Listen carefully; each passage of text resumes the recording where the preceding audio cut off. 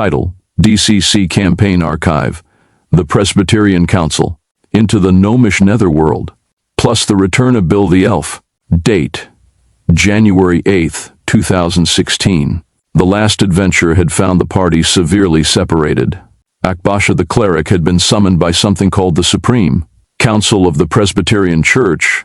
The dwarf wizard had been arrested by the Yard on suspicion of murdering everyone at Norrington Manor, and the Weaver had been taken prisoner by the Sky Nazis.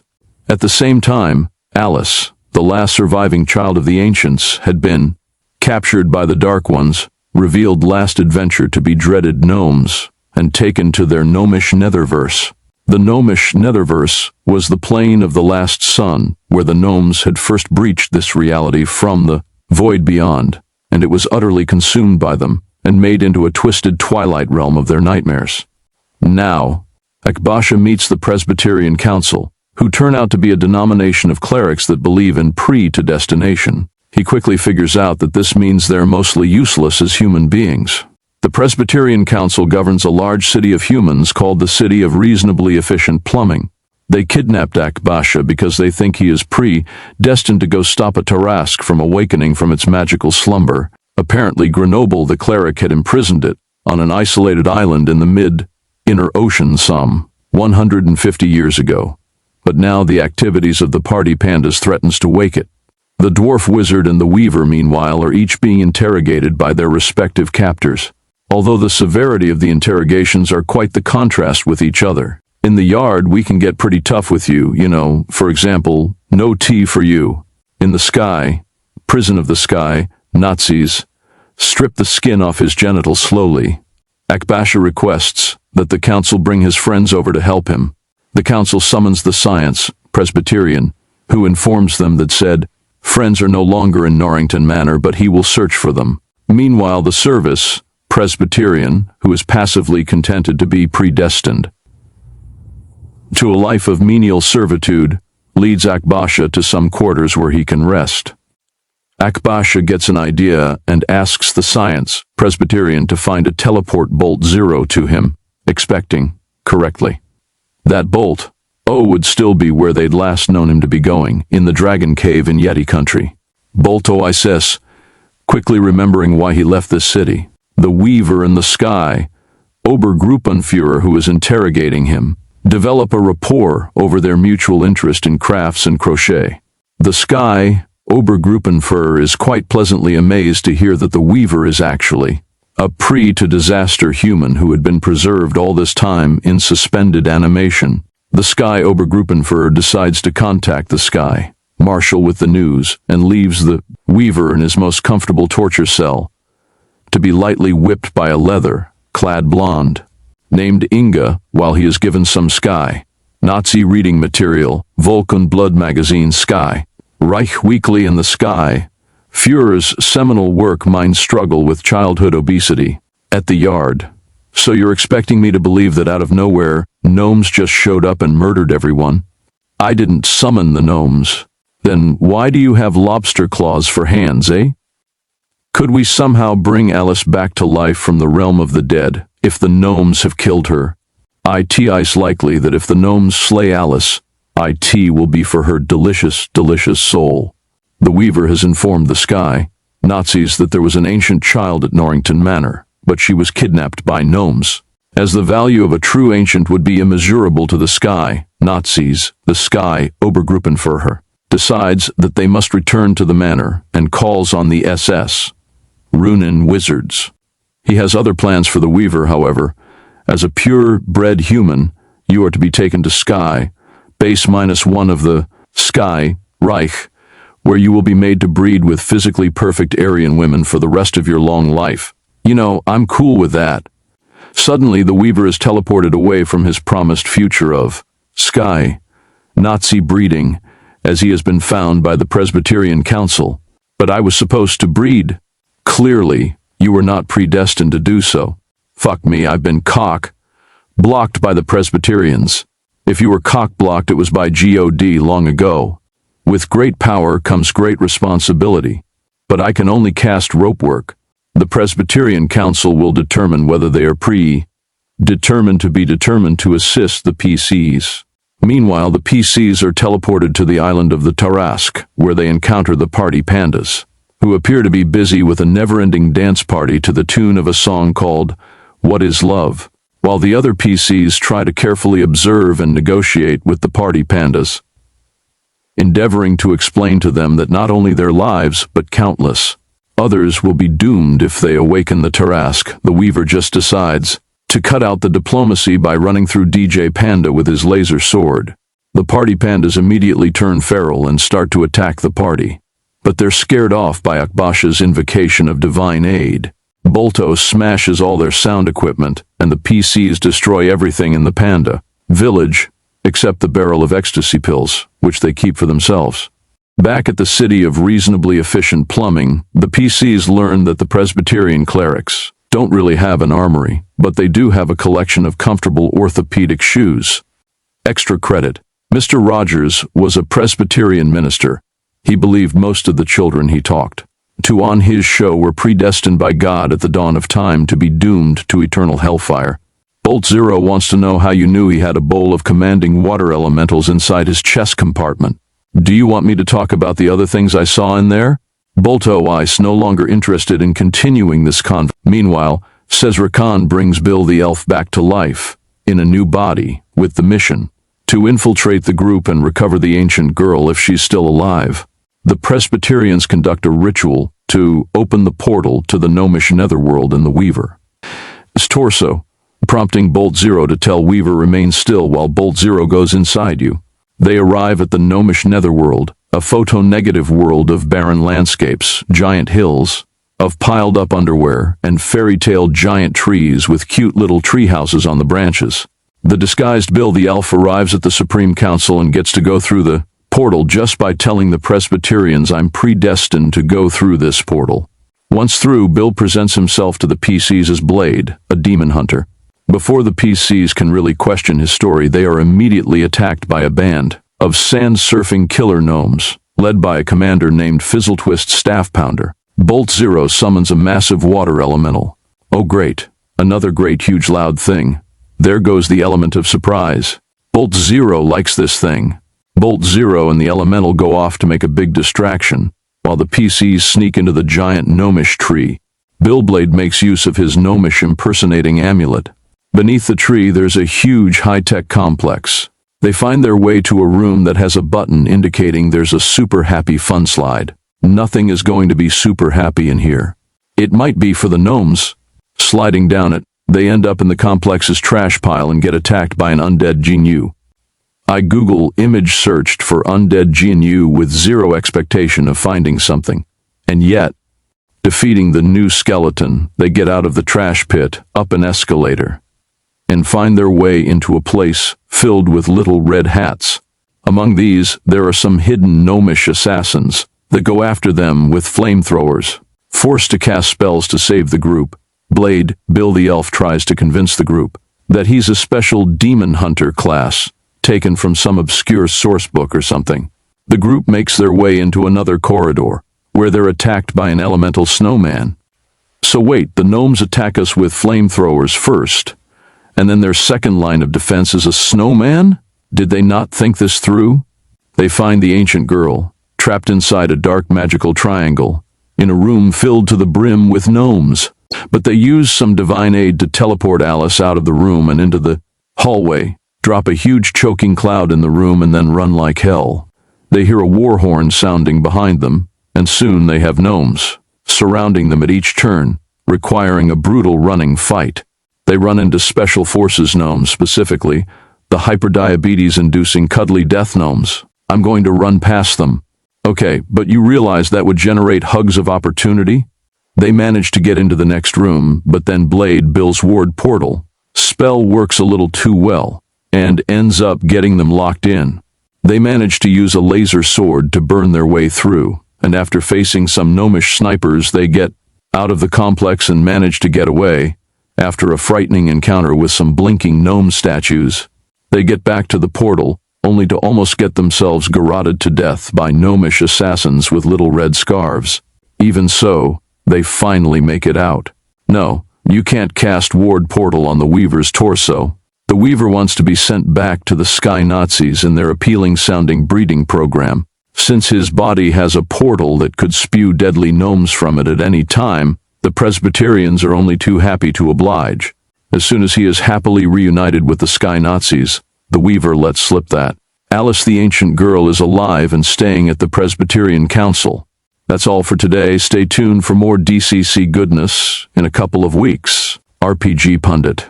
Currently smoking. Lorenzetti Horn plus Gowith's Navy Flake. Title: DCC Campaign Update. Pepito the Talking Rat. Date: January 23, 2016. In this week's action-packed adventure, the party found themselves resting up a bit in the city of reasonably efficient plumbing as guests of the Supreme Council of the Presbyterian Church. They'd just gone through enormous effort to save Alice, a young girl who is possibly the last surviving ancient, from being murdered by gnomes. Of course, unbeknownst to them, the latest addition to their numbers is none other than the nefarious Bill the Elf, in yet another new body. He is on a mission from Cesar Khan to kidnap Alice. Then, three guys appeared. Never doubt the GM's ability to explain how three guys appear where they have no sensible reason to. A couple of PCs run into Pepito the Talking Rat, who tells them that he knows the location of a dungeon that guards the last surviving wish parasite. They learn that a wish parasite is a kind of particularly ugly worm that, if eaten, will grant you a single wish. They also hear that a wish is like a 9th level spell, which in a world that has no spells higher than 5th level is very impressive. Pepito won't talk when presented to the Presbyterian Council, leading the Presbyterians to wonder if the dwarf wizard, who brought him, was really not so much destined to be teleported to a dungeon as he was destined to be committed to a mental health facility. The ancient girl can imagine she's deciding for herself about where she wants to go. She has just as much of an illusion of free will as the rest of us do. Blade, also known as Bill the Elf, tries to take Alice to see Cesar Khan first, by some ridiculous efforts at sign language and then by pretending to cry. He doesn't speak ancient and she doesn't speak common, or he'd have understood when she told him that actually she wants to go see Cesar Khan, and that he should man the fuck up. Finally, he calls in a service Presbyterian who can speak ancient, and tries to cast charm on her. You rolled a 20. You definitely charm the service Presbyterian. Do you want to charm Alice too? No. I mean, she already wants to go with me, so I don't need to mentally control her to force her to come. Aw, fuck it, sure. When Bill tries to invoke Cesar Khan, he fails his saving throw and goes into an insane bloodlust. When he comes out of it, he's sliced the service Presbyterian in half and murdered Alice. You ran Alice right through with your vampiric blade. She's dead. Are you sure? I check her pulse. Bill's plan to avoid getting the blame for this involves writing Bill did this in blood on the wall and then throwing himself out a window. Cesar Khan is, to say the least, not pleased. He threatens to rain meteors on the entire city and to destroy Bill's phylactery, but he's willing to give Bill 24 hours to accomplish the seemingly impossible and somehow save Alice. After all, 6th level henchmen are hard to come by, even if they've fucked up every major mission. Don't you see that if we work together we can achieve more? You've achieved nothing. The Presbyterians find the corpses and quickly inform the rest of the PCs, you must come quickly. A terrible tragedy was always meant to happen right now. So you saw Bill the Elf kill Alice. How did you know he was Bill? Before he threw me out the window, he said, I'm Bill. Okay, let's stop vainly looking for inconsistencies in Blade's story and go do this wish parasite thing. Bill's had some good plans, but they never seem to come through. Come to think of it, Bill's mishaps have become the main driving force of the campaign. It's not just Bill, it's all of us. We're on a never-ending quest to fix our last fuck-ups. Well, you do have a purpose. You guys usually stop a really horrible thing from happening by making merely horrible things happen instead. The PCs get teleported to the Dire Mountains on the northern continent, which separates the Sea of Grass and the Mad Kingdoms. Guided by Pepito the Rat, they find their way to a mountain after some effort. They discover that part of the cliffside is actually an illusory wall. Pepito suggests that, although the wall feels very solid, the PCs might be able to get through it by running right at it at high speeds Harry Potter style. Akbasha tries to murder Pepito the talking rat. You crazy man. You've been staring too long into the abyss, man. When the other players object, he casts word of command to prove his suspicions, and true enough, when ordered to confess, Pepito admits that he's actually a wizard who got permanently polymorphed into a rat and was going to steal the wish parasite after the PCs did all the hard work to wish to become a daemon. Akbasha strangles Pepito to death. This time, no one objects. The PCs get past the illusory wall, all except Bolt O, who apparently can't because he's a robot, and there find themselves attacked by a pair of onyx living statues dressed as samurais. Meanwhile, Bolt O and the one PC who stayed outside, a zero-level barbarian, Firemaker, end up encountering another adventuring party. They call themselves the Super Adventure Buddies and consist of 3 hipster elves named Peter, Jeffrey, and Archie, and a sloth disguised as an elf who goes by the name of Arturo Hot Rod Rodriguez. Figuring the party needs more cannon fodder, they team up with the Super Adventure Buddies.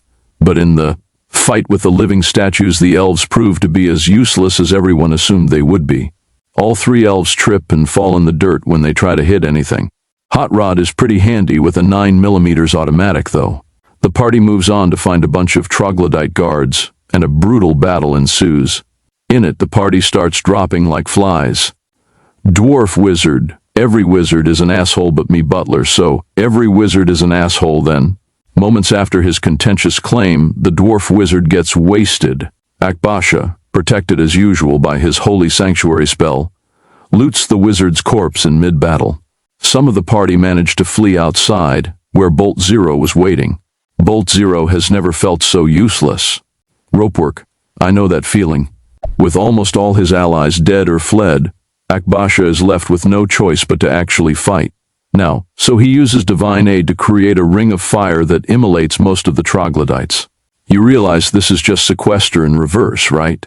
Akbasha has literally become the Antibill. Jeffrey, the last surviving actual elf of the Super Adventure Buddies, manages to actually kill one trog before getting impaled by another trog.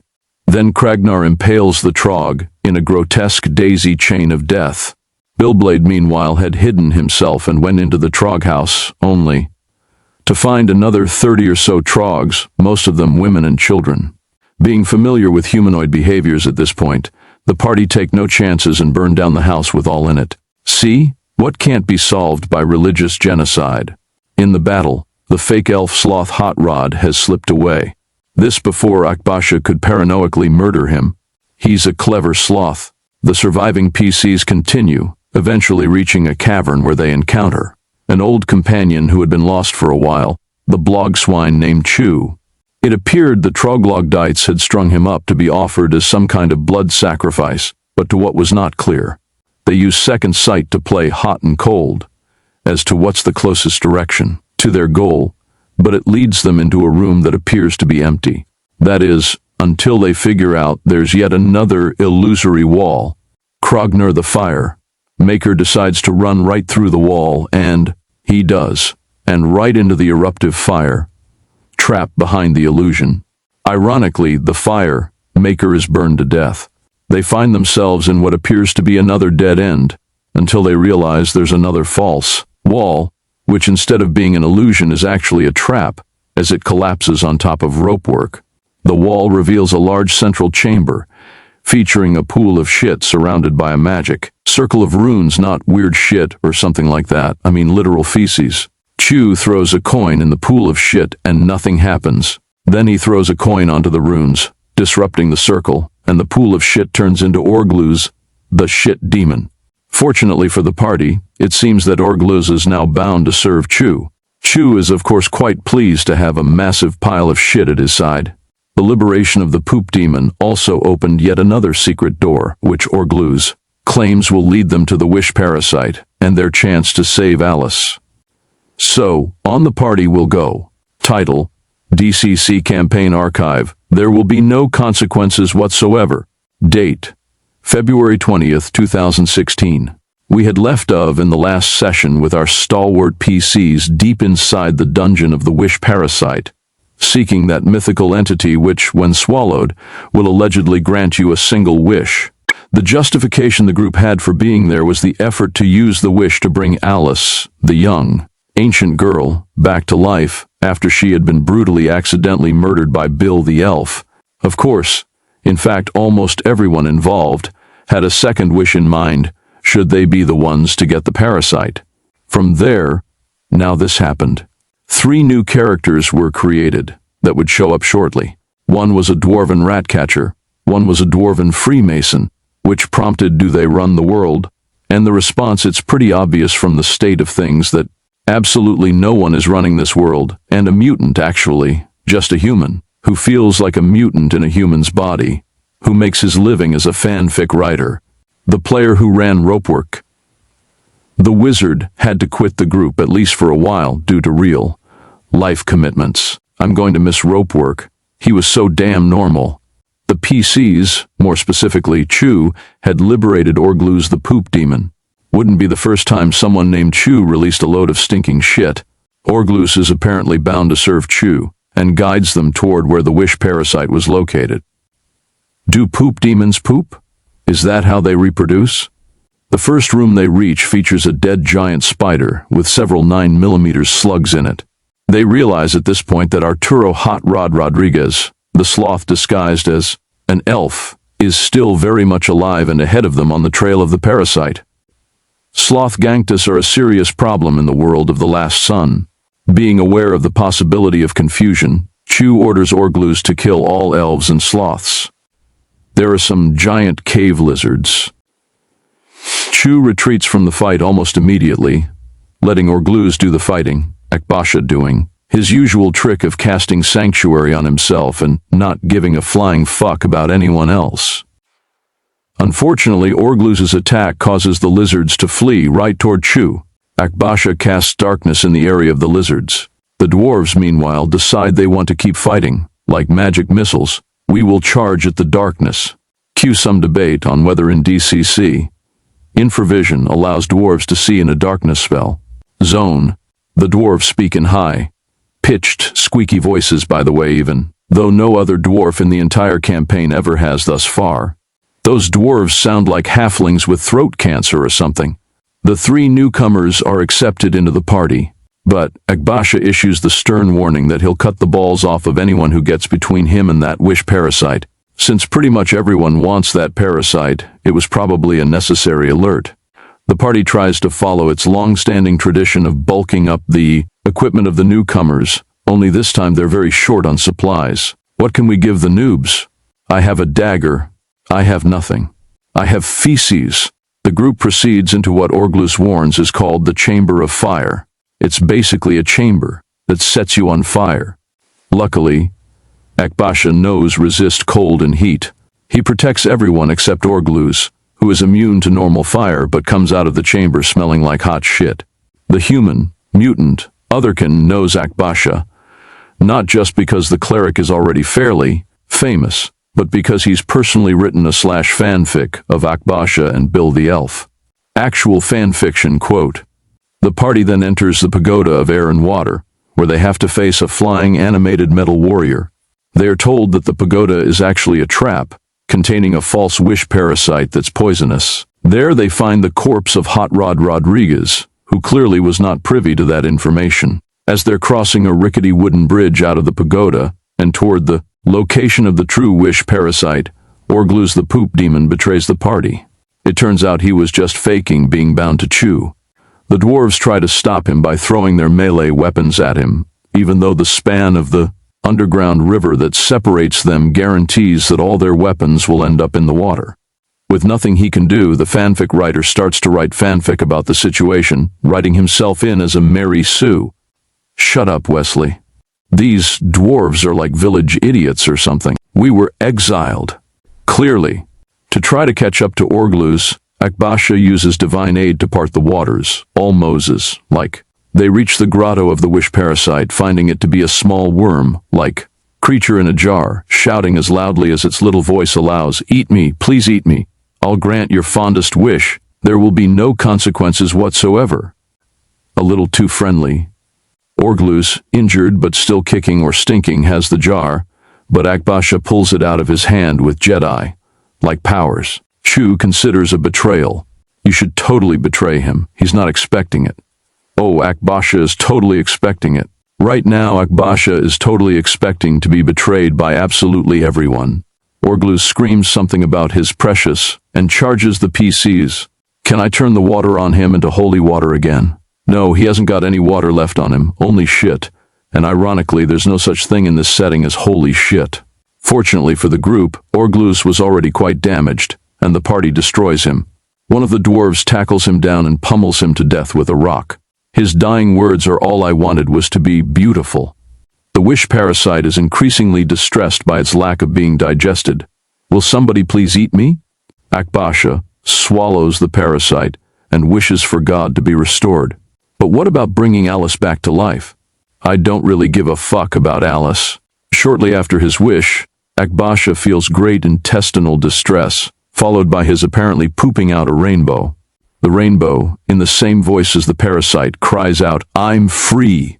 Akbasha also permanently loses 3 points of luck. I lied. There were consequences. Akbasha's tablet suddenly changes screen from the constant emergency sign to a blue screen saying rebooting, installing updates, 5 minutes remaining, 12 hours remaining, 17 minutes remaining. The tablet finally reboots into a screen that says initiating apocalypse mode. Well, that can't be good. The group decides to make their way out of the dungeon to see if the world has changed any, and to try to find out just what apocalypse mode is. Along the way, they run into a pair of living statues. One of the dwarves tries to run for it and is quickly cut down. The other dwarf dies shortly thereafter, thus ending the menace of having to face several more sessions of ridiculous dwarf voices. The fight is happening on a flight of stairs. Chu fumbles his attack, trips, rolls down the stairs into the statue, knocking it down and shattering it. Best fumble ever. My fanfiction writer is a pacifist. Well, that could change. No, I'm not going to make him into another Vishal. You know there's a large range between total pacifist and psychotic mass murderer, right? The dwarves are dead. What do we do? Loot them. This is Bolt Zero. He's a robot necromancer bolt. OIS more accurately. Described as a bolt, tightening robot, necromancy, ice-only Bolt O's hobby. Bolt Zero isn't sure, but he strongly suspects the apocalypse mode is going to kill every living thing that doesn't match up to GOD. His criteria of purity, including every last mutant, most monsters, pretty well. Everything except for probably humans, dwarves, elves, and maybe halflings. So you've destroyed the world, Akbasha. You know, I'm pretty sure Bill is not the asshole anymore. How could we revive Alice to stop the apocalypse protocol? Well, you could use a wish parasite. Oh yeah, I ate the last one. You're responsible for genocide. Yes, but it's genocide for the greater good. The communication scroll to contact the Presbyterian Council is not working either. Something has gone wrong with the magic, or the entire Presbyterian Council is dead. Naturally, the PCs assume the latter. So we're stuck here in the Sharp Mountains. Do we even have food? Bolt O does not require food. He does require tungsten, but there is an ample supply. You have too destroyed the world, Akbasha. That's what the word apocalypse means. It actually just means revelation, that useless factoid brought to us by Chu. To get out of the mountains, the PCs decide to use magic to contact the Azure Order, who do indeed teleport the PCs out, and right into a magical binding circle. Their first question to Akbasha is, "What did you do?" suggesting they've already heard about the Apocalypse Protocol. That's all for this time. Next time, the Apocalypse Protocol. Title, DCC Campaign Update, Mormon Wolves Date, March 6, 2016. The PCs had just rebooted GOD using a wish parasite and had been teleported to the Tower of the Azure Order of Wizards. This also marks the 3-year anniversary of our campaign, give or take a week or two. So, with GOD having activated something called the Apocalypse Protocol, everyone has a strong suspicion that the shit is about to hit the fan. This time, here's how it went down. The campaign got a brand new player who made his first 3 level 0 PCs, So your first DCC character ever is a morbidly obese emu mafioso involved in the slave trade who likes to sing while he kills people. Let me sing you the song of my people. Some emus just want to see the world burn. His other two PCs are a mad, Max-style road warrior and a human orphan who was raised by wolves and possesses a mysterious letter that was found on him as a baby. The Azure Order has already decided, by consensus show of jazz hands, to hold a conference to decide whether to go to the other conference on Mountain Parnassus, where the great and the good will talk about what to do about the Apocalypse Protocol. Bill the Elf, in the body of Blade the Bounty Hunter, had vanished from the dungeon of the Wish Parasite. Now we find out he'd been kidnapped by Nikos the crazy asshole wizard. I saw you were in dungeon, and I teleport you here to warn you. I find out there was prophecy that the Wish Parasite would be used to bring about destruction of the world, and this is most important part. It will happen because one person, in group questing for it, will be teleported away at crucial moment. After Bill explains how Nikos brought about the very disaster he claims he was trying to avert, maybe there's still time. Now I really wish I not kept you in stasis to probe you for presence of the Wish Parasite for last 23 hours. Yeah, we probably too late. Nikos and Cesar Khan were apparently friends long ago, according to Nikos, until Cesar Khan had a fight with him over Nikos' sister. But you can't really believe anything this raving lunatic says. Wanting some proof, Bill asks Nikos to reveal something about Cesar Khan no one else knows. Nikos tells him that Cesar Khan once confessed he was jealous of clerics. Having already failed his master Cesar Khan yet again and gone AWOL, Bill decides it's a great idea to contact Cesar Khan and immediately tell him that he knows this humiliating secret. Cesar Khan is at a meeting of most of the major daemons where they're trying to put together a plan to stop G0D. Bill suggests time travel because that's always worked. He points out the King of Elfland can time travel because that's always worked too. Just ask the preemptively extinct cyber dragons. You're a human orphan who was raised by wolves in a religious commune. You're usually the one they get to trade with local mutant tribes who don't like the wolves much. Because my family are wolves? No, because they're polygamous. Wait, are they Mormon wolves? On the way back home, the orphan is taken by surprise by Jaludin, Cesar Khan's assassin, who interrogates him about the time dinosaurs, something the orphan knows nothing about. He then buggers off, as suddenly and mysteriously as he arrived. The time dinosaurs don't actually look like this, but it was what came up on a Google search. The human orphan's entire religious compound is destroyed by a beam from heaven, but he is teleported away to safety. Do not fear, you have been rescued from GOD's disintegration wall. Food and blankets will be distributed shortly. Stuck in the Azure Wizard's magic circle with Chu and Akbasha, the fanfic writer spends his time writing bad fanfic. The Azure Wizards are debating their options. They could try to destroy God, try to shut him back down into emergency mode, or somehow try to reason with him. The problem is none of these seem really possible, since God is found in the crown of creation, the highest dimension which can't be reached by anyone, not even the daemons, except God himself and command crew level ancients, who are all dead as far as anyone knows, since Bill the Elf accidentally killed Alice, the last ancient girl. Maybe we could create some kind of safe space where we would be protected from all of this. I propose we sacrifice Akbasha to bring an ancient back to life. Do you know how to do that? No, I figured we could just kill Akbasha and see what happens. We Azure Wizards operate on a consensus-based decision-making process, not a democracy. What's the difference? In a democracy, the majority gets to force what it wants on everyone else. In a consensus, we keep talking and talking until everyone agrees with whatever the most annoying person who won't stop until they get their way wants. I hereby release the three of you from the magic circle. Great. Where's the bathroom?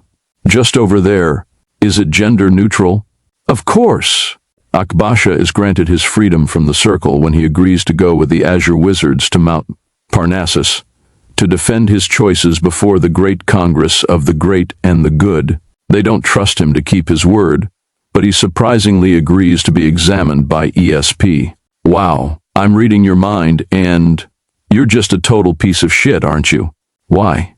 Those people were all going to die anyways. From time immemorial, the great and the good of this world have gathered on Mount Parnassus, in times of great crisis, to talk about what to do until the crisis passes. There's no clear evidence that God is going to kill everyone or repair everyone, but the evidence of the huge disintegration, beam slowly making its way across the world, sort of points to kill. Bill the Elf, meanwhile, was given one single job by Cesar Khan: keep an eye on Nikos and distract him from doing anything that could fuck things up. Naturally, as soon as he's given these orders, he gets Nikos to send him away. Bill ends up in the palace of Anthraz the Destroyer, the incredibly old retired super warrior. Anthraz explains that Nikos' story about having once been a teacher for his PC party was total bullshit, and that Nikos was responsible for killing half of his original team. However, a bit of rooting around Anthraz's enormous treasure pile uncovers a memory of an artifact, a relic arrow, that might be able to guide them to a living ancient, if there's one left anywhere in the world, or someone, or something else capable of getting them to the crown of creation. Unfortunately, Anthraz doesn't have the arrow itself. That's in the hands of his old wizard friend Timotheus, who was driven bugfuck nuts by Nikos, and became the villainous wizard known as the Archimaster. The Archimaster used to have an ice palace far in the north, but was driven out of there by the Council of Really Old Wizards after they took over the Elf Rose Dome. Now he's created a new base in the middle of the Dust Sea. Anthraz was about to reveal all this when Bill suddenly gets teleported away by the Azure Wizards. He's taken by them because Akbasha, who suspects that Blade is actually Bill the Elf, may be important to them at the conference. At the conference, the PCs meet a large number of their old friends or former acquaintances, including Sandy, the former bikini chainmail barbarian, and now the new warlord of the Dreadfort. There's also Dr. Theobald, the ape-man scholar. They also see that Zargon, master of the Riband, is present, representing the daemons who have sent him as their spokesman. Notably absent are the Presbyterian clerics, who were apparently destroyed by a Sky Nazi attack, as they were no doubt predestined to be. There's also some new people to meet, like the Techno-Walruses, the Legion of Super-Cool Teens, and the X-Mutants. The latter consist of Cyclops, who is an actual Cyclops, Wolverine, who is an actual Wolverine, Colossus, who is an actual Colossus, Kitty Pryde, who is a mutant furry otherkin who pretends she's a cat, and Bolt Zero for some reason. Is there anything that Bolt Zero hasn't done at this point? Bolt Zero, you're an ex-mutant? Bolto was a member of that group long ago, and then left. Bolto is kind of like the Banshee of the ex-mutants. Our calculations indicate that the disintegration wall will reach its opposite side in 4 days and 22 hours. So it's Akbasha's plan to stall for the next 5 days until God kills everyone? We're here with the Azure Order, their natural stallers. Anthraz shows up at the great conference, pissed off at all the young whippersnappers who are as useless as ever. Akbasha tries to stall by suggesting that seeking out Bob Shoggoth would be a better idea than going on this madcap quest for a magic arrow. Anthraz accidentally outs Blade as being Bill the Elf in front of the whole conference. Now about 2/3 of those present want to kill Bill, to match the 2/3 or so who want to kill Akbasha. Yes, I'm Bill the Elf, and I also have a Shoggoth as a friend. Bill tries to convince the conference, and a few of the PCs, that they don't need to kill Akbasha. What? But I thought you guys were mortal enemies. Not in my fanfiction, they aren't. Akbasha, I want my primo staff back. It's mine now, Bill, but if it's to contact Bob Shoggoth, I will let you touch my staff. Okay, I guess that well of fanfiction inspiration hasn't quite run dry yet. Unwilling to wait any longer, the ex-mutants, including Bolto, teleport away to the Dust Sea in search of the Archimaster's arrow. After getting stoned out of his mind, Bill does contact Bob Shoggoth, who is going into hiding. He explains that G0D's Apocalypse Protocol will wipe out almost all life on the inner surface of the world, of the last sun, with the plan being that he'll rebuild everything from the genetic seed banks of the ancients. The problem being that those seed banks were destroyed or corrupted by the Dark Ones long ago. Not surprisingly, the Rastafarian Great Old One isn't going to save the world. Zargon declares that he is leaving, and will inform the other daemons that all the great and the good of the world of the last sun are as fucking useless as ever. The PCs finally agree to go looking for the Archimaster's arrow, once Dr. Theobald points out that the arrow will be useful for just about any subsequent plan anyone in the group might have, regardless of the fact that the PC's goals after that will be in direct opposition of each other. Before leaving, Dr. Theobald gets a little collection going to help equip the newbie PCs and some of the other PCs who are woefully under-equipped, as well as some standard armor and weapons, mostly looted from the bodies of the refugees that have been flooding into the valley at the bottom of Mount Parnassus, and a couple of magic items, and a book on demonology that may have been written by Bolt Zero. They get a high-tech briefcase of holding, courtesy of the techno-walruses, and a hoverboard, thanks to the legion of super-cool teens. The emu takes the hoverboard. It's every emu's dream to fly. Techno-walruses. The refugees are starving and killing each other for racial and religious reasons. Have you not given them any help yet? What about the blankets and food you promised them? We'll be giving them blankets and food as soon as the conference is over. My God, they're all going to starve. The team heads off to the Dust Sea, a desert wasteland where nothing can live. The road warrior feels right at home. The team is attacked by a couple of dozen sand skeletons. After a vicious battle, the skeletons are defeated, but the emu has died. How tragic. Oh well, we'll be eating chicken tonight. The Dust Sea appears to be a massive graveyard. In fact, most of this dust in the air is probably from bones. Well, that's not very hygienic. Carrying on, they find the remains of the ex-mutants, all of whom were slaughtered by a giant sandworm, except Bolt Zero, who was not in the sandworm's diet. Carrying on a bit further, they end up running into said giant sandworm, and it's a biggie. The battle is on. I hit it with my flamethrower. Great. Now it's a giant murderous sandworm that's also on fire. Aren't you going to help? I don't know what to do with a giant worm. That's also my problem. Get it? The giant sandworm swallows Bill the elf whole, but unfortunately the rest of the party slaughters the worm before it can finish digesting him. The sandworm pays off with a bunch of gems and coins in its belly. Also, the road warrior takes a few dozen teeth for a necklace. The party decides to camp out there, by the corpse of the giant worm. As it was getting late, that's also where we stop for the day.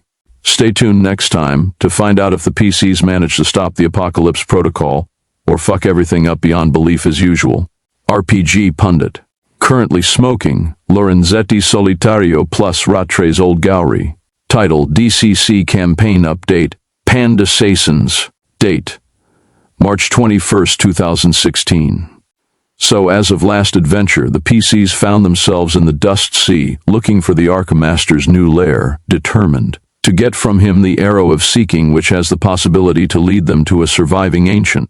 They need to do this, because God has woken up from his emergency mode, and apparently plans to wipe out most life in the world in order to start again from scratch. To make things worse, according to reliable information, the tools needed to remake the world don't actually exist anymore, which means it would be the end for everything. God has ensconced himself in the highest dimension, the crown of creation, which can, it even be reached by anyone other than an ancient with the correct control codes. So here's what happened. Akbasha might be trying to kill the world, but you're a weirdo. We're not so different, you and I. The fanfic porn writer quickly gets himself in over his head by getting hired as Sandy the Bikini, chainmail, barbarian warlord's chronicler. So, I'm guessing you're a top, right? I'm a top warlord. Suddenly, horrific mutant creatures with a hideous appearance come forth out of the sands and attack the PCs. Are we seriously being attacked by 6 armed sand assholes? I like how Akbasha still keeps pretending like he's thinking about what he's going to do at the start of combat, like he's ever going to choose something for the good of the party, and not just cast Holy Sanctuary on himself. This is one fight where no matter who the winner is, it's going to be some sort of asshole. Akbasha fails to cast Holy Sanctuary and is actually taken down by a deadly grab and bite combo that the PCs immediately dub the Sphincter attack. I, Sandy the Warlord, devastated the asshole. I want your chronicle to say that. Oh, believe me, it will. Ugh. I'm covered in whatever fluids that sand asshole had inside it. The PCs finally find their way to the Archmaster's new base, a huge rusted ruined ancient structure in the middle of the Dust Sea. It is covered in magical runes that the fanfic writer identifies as being wards preventing access to daemons and annulling demonic magic. What a crap hole. As soon as they enter, they are confronted by a group of incorporeal undead that seem to be the phantasms of long-dead technicians. Look out, nerd. Wraiths. This door is sealed, Dr. Theobald. Do you know how to get it open? Possibly, but I don't have any tools.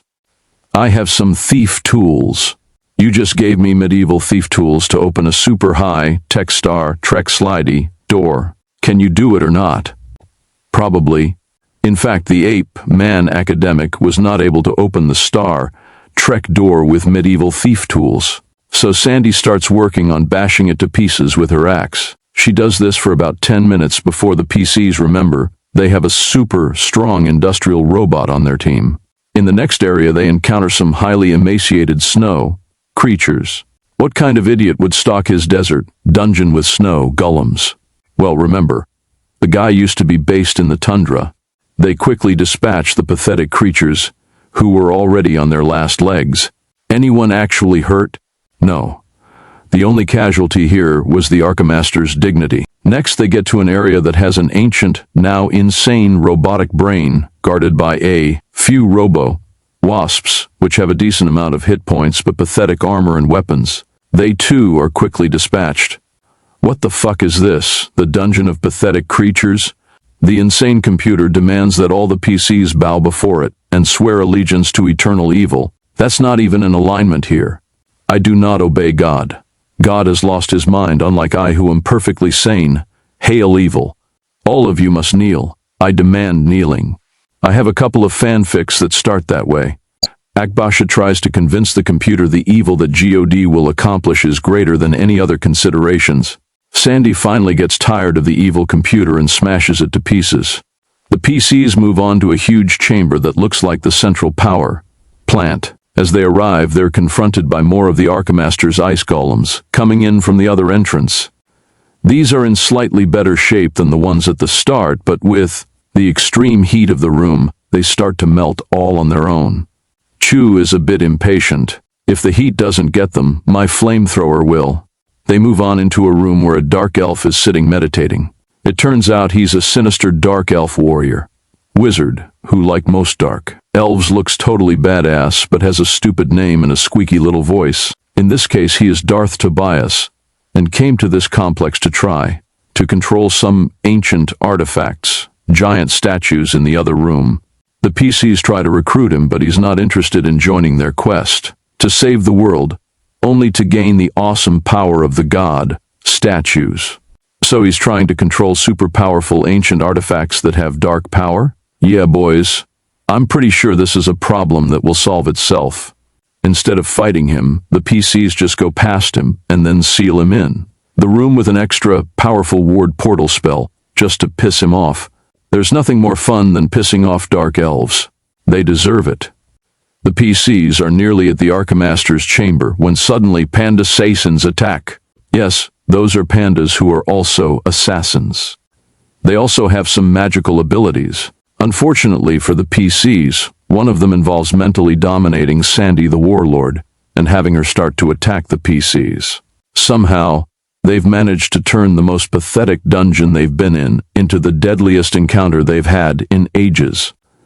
Bill the Elf tries to use a planar step to get out of dodge, misfires, and ends up making all the PCs switch places. Suddenly, most of the party is left out in the statuary room with the Panda Saiyans, while Bill and Chu are left stuck with a still mind, controlled, and murderous Sandy. Well, she's always murderous, but usually it's toward people other than the PCs. Chu, do you have anything that can stop Sandy? Only my spear and a desperate will to live. Chu impressively manages to disarm Sandy. That gives us a chance. She'll probably just start punching the shit out of us. Please, please, just punch the shit out of us. Bill tries to counter the mind control with magic, and this causes a phlogiston disturbance, which leads to a bullet. Time confrontation between him and the chief panda assassin wizard, while everyone else is moving in ultra slow motion. Bill takes advantage of bullet time by touching Sandy with the Primo staff, leaving her stoned out of her mind. Then he goes and kills the fuck out of the panda assassin boss. When ordinary time comes back, Sandy is tripping balls next to the panda corpse. This dead panda is Sue Fuzzy. The remaining panda assassins are made to flee, but not before the fanfic. Ryder was tragically slain. His last request is that his final erotic fanfics be published. Akbasha immediately burns them all instead. The party finally encounters the Archmaster in a room filled with treasure, and a sand elemental, and a couple of very sickly-looking dire snow apes. Just by looking at him, the PCs can tell the Archmaster is bug-fuck nuts. Everything else in the world of the Last Sun may be facing extinction, but there's no risk of running out of crazy wizards anytime soon. What the fuck happened to you, man? I'm having a temporary staffing problem. The Archmaster is willing to peaceably part with the Arrow of Seeking, but he demands one of two conditions. He must either be given a perfect human girl of marriageable age, or the death of the Council of really old wizards who drove him away from the tundra. The PCs use the Arrow of Seeking, and it teleports them all to a half-collapsed deep underground chamber with a single cryo status tube.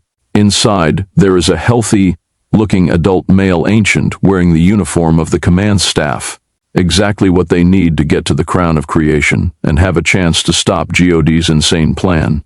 The second they free him, the wizard Nikos teleports in from nowhere, grabs the ancient, and teleports away. He was playing the PCs all along. Unable to get into the Archmaster's warded lair, he manipulated Bill, and later the whole party, to get the arrow and lead him to the ancient he needed, presumably to go to the crown of creation himself. Crazy old Greek wizards are the worst of all. What a fucking asshole. So, we stop off there, once again finding that the PCs have potentially fucked up the world even worse than before. RPG Pundit. Currently smoking Lorenzetti Solitario plus Rattray's Old Gowrie. Title: DCC Campaign Update. There, I've fixed everything. Date: April 1st, 2016. In the previous adventure, our stalwart anti-heroes were trying to stop God from destroying the world with his apocalypse protocol. They needed to find a living ancient to accomplish this, having accidentally killed the one they had previously found. After a lot of trouble, they finally managed to get themselves a replacement ancient in a cave deep below the world, only to have the insane wizard Nikos show up and take him away. Now, I have to say, God's half-assed over reaction is a lot worse than God's half-assed under reaction. Suddenly a portal opens up, and a zombie in Renaissance clothing comes out, holding out his putrefied hand. Come with me if you don't want to live anymore. The zombie is intelligent, and his name is Giancomo. This campaign has gotten to the point where a talking zombie walks out of a mysterious portal, and half the party is willing to go with him, no questions asked. I take you to the court of the Nightmare Queen. Is nice. I see you are still alive. Unfortunate, but it's okay, we can fix. I tried to do that with Bill, but it didn't take. I know this is really prejudiced of me, but I have to ask, do you eat brains? No, I can eat all flesh of living is good, but brains is special delicacy. Giancomo is from the Zombie Empire. Bolt Zero is not impressed. The Zombie Empire once imperialist. Even so, the party goes with Giancomo to the Zombie Empire court of the Nightmare Queen. It's a pretty civilized place, full of zombies dressed up in fancy Renaissance Italy-style costumes. The Nightmare Queen looks like an impressive zombie version of Elizabeth I, bejeweled dress and wide collar and all. She has a proposition for the PCs. She'll give them immortal existence by making them zombie aristocrats in her empire if they help her take down God. Her plan to do this, however, involves unsealing something called the Pit of 10,000 Souls, which she'll use as a superweapon to blast her way into the crown of creation. Unfortunately, in the process, all non-undead life on the inner surface of the world will be extinguished. So we have to choose between letting God kill absolutely everything, or helping the Nightmare Queen to just kill everything that isn't undead. That's this whole campaign in a nutshell, isn't it? a constant choice between the lesser of two or more complete fuck-ups, while the PCs try to decide whether they'll accept the Nightmare Queen's generous offer. The court has a banquet in the PC's honor. The banquet includes fancy dances, a zombie string quartet, and a large table of fine foods for mortals. Dr. Theobald particularly appreciates the bananas. The zombies have a table full of raw meat and live animals. But then the main course arrives. A group of living mortal prisoners that the zombies plan to go all Walking Dead on. Akbasha's rarely used clerical instinct for good kicks in, and he jumps in to protect the prisoners. Why do I feel like Akbasha's trying to do the right thing? I'm confused. It's so weird. It feels so wrong.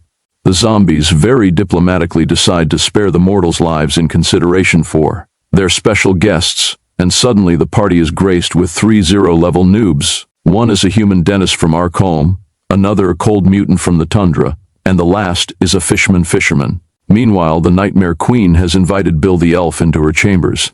He's a bit worried that the zombie monarch is going to try to proposition him. Oh, don't worry. I know I look hideous to you right now, but when you become a zombie, I'll seem amazingly attractive. By zombie standards, I have like an 18 charisma. The Nightmare Queen knows that Bill has a phylactery, and that it is in Cesra Khan's possession. She claims that if he joins forces with her, she can steal the phylactery back for him. She'll make him a lich, like she is, and an archduke in the zombie empire. After all the mortal life is extinguished, she plans to expand the zombie empire worldwide, and he'll be in charge of his own continent. Bill is nearly on board, but he just about balks at the deal when he realizes that zombies can't get high from any of his favorite drugs. Well, we do have other ways to do that kind of thing. Eating the brains of Alzheimer's patients, for example. Meanwhile, at the banquet, Akbasha has a surprise encounter with an old acquaintance, the Assassin King. The former monarch of Arcombe has fled in exile to the zombie empire, after having been overthrown by a coalition of the Halcon Lords and the Arcombe old families. The Assassin King has an alternate offer. He has information about another surviving ancient. He wants to steal the special scroll that would allow the Nightmare Queen to release the power of the pit of 10,000 souls, and then help Akbasha to find the remaining ancient, in exchange for Akbasha helping him retake his throne in Arcombe. You know, for an extinct race, there sure are an awful lot of ancients fucking around. Meanwhile, Bill pretends to agree with the Nightmare Queen's proposal, but then decides to immediately contact Cesra Khan. He tells his zombie handler that he needs to use a bathroom as a way to get some privacy, which creates the problem of the zombies having to improvise a bathroom in a palace designed for inhabitants who have no need of bathrooms. Cesra Khan confirms the Nightmare Queen's claim of having been a former agent of Cesra Khan, saying that in fact she was perhaps his greatest student. Hey, that hurts. Seriously? You aren't even in the top 100? With Akbasha wanting to get the team on board with the Assassin King's plan, and Bill wanting to get the team to unknowingly help him to fulfill Cesra Khan's orders to find out who is betraying him to the Nightmare Queen and then thwart her, both decide they need to get some private time with the other adventurers. Okay, let's get into a huddle. Not you, noob. You don't get to be in the huddle until you're level 1. The huddle is deemed insufficiently private. Hey, Giancomo, we need to have a room to, sleep in and, do other living people things. Giancomo leads the group to the diplomatic guest bedrooms, including the 3 newbies. So, you used to be food, eh? Congratulations. And they say you can't move up in the world anymore. The team now have to reach some kind of a decision. Let's go for a consensus agreement. Oh shit, not consensus. I have a phylactery. Having a phylactery just means I get to kill you more than once. Unable to reach a unified decision, by consensus or otherwise, the party decides to split. In spite of splitting the party having never ever been a good idea. Dr. Theobald, Bolt Zero, and one of the noobs are going with Akbasha, while Sandy, Chu, and the other 2 noobs want to stay in the zombie empire with Bill. Akbasha's group gets magically snuck out of the palace by the Assassin King. Meanwhile, the other group almost immediately regrets their decision to stay behind when Bill, on orders from Cesra Khan, having found out who the Nightmare Queen's inside man was, suddenly decides that he wants to leave now. Akbasha's group meet with the Assassin King as they prepare to flee. The city on a zombie gondola, complete with zombie gondolier. There they learn that the Assassin King's agent, who had the info on the Ancient and who just stole the Nightmare Queen's magical Armageddon scroll, is none other than Jaludin the Rogue, the same guy who killed Bill for the first time, betrayed the party for Cesar Khan, and who murdered Marvin the Chosen One, and stopped Akbasha from using the sacred USB cable to reboot God the first time. You killed Marvin. Why shouldn't I kill you here? Please. If you had gotten your way, we just would have been in this mess we're in now, 1 year earlier. Touché. Furthermore, it turns out that the Ancient he discovered was none other than the human boy who'd been raised by a religious sect of polygamous wolves. Mormon Wolf Boy had been with the PCs all along without any of them realizing it, and had disappeared mysteriously in the Dust Sea. As it turns out, because Jaludin had kidnapped him. Okay, so where is he now? I don't know. After I kidnapped him from you, the time dinosaurs showed up and kidnapped him from me. So you served Cesar Khan, but the Nightmare Queen thought you were working for her, only you betrayed her to team up with the Assassin King. Jaludin is a professional triple-crosser. The group with Bill, realizing they've made a terrible mistake by choosing to stick with him, decide to rat him out to the Nightmare Queen. Man, we really should have gone with Akbasha. Sure, Akbasha will fuck you in the end, but Bill fucks you right from the start. The last straw was when they realized he had been lying to them about what she'd said to him, and at that point both the zombies and the other PCs are ready to kill Bill. Bill decides it's time to bugger off, and teleports himself to the only place where he's likely to be safe for at least the short term, plane walking to Parnassus, where the timeless law of neutral ground states that there can be no violence. Bill finds that in the 4 days since he was last there, the huge assembly of the great and the good have accomplished precisely fuck all. They're still just making long presentations and speeches and breaking up discussion into smaller groups while they ceaselessly prevaricate about how to deal with the crisis. He decides to warn them about Nikos having stolen an Ancient and the Nightmare Queen's plans. Why should we listen to you? You caused all this when you killed the Ancient girl. It was an accident. Everyone gets one free pass, right? Everyone gets a free pass to kill one Ancient. I guess that explains why they're basically extinct. My fellow assembly persons, with this new information that has come to light, and with less than 24 hours until the apocalypse protocol completes, I think it is very clear that we now must take action. Therefore, I propose a bold move. We must create a whole new subcommittee. When the Nightmare Queen realizes that her scroll to break the seal on the pit of 10,000 souls has been stolen, she is ready to give up. But Chu suggests that they might still be able to save the world, if they can perhaps find Nikos and the Ancient he took with him. The sewers below Arkham, the only place where Nikos is known to live, seems like the most likely place to look. Meanwhile, Akbasha and the Assassin King fail to be able to find the time dinosaurs through divination magic. Thus they decide to fall back on their backup. They will go to Arkham to try to find Nikos and take back the Ancient he stole. Finally, Bill the Elf manages to send word to the Daemons, telling them that the only chance now might be if they can get back the Ancient that Nikos stole. They decide to send a strike force of Halcyon Lords to raid Nikos' sewer hovel.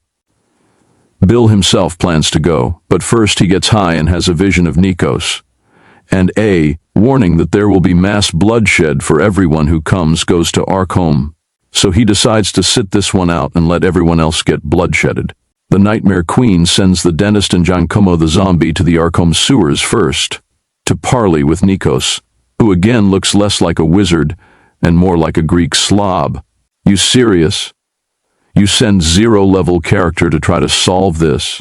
Nikos turns Giancomo human, then back to a zombie again, then slices him in half. Then he gives the dentist little vestigial wings so you be like Cupid. Chicks like that, women are dumb for cute. Now you go. I keep zombie legs. Might prove useful in future.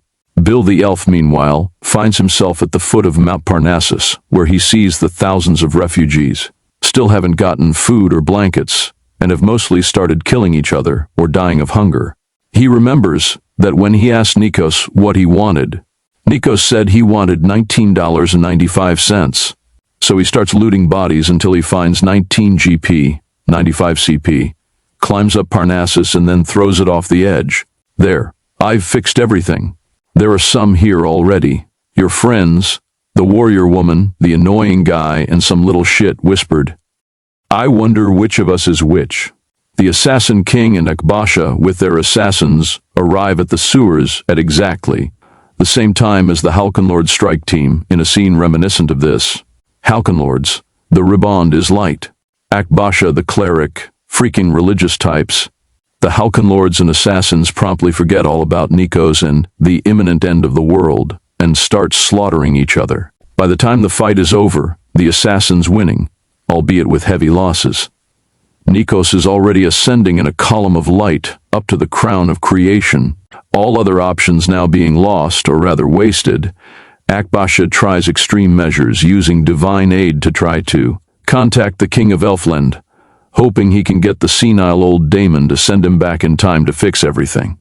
The King of Elfland mistakes him for God and agrees that he will send Akbasha and his friends back in time whenever to recover the missing wolf, boy ancient from the time dinosaurs. But then nothing actually seems to happen. Well, that didn't work. Maybe I should try again? So, you're actually going to double down on the most insane plan you've ever had? We've gotten to the point where Akbasha is using divine aid to basically call daemons. However, something does happen. Or rather, doesn't. God's apocalypse protocol appears to shut down, whether thanks to Nikos or to the King of Elfland or the time dinosaurs or Bill's sacrifice of $19.95, it isn't really clear. On Mount Parnassus, the Council of the Great and the Good declare victory. The important thing is that we did here really mattered. As for you, Bill, you did the most important thing you could have possibly done to end this crisis, nothing. Once again, we have restored the status quo of our fragile reality hanging by a thread. Cesaricon is quite happy with how things turned out when Bill contacts him. It even turns out that Jaludin is still working for him, though the Assassin King equally believes in Jaludin's loyalty. Bill, for his part, asks for a new body, so Cesaricon obliges him by teleporting him 80 kilometers in the air above the valley to his death. Bill comes back, in the middle of a grassy field, in the body of some other mutant, being threatened by a 5-inch tall humanoid that looks like a ball of fluff. Next time, Invasion of the Tiny Fluffy People. Title, DCC Campaign Update. Nothing of value will be lost. Date, April 18th, 2016. So at the end of the previous adventure, the PCs had had something vaguely to do with stopping God from destroying all life in the world. Now most of them were still in the sewers of Arcombe, a bit at a loss as to what to do. All except Bill the elf, who found himself in a new body in the middle of nowhere, confronted by an adorable tiny fluff person. Now, the PCs got to see the Assassin King standing there looking all epic. Bill the elf leveled up, which means he got himself a random spell, which turned out to be the most useless 4th level spell. Assassin King, I would like to hire you to kidnap someone. I'm not the kidnapping king, but it's pretty much just like assassinating someone except without actually killing them. The PCs decide to go with the Assassin King to fulfill their promise of helping him to take Arcombe back from the old families and the Halconlords. Unfortunately, the moment they get out of the sewers and up to the ground level of Arcombe, they find themselves facing about 90 Halconlords, including Duke Halcon himself. Deciding that 8 versus 90 is not good odds, Chu convinces Sandy the Warlord to defy Duke Halcon to single combat, figuring it'll be an easy way to solve the problem.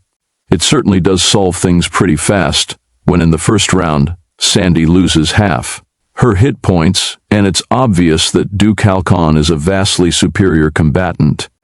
I've made a huge mistake. In the second round of combat, Duke Halcon slices half of Sandy's left leg clean off. Okay, Sandy's doomed. It's time to get the fuck out of Dodge. Holy shit, he took her leg off. I've just failed my morality check. Do you mean you failed your morale check? No, I meant morality check, as in, I'm going to try to sneak back down into the sewers and leave. Everyone else to be slaughtered. I think you all lost your morality check long ago. While the rest of the PCs are throwing out darkness spells and running like hell, Bill the elf is somewhere completely different finding himself the prisoner of a little fluffy warrior who is going to take Bill to his king.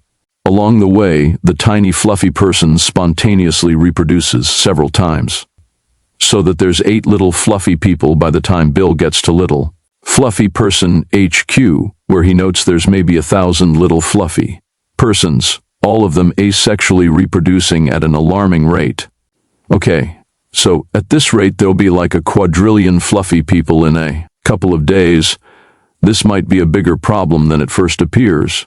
With our bravery, our numbers, and our cuteness, we will conquer the world. Bill discovers that the tiny fluffy people had been brought to the material plane by the king of Elfland as some crazy senile old man moved to try to repopulate the world if God annihilates it, and then forgot to send them back. Now the tiny fluffy people have decided they're going to conquer the entire world, and they might just do it through sheer force of numbers. Bill also finds he's not the only prisoner. He meets fellow prisoner Zeke Bodian, who is a world-renowned scriptural archaeologist. Through my careful investigations and the guiding hand of the Lord, I have been able to miraculously discover a number of the ancient relics that are mentioned in the Holy Book. For example, I rediscovered the ass bone that Malash used to slay 10,000 Jebushites, the golden cup of Abanathia the harlot, and the ruins of the hill fortress of the Amalekites, which was razed to the ground by King Shobezephat. I imagine Bodian looking like this guy. While held prisoners in a rapidly built fluffy person wicker cage, Zeke Bodian decides to exercise Bill of the demon Sezrakan's hold on him by praying for him, laying hands, and speaking in tongues. Bill decides to play a trick on this religious nutso by using his cantrip spell to simulate the voice of God. Now look, my friend, God is not your enemy. He has a message of peace and love, and terrible wrath on anyone who doesn't listen to it. You fluffy heathens must do what you will, but you will not stand against the power of the Lord. Both my friend Bill and I are ready to die as martyrs. No, I'm not. Anyways, I died a few times already. It didn't take. Meanwhile, the rest of the party got split up as they fled from the Halcon Lords. Chu and Dr. Theobald, the ape scientist, got lost deep in the sewers, while Akbasha managed to find his way to an assassin hideout, and they agreed to smuggle him to the city while waiting to find out if the assassin king himself had survived the battle. Holy fuck, Sandy is dead, probably. It just goes to show, no matter how amazing you are, there's always someone higher level than you. Well, unless you're 10th level. Akbasha gets up to the Arkham city levels, killing a couple of muggers and raising them as his first zombie servants, which will look totally inconspicuous. Akbasha realizes he's in the Arkham spire known as the Slaver's Tower, which once had a large slave market. Today it has a small slave market and a large handicraft market. Bill the elf decides he's sick of the fluffy people, and Bodian and Planer steps his way a few hundred kilometers away. It's then that he realizes that the general area he's in is none other than the Great Furry Plain. He realizes this when he sees a village up ahead with the surrounding farmland being worked by a number of peasants dressed up in fursuits. Why, hello there, stranger. My name is Barksdale. I'm one half kangaroo and one half dog. I'm also polysexual. You look like you need a hug, or maybe some dry humping. Take these turnips with you on your journey. They may be useful for multiple purposes. After 10 minutes with the fursuiters, Bill is ready to planer. Step the fuck out of there, even at the cost of slicing off 3d4 damage worth of his own flesh to do it. Oh my lord, says Barksdale. That's horrible. And a little kinky. Bill does finally teleport away, getting to the door of the Azure Tower through massive spellburn, but now finds himself unable to say anything other than his true name. He must now proceed to try to explain the threat of the tiny fluffy people through an awkward game of charades with the gender non-conforming wizards of the Azure Order. Having been lost for hours in the sewers, Chu and Dr. Theobald end up in the lair of a fun guy, a species of humanoid mushroom, man-made from psychedelic substances. They avoid getting themselves killed by agreeing to buy his wares. They then move on to the caves of the Hand Tribe, a species of cursed humanoids with enormous hands where their heads should be. You distract the Hand Tribe guards and I'll try to disarm them. There's multiple ways of interpreting that. Chu and Dr. Theobald finally make it to the surface, where they find Bolt Zero. We need to find a more civilized place. Arcom I, the most civilized area of this part of the continent. Really? This shithole? Yes, this place, ice a shithole.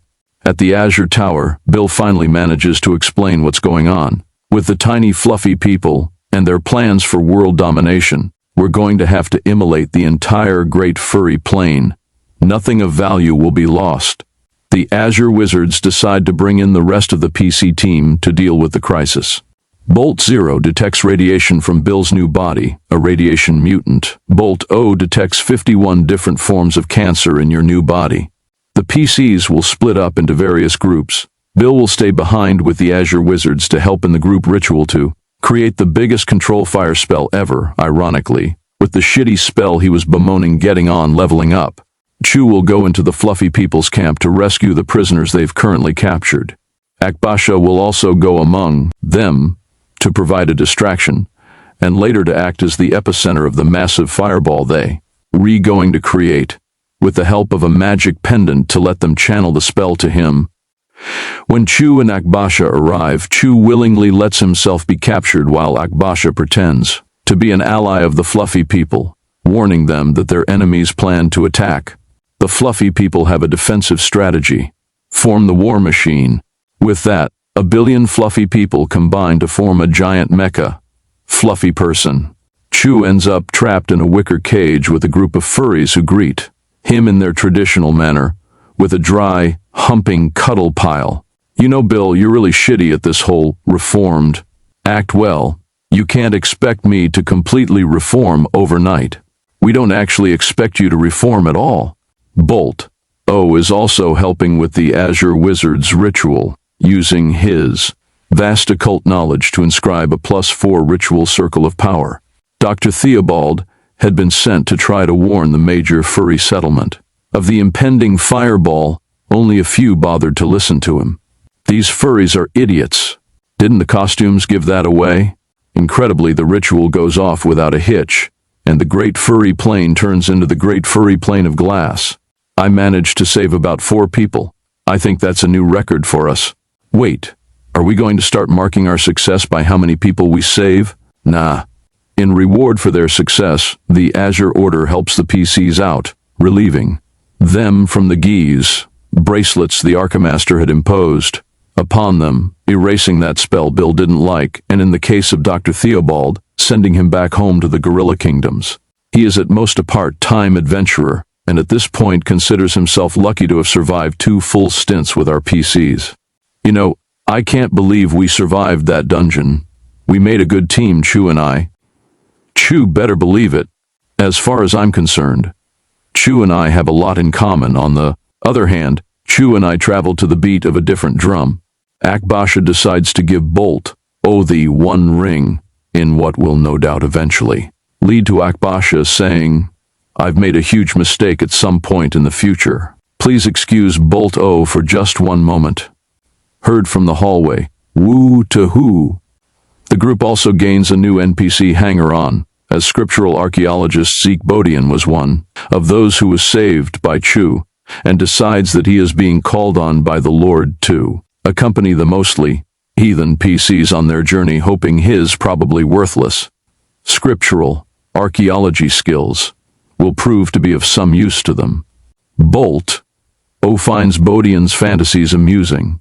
The adventure comes to a close with the majority of the PCs heading off to High Bay, where they plan to figure out just how to take advantage of the power vacuum that will be happening in the lands of the warlord Sandy. When news of her death at the hands of the Halcon Lords reaches there, all except for Bill, who is going to stop off at Anthraz's palace, retirement, home first, hoping the incredibly old super adventurer might have a way to help him find his lost primo staff. That's it for this week. Stay tuned in a couple of weeks for more exciting DCC adventures. Title: DCC Campaign Update. Come at me, bro. Date: May 1st, 2016. In our last adventure, the PCs had ended up going back to High Bay with the vague plan of trying to take advantage of the tragic demise of their former dear friend Sandy the Warlord, hoping to go to her former center of power, the Dread Fort, and take everything that wasn't nailed to the floor. All except Bill, who decided to stop off to visit retired super adventurer Anthraz first, and the fisherman, who had last been seen getting apparently wiped out of existence when the wizard Nico's former hovel imploded. Now, the fisherman is in an extra-dimensional space of infinite emptiness. I don't have time for this Matrix shit.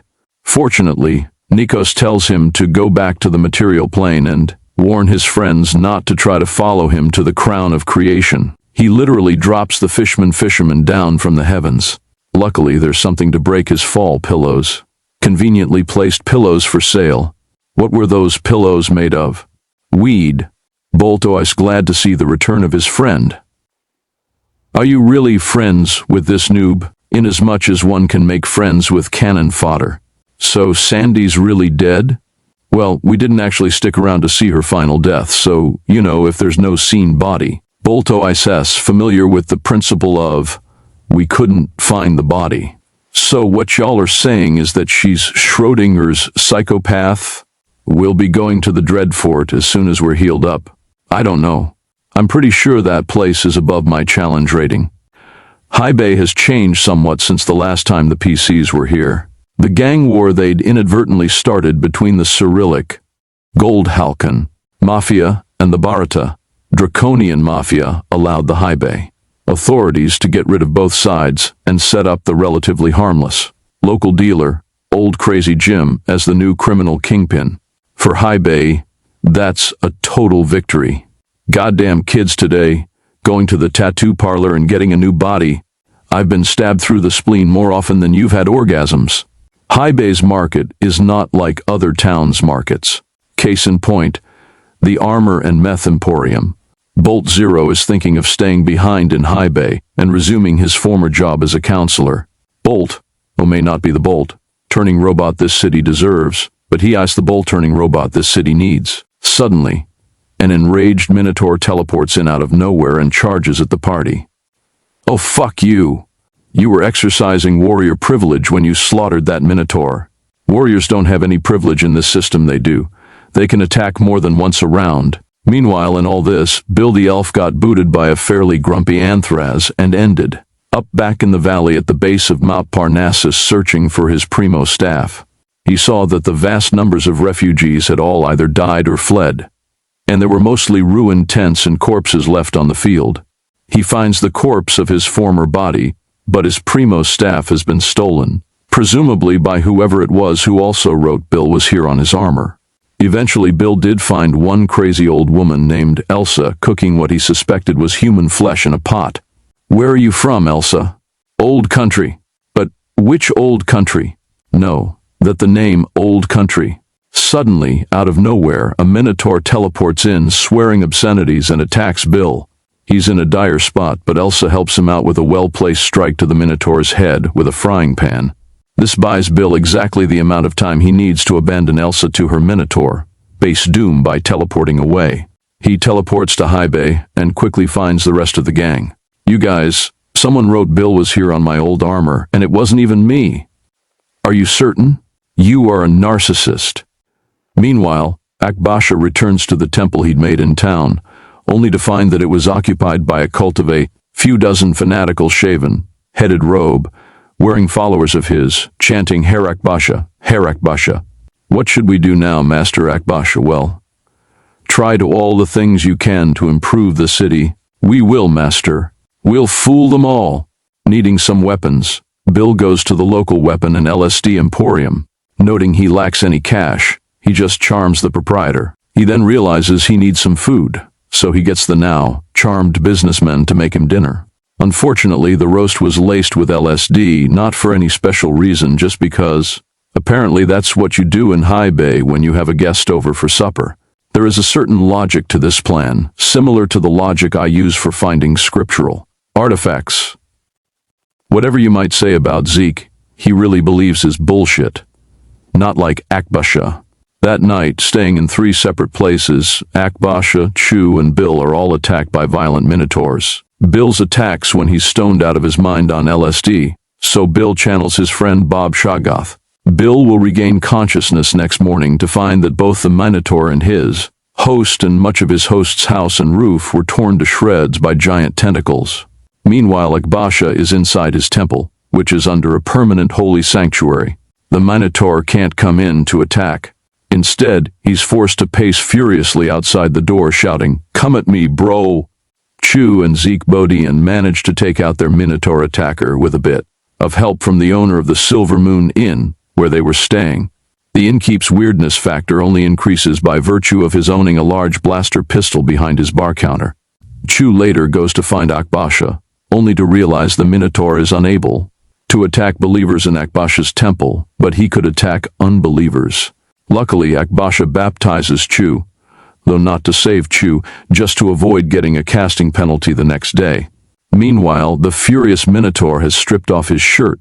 "I'm nearly naked now, but that just makes a fight more intense. Fuck you."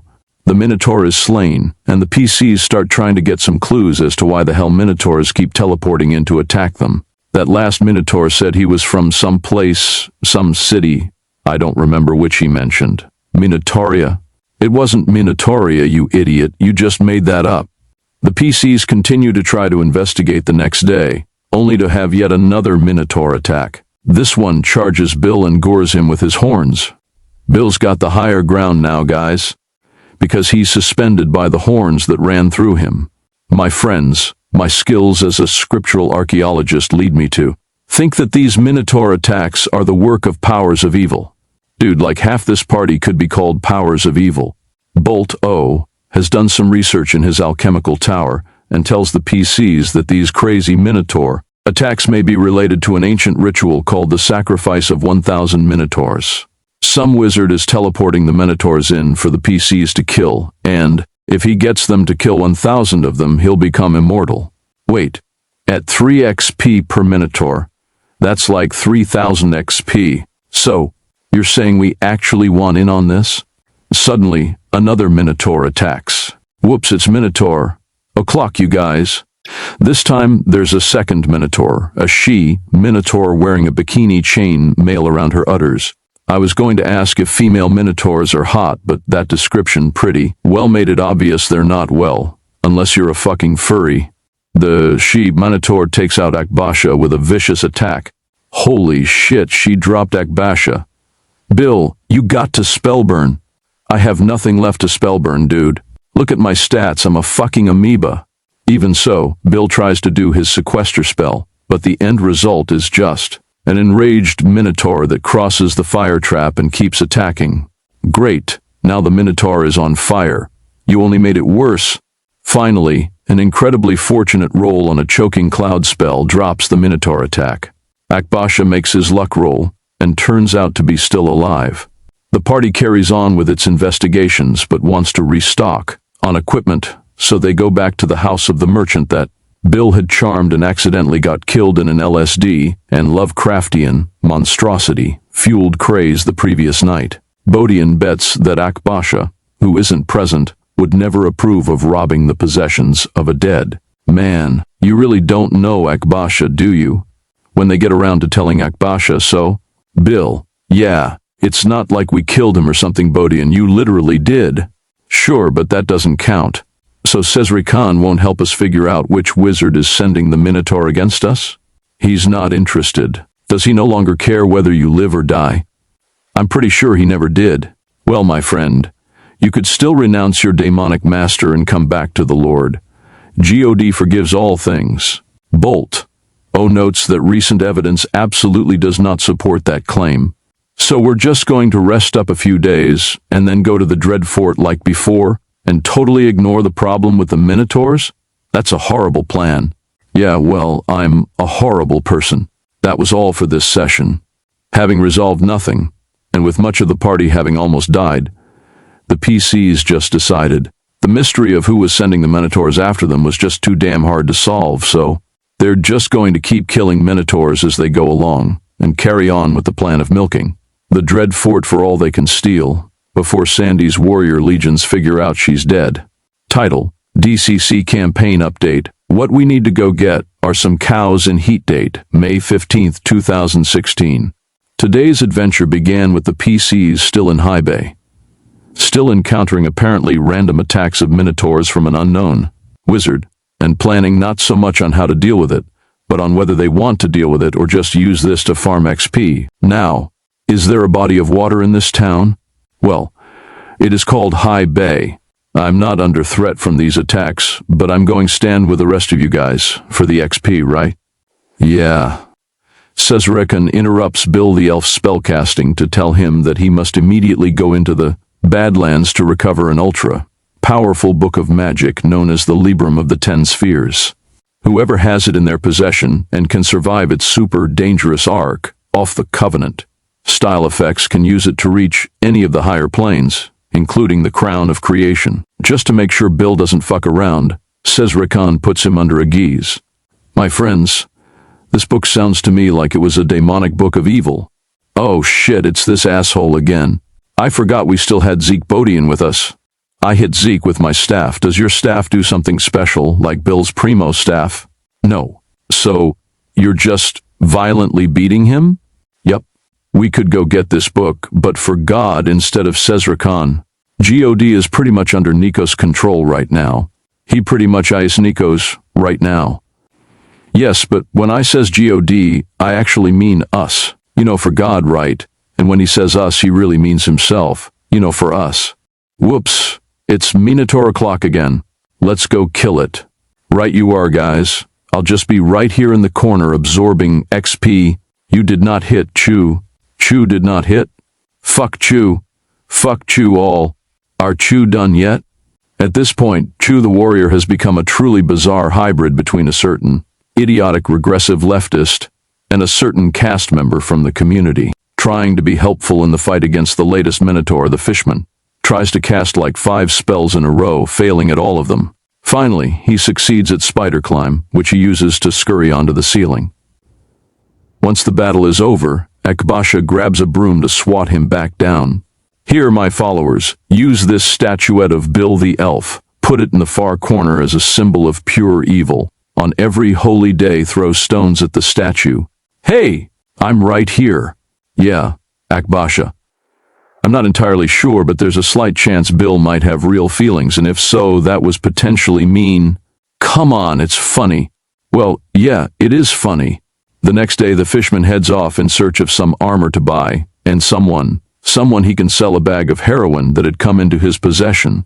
He gets the former going easily enough, but for the latter, he's directed to a place called The Factory, over on 5th and Gygax Saint. Once there, he finds that it's a warehouse converted into a weird nightclub full of demented freaks. Lots of people dressed in black, strange music and lights, a whole series of technicolor prints of a portrait of Bolt Zero on one wall. The whole thing is run by a guy called the Director, who is surrounded by fawning, degenerate sycophants. He immediately agrees to buy the heroin if the Fishman will pose bare-chested for a black and white short film. Oh, you're absolutely hideous. It's really fantastic. Okay, I'm getting out of this weird place and will never speak of this again. When the party meets up with Bolt Zero to learn more about the Librum of the Ten Spheres, they find out that it apparently originated from the sunken lost city of Atlantida. The joke being that Atlantida is a coastal town here in Uruguay. Query: are you seeking this book for Sezrekan out of loyalty to him, or because he has fucked you up in some way? When was it ever the first? Dude, you get that you're basically his abused spouse at this point? Yeah, but you don't know the whole story. I've done bad things too. It's not his fault. I deserve it. We want to have the book to contact God. Bolt Zero thinks that it's also a stupid idea. What we should do is destroy it. Bolto thinks we shouldn't be hasty about that either. I suppose you think we should give the book to you? Bolt Zero would be willing to hold the book for safekeeping. Wait, would you even be able to read it? Bolt Zero: I's not sure, but Bolt Zero would damn well try. Okay, you guys, I have a plan to deal with the Minotaur issue. What we need to do is go get some cows in heat. Minotaurs are not sexually attracted to cows. Bolt Zero, I went to this place that had pictures of you on the wall. It was full of really weird people. What do you have to do with them? Weird people could refer to any number of Bolto's associates. Well, like, there was this lizard, guy with a beret and a cigarette holder, and an obese gold mutant who'd painted his skin silver. This could still refer to any number of Bolto's associates. The team decides that to deal with the daily Minotaur attacks during their trip to the Badlands, they're going to get some supplies. No, there are no such thing as armored carts. They settle for attaching a bunch of spears to a cart and decide to hire some mercenaries. Eventually, they get a bunch of Dutch crossbowmen for some reason. Yeah, we are Dutch crossbowmen. Isn't that weird? On the trip, they of course encounter a number of Minotaur attacks, plus one very confused ogre who seemed to have been teleported by accident. The ogre, unlike the Minotaurs, is not enraged or interested in attacking the PCs. Look, I just want to get back to my wife and kids. We were all vacationing together. Out of curiosity, was it in a Minotaur city? Yes, Minotoria. That ice not a real place. They consider inviting the ogre to join them, but when he realizes who they actually are, he runs like hell. So, are you guys just going to sleep through the night and let the mercenaries stand guard? Well, inasmuch as possible given how many Dutch people are around. Bill the elf is taking a personal interest in making sure things are weird enough for the Dutchman.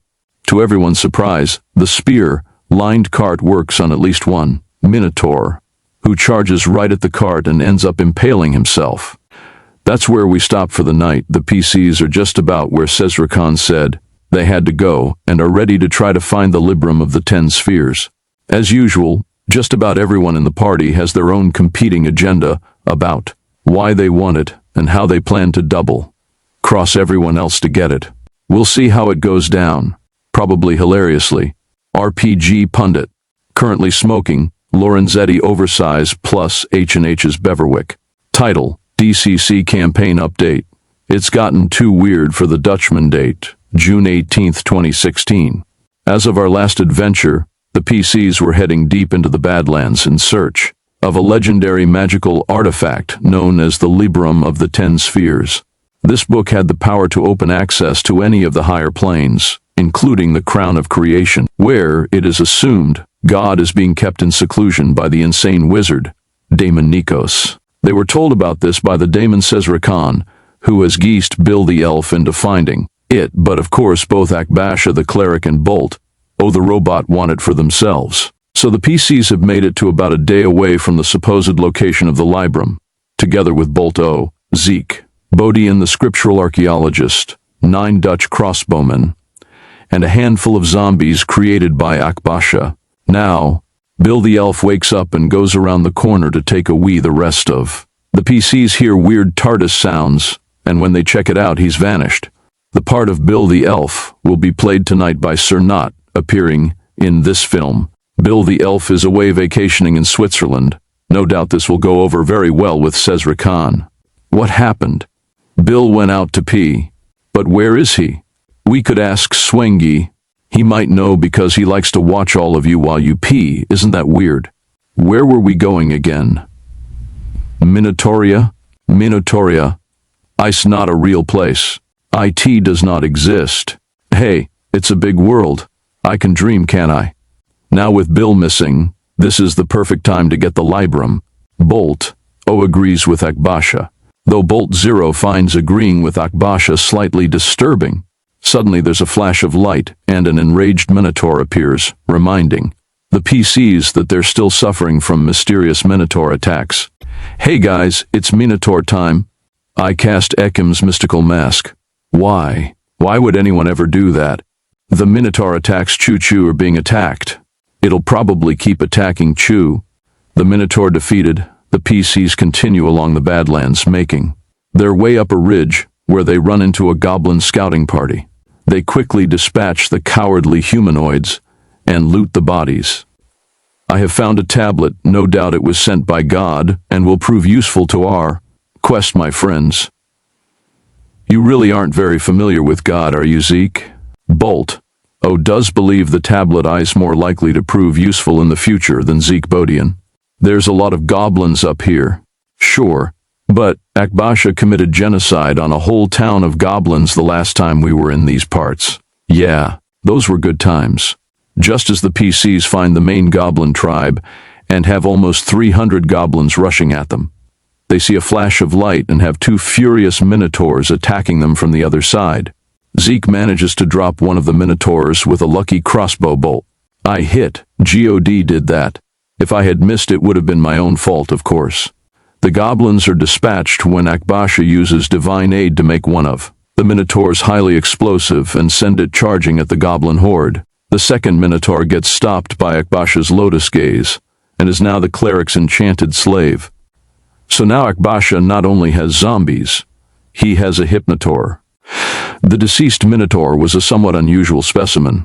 He was dressed in a lab coat and had an ID badge identifying him as Dr. Jim Minotaur from the Thalos General Hospital.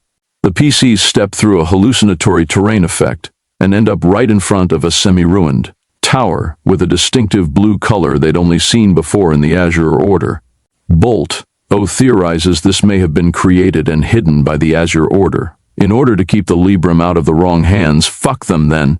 Yes, fuck them. Chew to Akbasha. Is it really a good idea to let Bolt Zero have the book? I'm not planning to let Bolt Zero have the book. Chew to Bolt Zero. Is it really a good idea to let Akbasha have the book? I'm not planning to let Akbasha have the book. I was intending to whisper but cannot control the volume of my voice. All but Chew should ignore what I just said. The fishman goes for a swim in the lake. He's fine and finds nothing dangerous inside, but gets a very strange sort of electric feeling as he swims through it. You guys, there's something really weird about that lake. What, like Dutch, weird? Yes, actually. A detect magic spell is of little use when it shows that the entire tower and the entire lake are magical. Second sight also reveals that the Libram both is and is not inside the tower. The PCs become magical too as they start going into the tower, but then some become unmagical when they go the wrong way, revealing that there seems to be a kind of code to making one's way through the tower. The tower is also infested by giant seagulls and giant fruit flies, which prove to be a bit of a problem, combined with another Minotaur manifestation. I'm going to cast Ekim's mystical mask. Stop laughing at me. I never thought we'd think back fondly at ropework as being a competent wizard. Do not encourage the Dutchman. We have enough problems as it is.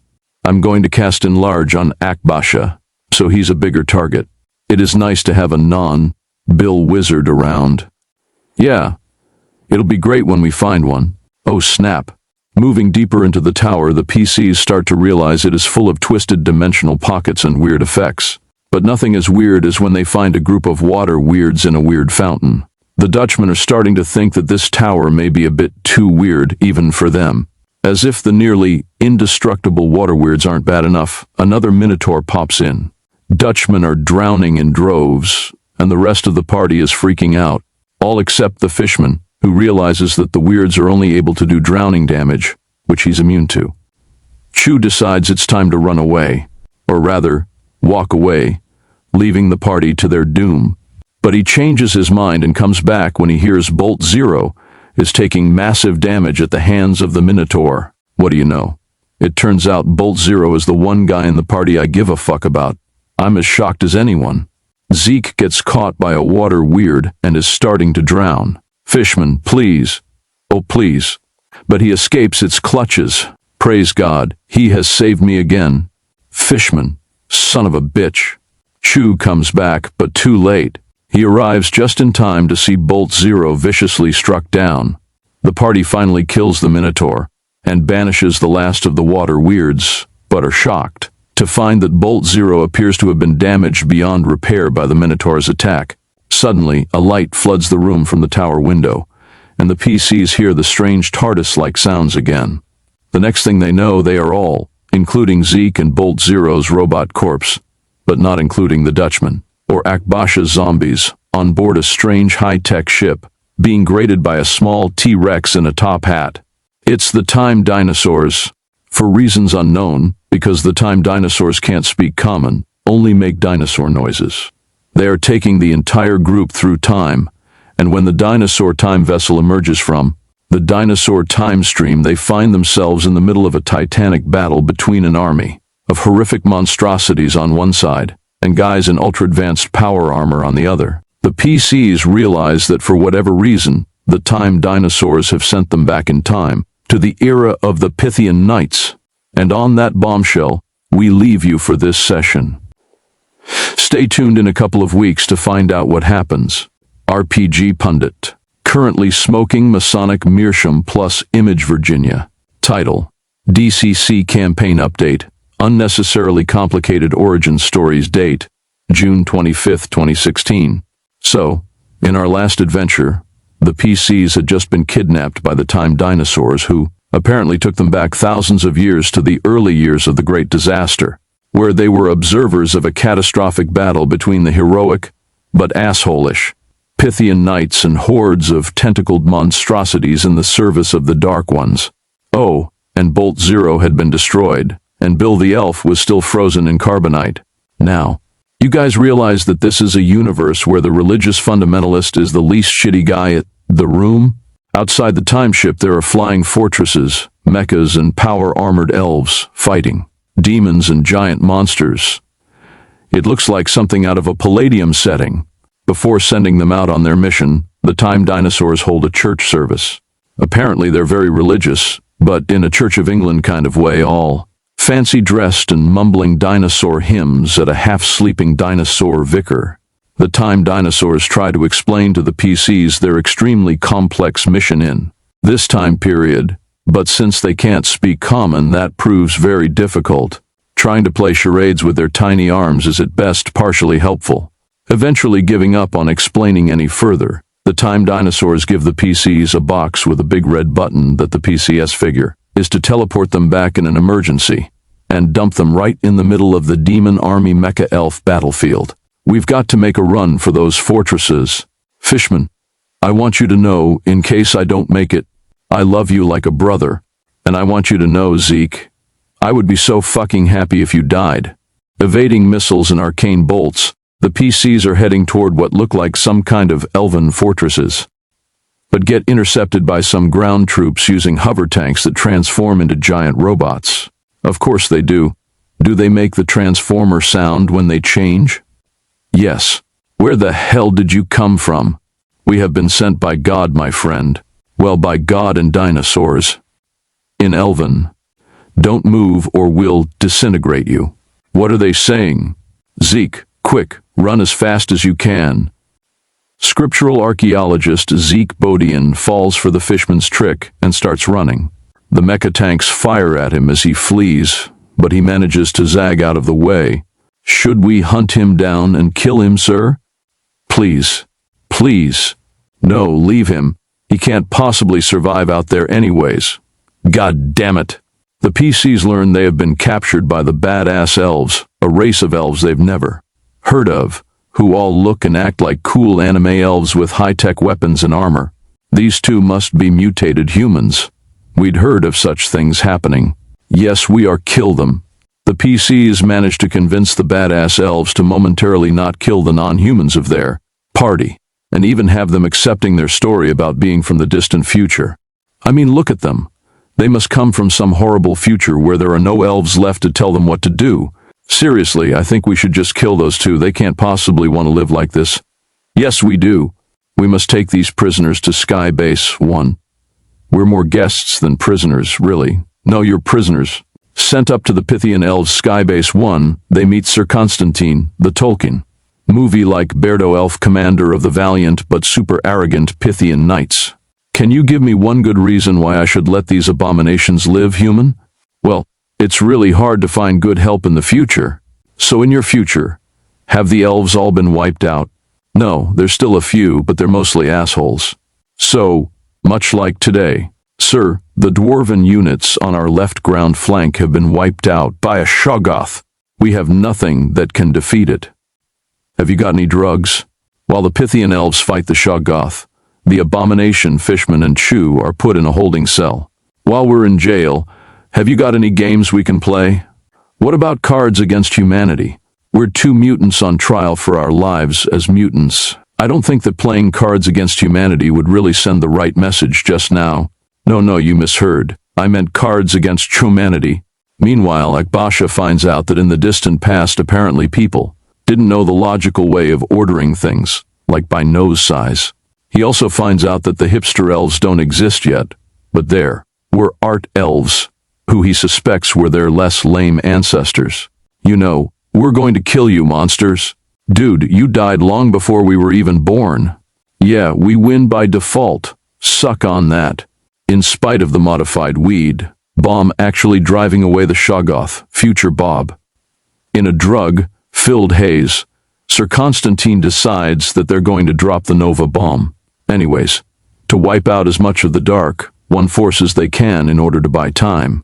The Nova bomb will disintegrate everything in a 1,000-mile radius, turning the whole area into a dust sea. Sir Constantine explains that this will give them the room they need to complete construction of their great secret weapon, the Pythian Living Mecha, a 100 feet tall artificial intelligence war machine robot that they hope will lay waste to the hordes of the Dark Ones. Sick of it all, especially the elves, the PCs decide to press the Time Dinosaur box with a big red button, and they are instantly teleported back onto the Time Dinosaur vessel. Even Zeke Bodian, who miraculously survived the battlefront by using his skills as a scriptural archaeologist to find what he thinks is the silver cape of the prophet Jebodekiah, though in fact it's more likely a Pythian MDC cloak.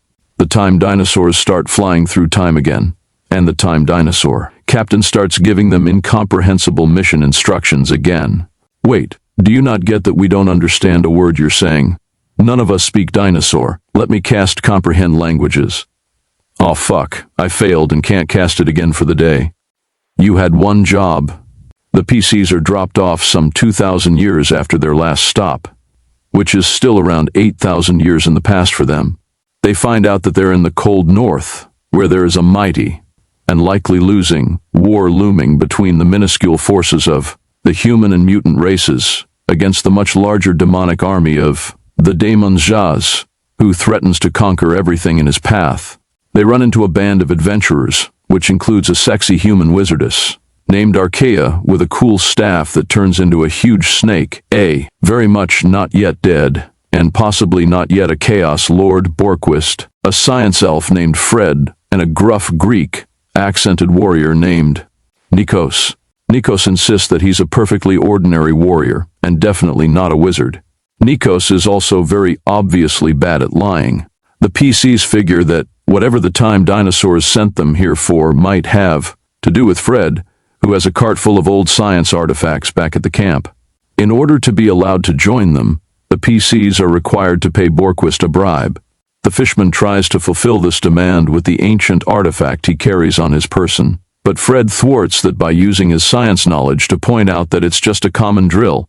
Well, a drill could kill someone. Not good enough, mate. Akbasha finally covers the bribe with a bag full of Smithpleum pieces. What the fuck are these? What am I supposed to do with them? They're bloody green. Trust me, they'll be worth a lot in a few thousand years. I guess they'll do then. Nikos is obviously that Nikos, right? Duh.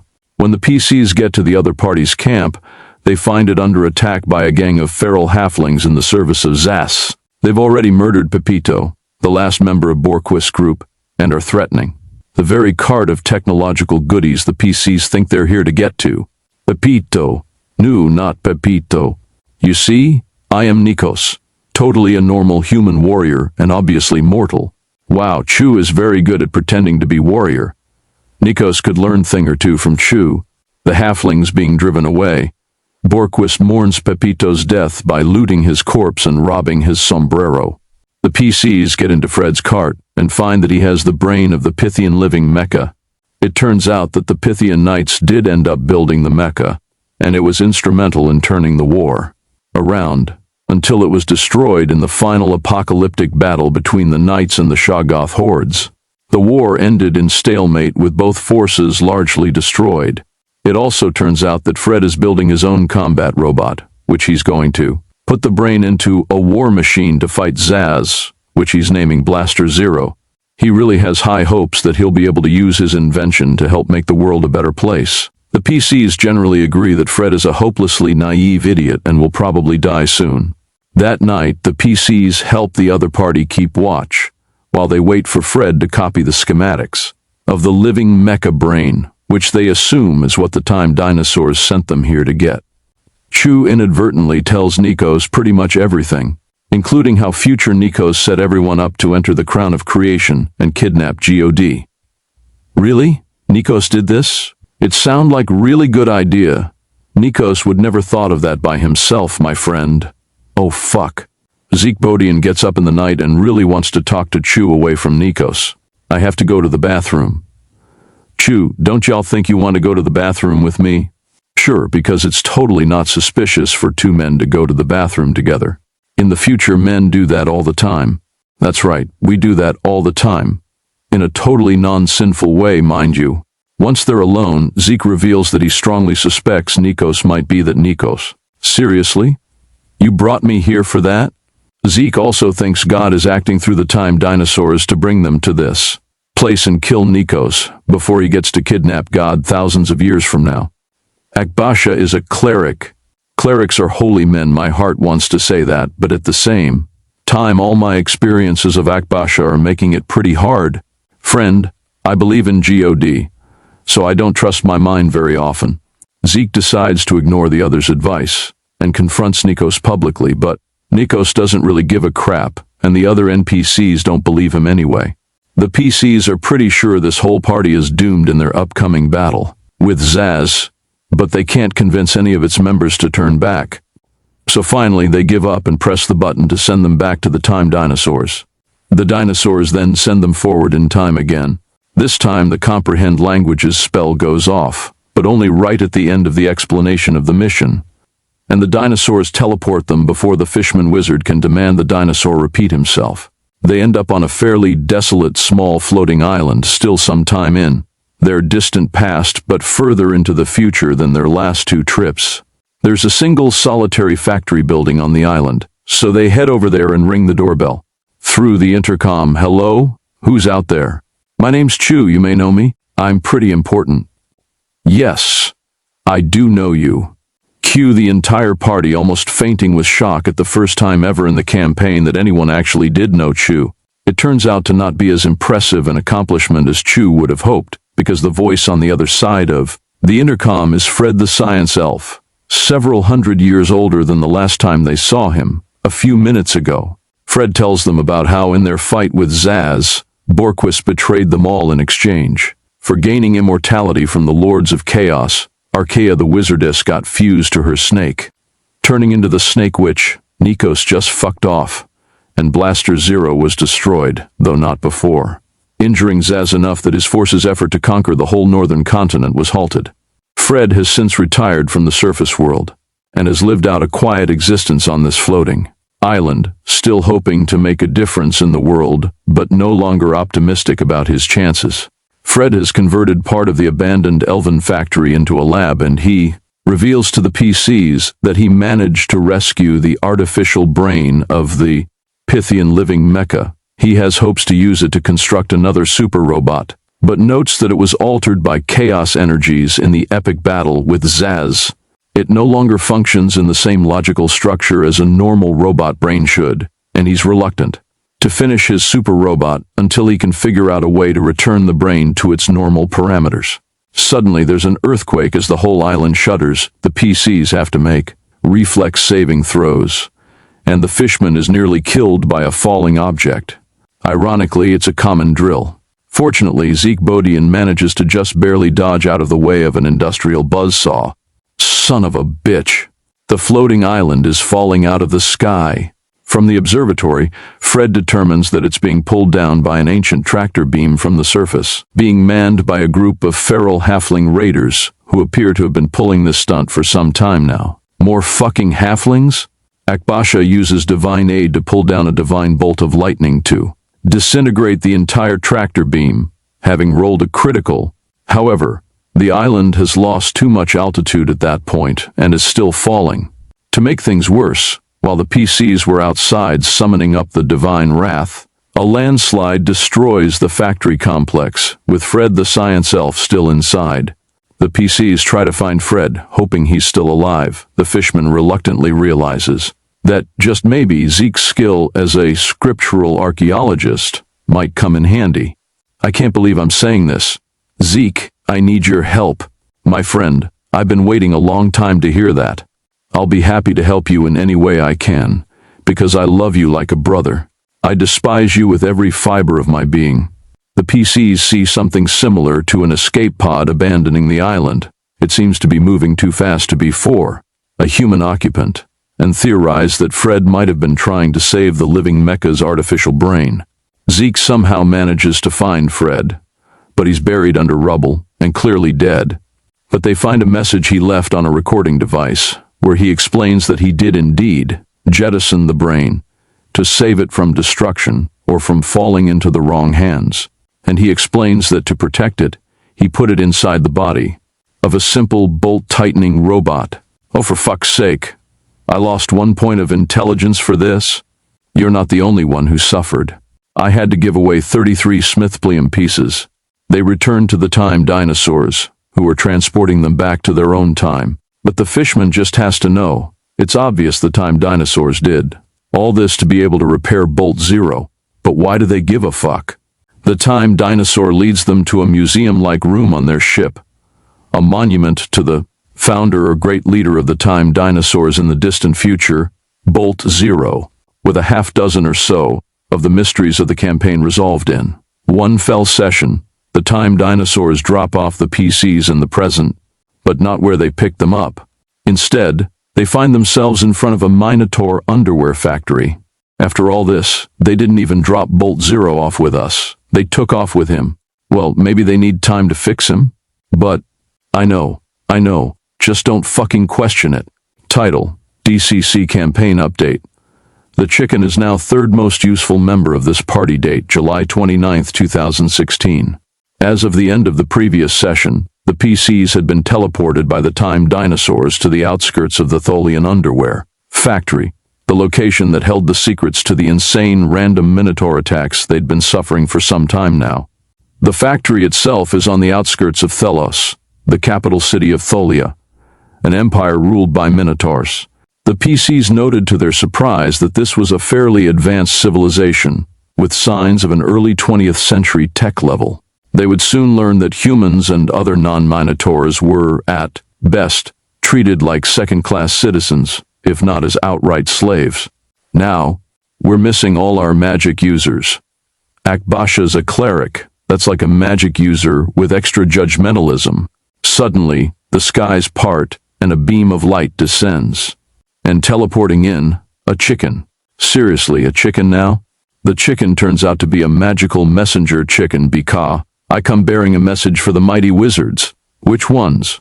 Bakaw, the one named Bill the Elf, and the Fishman Wizard, and the one known as Ropework, so mighty is relative, huh?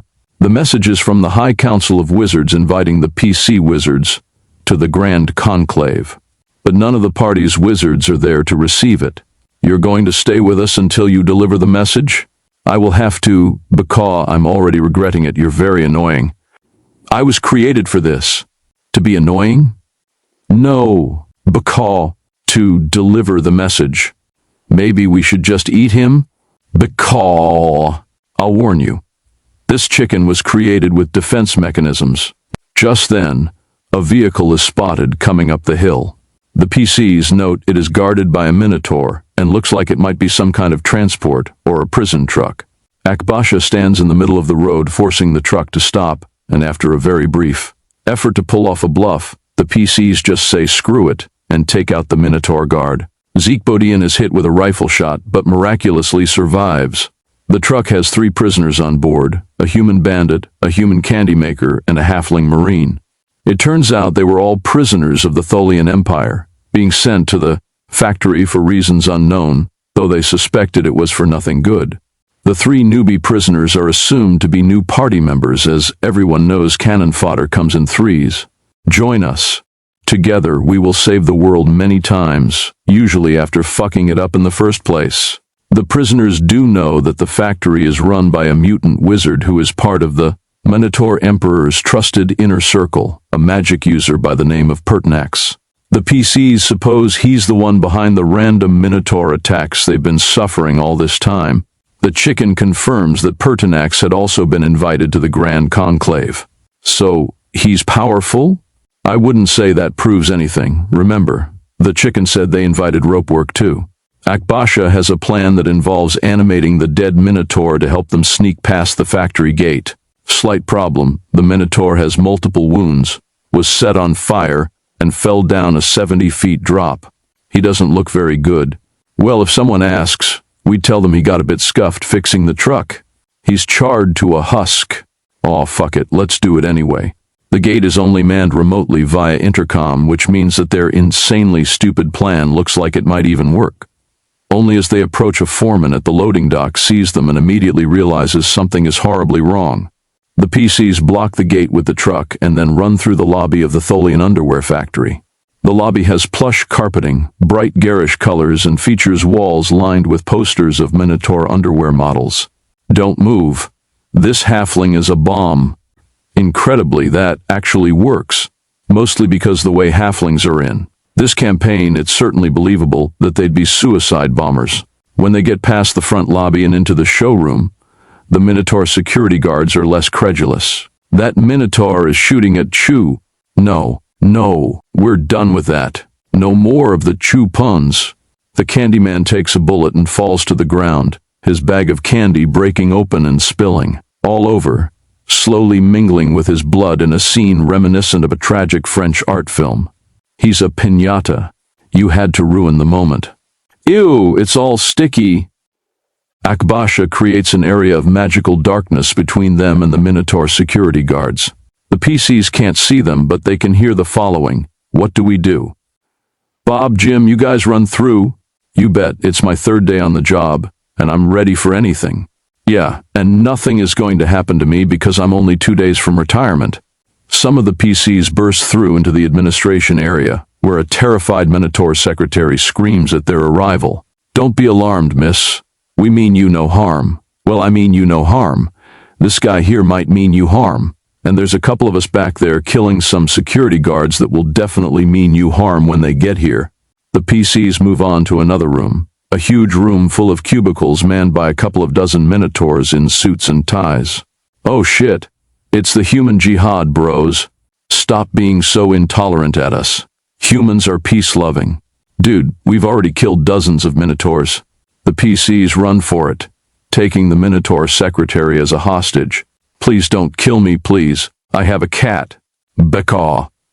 My innate magic chicken sense tells me that the wizard is this way. Chicken, which way now? For fuck's sake, this is what we've been reduced to. We're following a magic chicken. Please, I don't want to die. I need to know how all my favorite TV shows end. These Minotaurs have a very advanced civilization.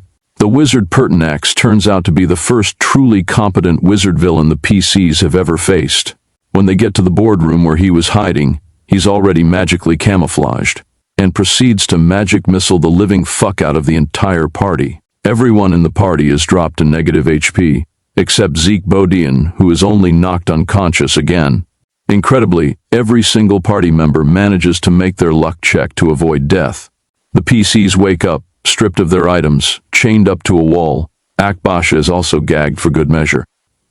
And the wizard Pertinax proceeds to mockingly explain his overly complex ritual to attain immortality. He confirms proudly that he had been enchanting some of the Minotaur underwear produced at the factory, and this was how the Minotaurs were, being randomly teleported to the PCs and geese to violently attack them. All with the idea that the PCs would slay these Minotaurs, making them a sacrifice to gradually empower his right. If the PCs ended up slaying 1,000 of the Minotaurs, the ritual would be complete and he would attain immortality. That's so fucking retarded. But now I must decide what to do with you. If I let you go, you will seek revenge. But if I kill you, then Bill the Elf might come seeking to avenge your deaths. Cue wails of bwahahaha, laughter from all the players. Initially, Pertinax decides to just kill the PCs, but then his Minotaur Vice President of Operations, Winston Minotaur, suggests that Pertinax could still get at least a few more Minotaur sacrifices off of them by setting them up in some kind of Thunderdome situation. Once I achieve immortality, I will overthrow the Minotaur Emperor, end his peaceful policies, and once more Minotaur kind will rampage over the lesser races. So wait, you're rebels against the Emperor? No, the rebels are the lesser races trying to overthrow the emperor. We're reactionaries. Oh, my friend, my skills as a scriptural archaeologist might be of use to you if you don't kill me. Trust me, they're not. Maybe we could be of use to your daemon patron. The daemon of blood and fire does not waste his time on proles. What does he waste his time on? Blood and fire. Just when things are looking grim, someone sabotages the underwear pressure sterilizer. It's the magic chicken. He's fucking rescuing us. Yeah, and look, he found a little Rambo headband somewhere. With the factory in chaos, the PCs get freed by the chicken and start to flee. You guys realize that the chicken is now the third most useful member of this party, right? Yeah, it's pretty sad. Hey, be grateful. That chicken saved your worthless lives. Having managed to escape the factory before it explodes, the PCs realize that Pertinax almost certainly escaped. Having found some material they think will reveal his treasonous plans, they decide to make their way through the hills toward the capital city, in the hopes of revealing all this to the emperor himself. Not so much because it's the good guy thing to do, as because they really don't have any way to get out of here until they find their missing wizards. That's it for today. Stay tuned next time for more crazy DCC adventuring. Title: DCC Campaign Update. It's the Human People's Front. Date: August 6, 2016. In this week's session, the PCs started out lost in the woods outside of Thelos, the Tholian Empire's capital. First, we had to deal with a new player, and a couple of players who'd missed the last pair of sessions getting back into the game. So, the new levels are a human collaborator formerly serving the Minotaur, ruling class of Tholia, a dwarven hoarder, and a boat swine.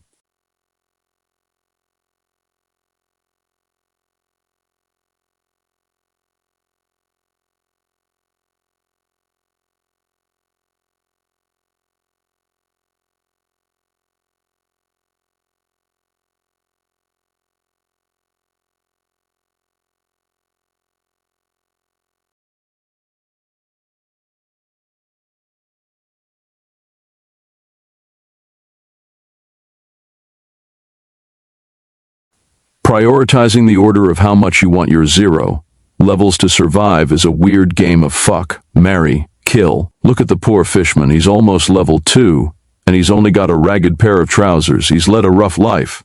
The fucking O-level hoarder got to start with more stuff than me. So, one of your guys is a human collaborator. Is he French? Not necessarily. Dude, his equipment includes a huge bag of wine.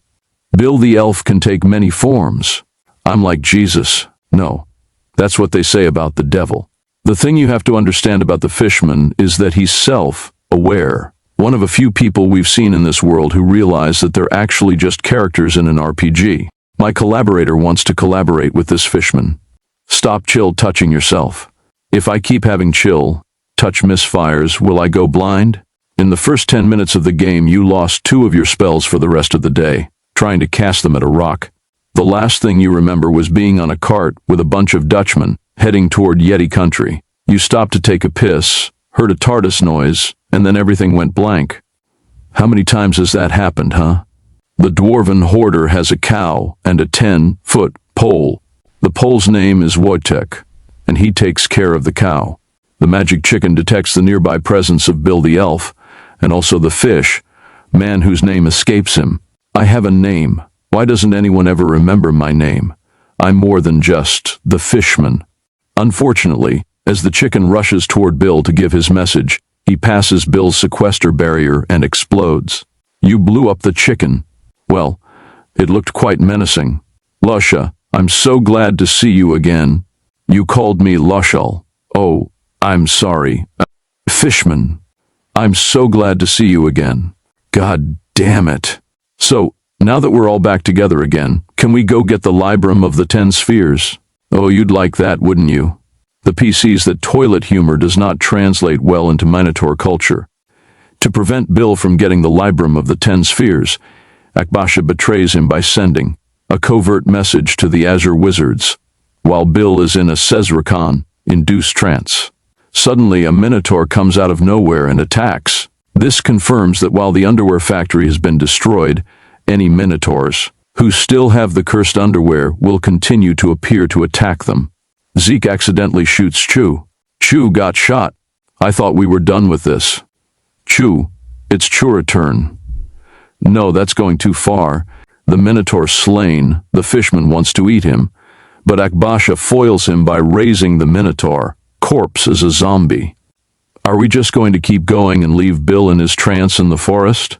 I'm sure Bill can take care of himself. It's the forest I'm worried for. Bill really wants to get the Libram. Cezricon has cursed him with a geese. It's going to get worse if he doesn't. And what do we do if he decides he doesn't want to see the Minotaur Emperor with us? I mean, he is our ride. Akbasha and Bill make an agreement, where Bill will help the party to expose Pertinax as a reactionary plotting against the Minotaur Emperor, and then the whole party will immediately go with Bill to get the Libram. Since they don't trust each other even a tiny bit, they draw up a contract. The dwarf hoarder acts as the notary. The deal has to specify that Akbasha will not try to kill Bill. They accord to deal with the Minotaur problem first, possibly by genocide. Bill especially favors the genocide option. The dwarf can manage our contract. Dwarves are very good at contract law. That's racist.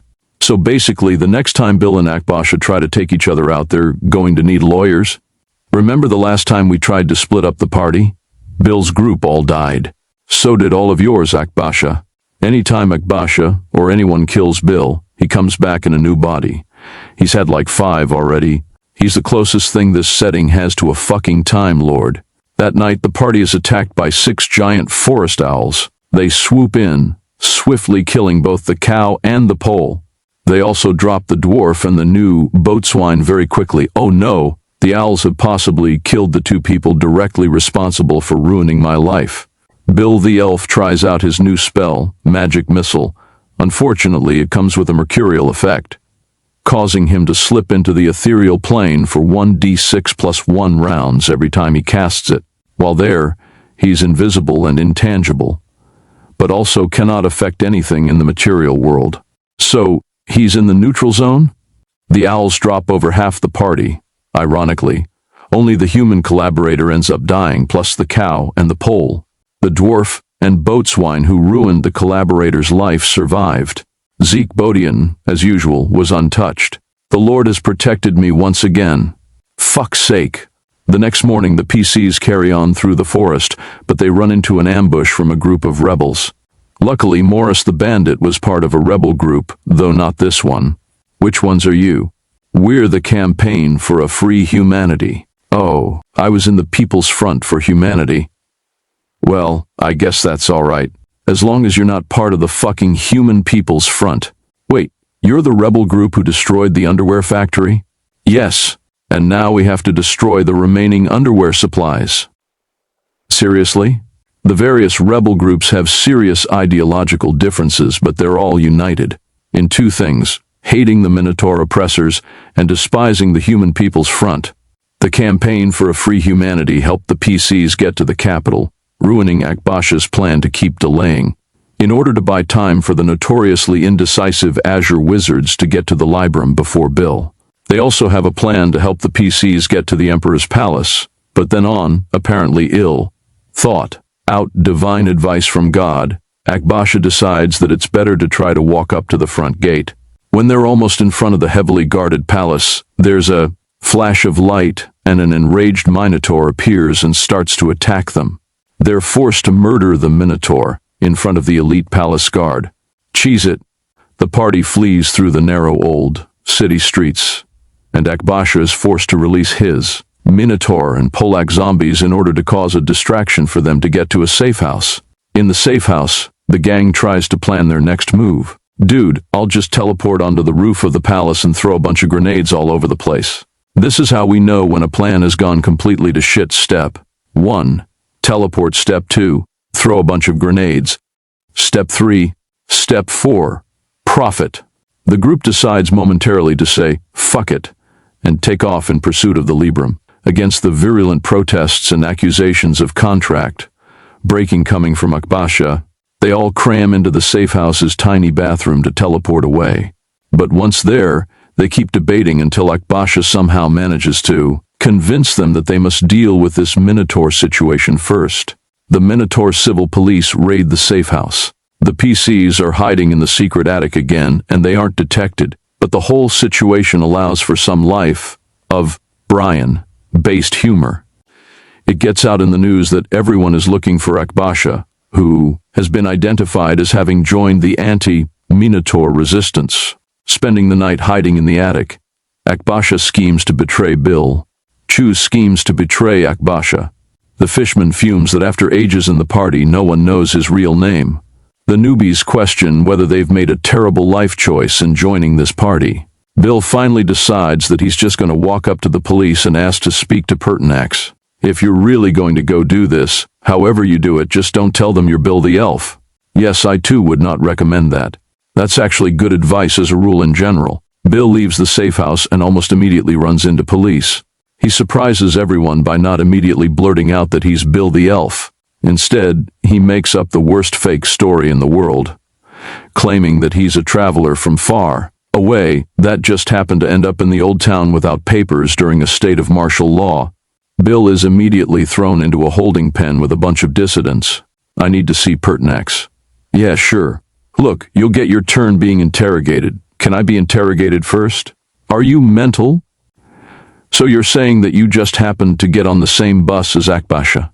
Yes, and some fishmen were there with him. Did you overhear the names of any of these fishmen? One of them, I think, was called Godolfo Fishman's player, son of a bitch. Godolfo's player. Godolfo isn't a fishman, he's a boat. Swine. Bill. Sorry, Godolfo. Fishman. He's been here one session, and everyone knows his name? The Minotaur interrogator. Torturer doesn't believe Bill's story about being an innocent witness. He shows Bill the instruments of torture. Bill immediately betrays the location of the entire party. Boom! Suddenly, there's an explosion in the Minotaur police precinct. Sir, we're under attack. Is it Akbasha? Worse, it's the Human People's Front. Boom! It's their suicide squad. Bill takes advantage of situation to flee, taking a human democratic student dissident with him. Back in the attic, the rest of the PCs can hear the explosions in the distance. That's Bill. Yup. Think he's accomplished anything? Nope. Me neither. A Minotaur police SWAT team raids the safe house. The PCs hope they won't be detected. But suddenly, there's a flash of light, and an enraged Minotaur in a clown costume is in the attic with them, attacking. Bill is hiding near the safe house, trying to decide if he can, and if he should bother, trying to save the rest of the party. He tries to cast a cantrip distraction, and his student activist friend pulls a gun on him. Oh, you work for the Minotaurs. You're an undercover agent. That's right, and you're under arrest. Okay, you should know though. I'm Bill the Elf. What are you going to do? I'm going to surrender. Take me to Pertinax. The rest of the party managed to kill the Minotaur clown, but now the SWAT team of highly trained, heavily armed Minotaur police are right inside the house with seemingly no escape. And on that bombshell, we ended the session. Stay tuned next time for more exciting DCC adventures. RPG Pundit. Currently smoking. Ashton Old Church Road Dijon plus CND's Crowley's Best. Title: DCC Campaign Update. He'll be remembered, but not missed. Date: August 20th, 2016. When last we left our totally anti-heroes, they well up shit creek. Bill the Elf had revealed the rest of the party's hideout to the Minotaur SWAT team, and he had then turned himself in to a human collaborator, revealing his real identity and demanding that he be taken to the wizard. Pertinax, the crazy wizard who was responsible for the teleporting of random Minotaurs to attack the party, which he'd achieved through the production of cursed Minotaur underwear, in order to attain immortality. Now, Bill gets handed over to the Minotaur police, who quickly shackle him up, gag him, and put a bag over his head. Soon he's doing the Guantanamo shuffle into a van, hoping it will take him to Pertinax. The PCs in the attic of the hideout are about to be raided by the SWAT. They come up with a plan to send their new clown Minotaur zombie down, holding a grenade. Unfortunately, Minotaur zombies aren't very good at holding live grenades, and he drops it right over the trap door, blowing himself to bits and alerting the SWAT to the PC's presence. Captain, there's a secret door It's more like a secret hole now, asswipes. Fuck all you guys, I'm casting Ekim's mystical mask. Maybe one of the results is that it protects you from gas grenades. It doesn't, because that would actually be useful. The PCs decide to try to break down a wall and climb their way out of the attic, unfortunately. When Chu tries to kick the wall, he does no damage and falls flat on his back. Great, we're going to be defeated by a wall. The fishman had cast in large and spider climb, and when the Minotaur SWAT team burst in, he skitters up to the roof. What the fuck is that? Some kind of wall-crawling fishman. The captain is the largest Minotaur you've ever seen. He's like the Dolph Lundgren of Minotaurs. Chu can break the wall. No, Chu can't. I'm 25% taller now. Can I reach the window? No, even 25% taller. Chu is still under 8 feet tall. What did you roll on the deed die? I rolled a Chu. No, we're not taking it that far. The Minotaur SWAT are rushing in. Chu goes into a fetal position on the floor. One of the Minotaurs pumps of a burst of gunfire into Akbasha, and he's down. I did it. I killed Akbasha the terrorist. Tholia, fuck yeah. Zeke rushes at the Minotaur by the cracked wall, and both fall through it. Miraculously, the Minotaur breaks Zeke's fall. The fishman, who is still on the roof, scuttles out the same hole to escape. I'll follow Zeke. I can either kill him or we can... What? Save us all with you and Zeke both at 1 horsepower and your Akim's mystical mask? Fuck you. Chu decides that he might as well give it a shot too, so he jumps out the hole in the wall under heavy gunfire. He too breaks his fall on a Minotaur corpse and gets away, catching up to the other two.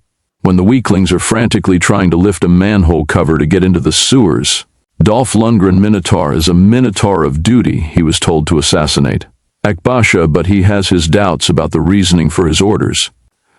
He's a good guy, but a terrible actor.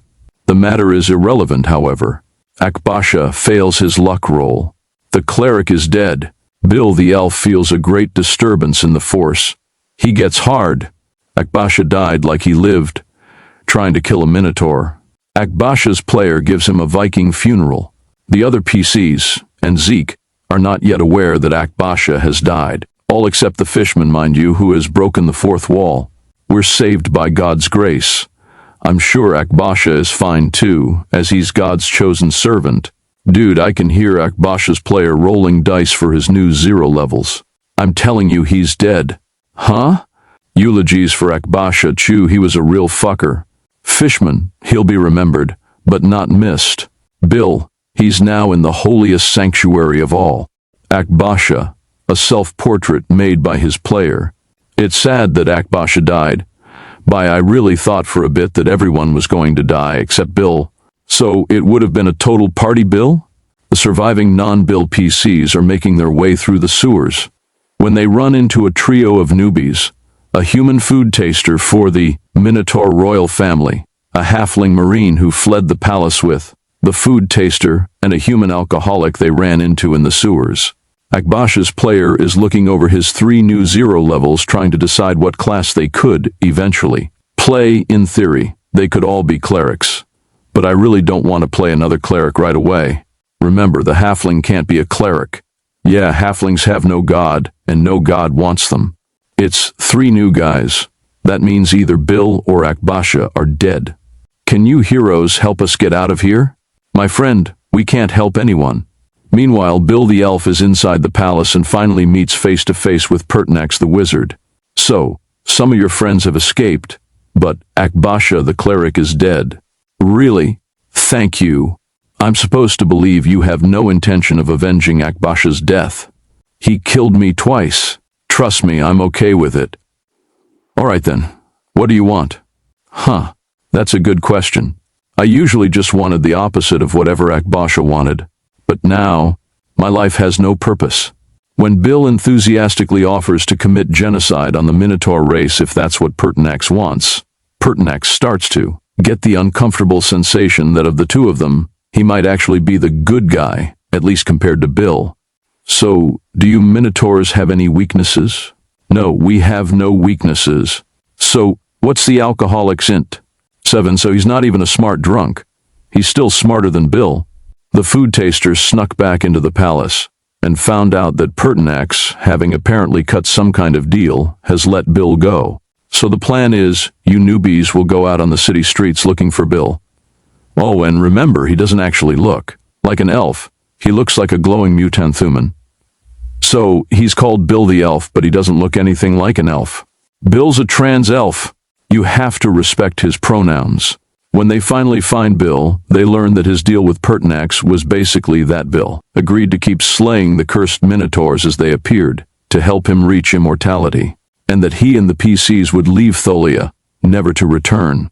So, with Akbasha confirmed dead, the rest of the party promptly teleports away to return to the tower that holds the Librum of 10 spheres, to get rid of Bill's Gias. So wait, there's still going to be Minotaur attacks?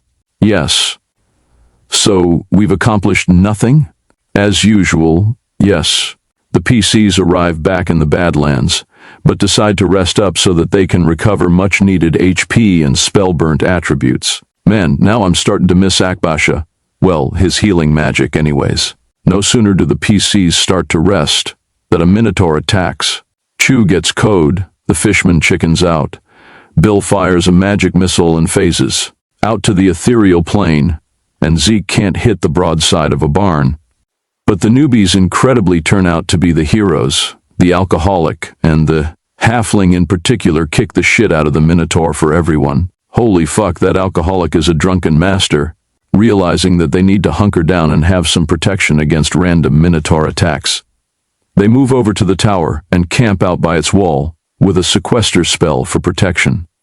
The alcoholic is out of booze. That's okay. Being an alcoholic is not a state, it's a way of life. Some kobolds show up, and the PCs make short work of them. The halfling is starting to scare everyone, freed from the discipline of being part of the Minotaur Emperor's guard. He's quickly going back to his feral state. He eats a kobold corpse, starts wearing hide armor, and putting a kobold skull on his head as a cap. A Minotaur teleports in, but promptly falls into a pit trap. It turns out Minotaurs aren't very good at climbing. So they do have a weakness. That other Minotaur lied to me. The halfling gleefully throws kobold corpses into the pit to annoy the Minotaur, until the other PCs mercy kill it. While the PCs are recovering, the fishman finishes his studies and has now learned Patron Bond. Great. Now you can randomly end up stuck with the King of Elfland as a patron. Some more kobolds attack, and when they fail, they send a band of ogres. The party kicks the shit out of them too. The halfling takes to making himself a necklace of ogre teeth. This halfling is seriously starting to freak the shit out of me. Raph was my halfling slave name. From now on, I want to be known as Ref. Fully recovered, the PCs decide to head into the tower. As the newbies level up, the halfling decides to join the party in the tower while the other two stay outside to stand guard, and no doubt bugger off unless the halfling dies. Akbasha was bound to die. I just didn't know it wouldn't get to be Bill. Who did it? You did rat them out, so in a way you did it by proxy. Hey, I saved your life once too. Remember that time when you were unconscious and I just shook you awake instead of offing you? So, not having killed me counts as saving me? Bill saved you from himself. If only someone could save Bill from himself. Well, that's it for this session. Stay tuned next time when the party, sans Akbasha but plus one really deranged halfling, ventures back into the Blue Tower to seek out the Librum of the 10 Spheres. Title, DCC Campaign. More from Backstage date, August 27, 2016. So, today, I give you another transcript of backstage talk amongst my DCC group's ongoing discussion thread. The comments are funny enough and the last post popular enough I decided to do this again. But this might be the last time, since I don't want my players to start hamming it up for the camera, as it were. Bill. Chew, that is disputable. Bill, I guess this sums up Akbasha and Bill's relation. Fishman. I wish they'd just get on with it and fuck. No, wait.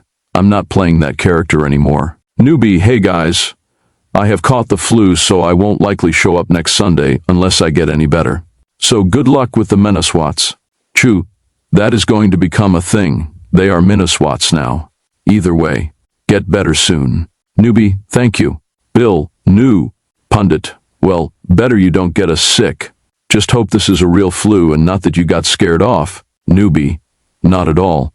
I did had a lot of fun with you guys, so I hope to be back next time. Fishman, will try harder next time then. Pundit. Okay, good. Morris. Hey guys, I'll be there a bit late today. Stay alive, please. Chew.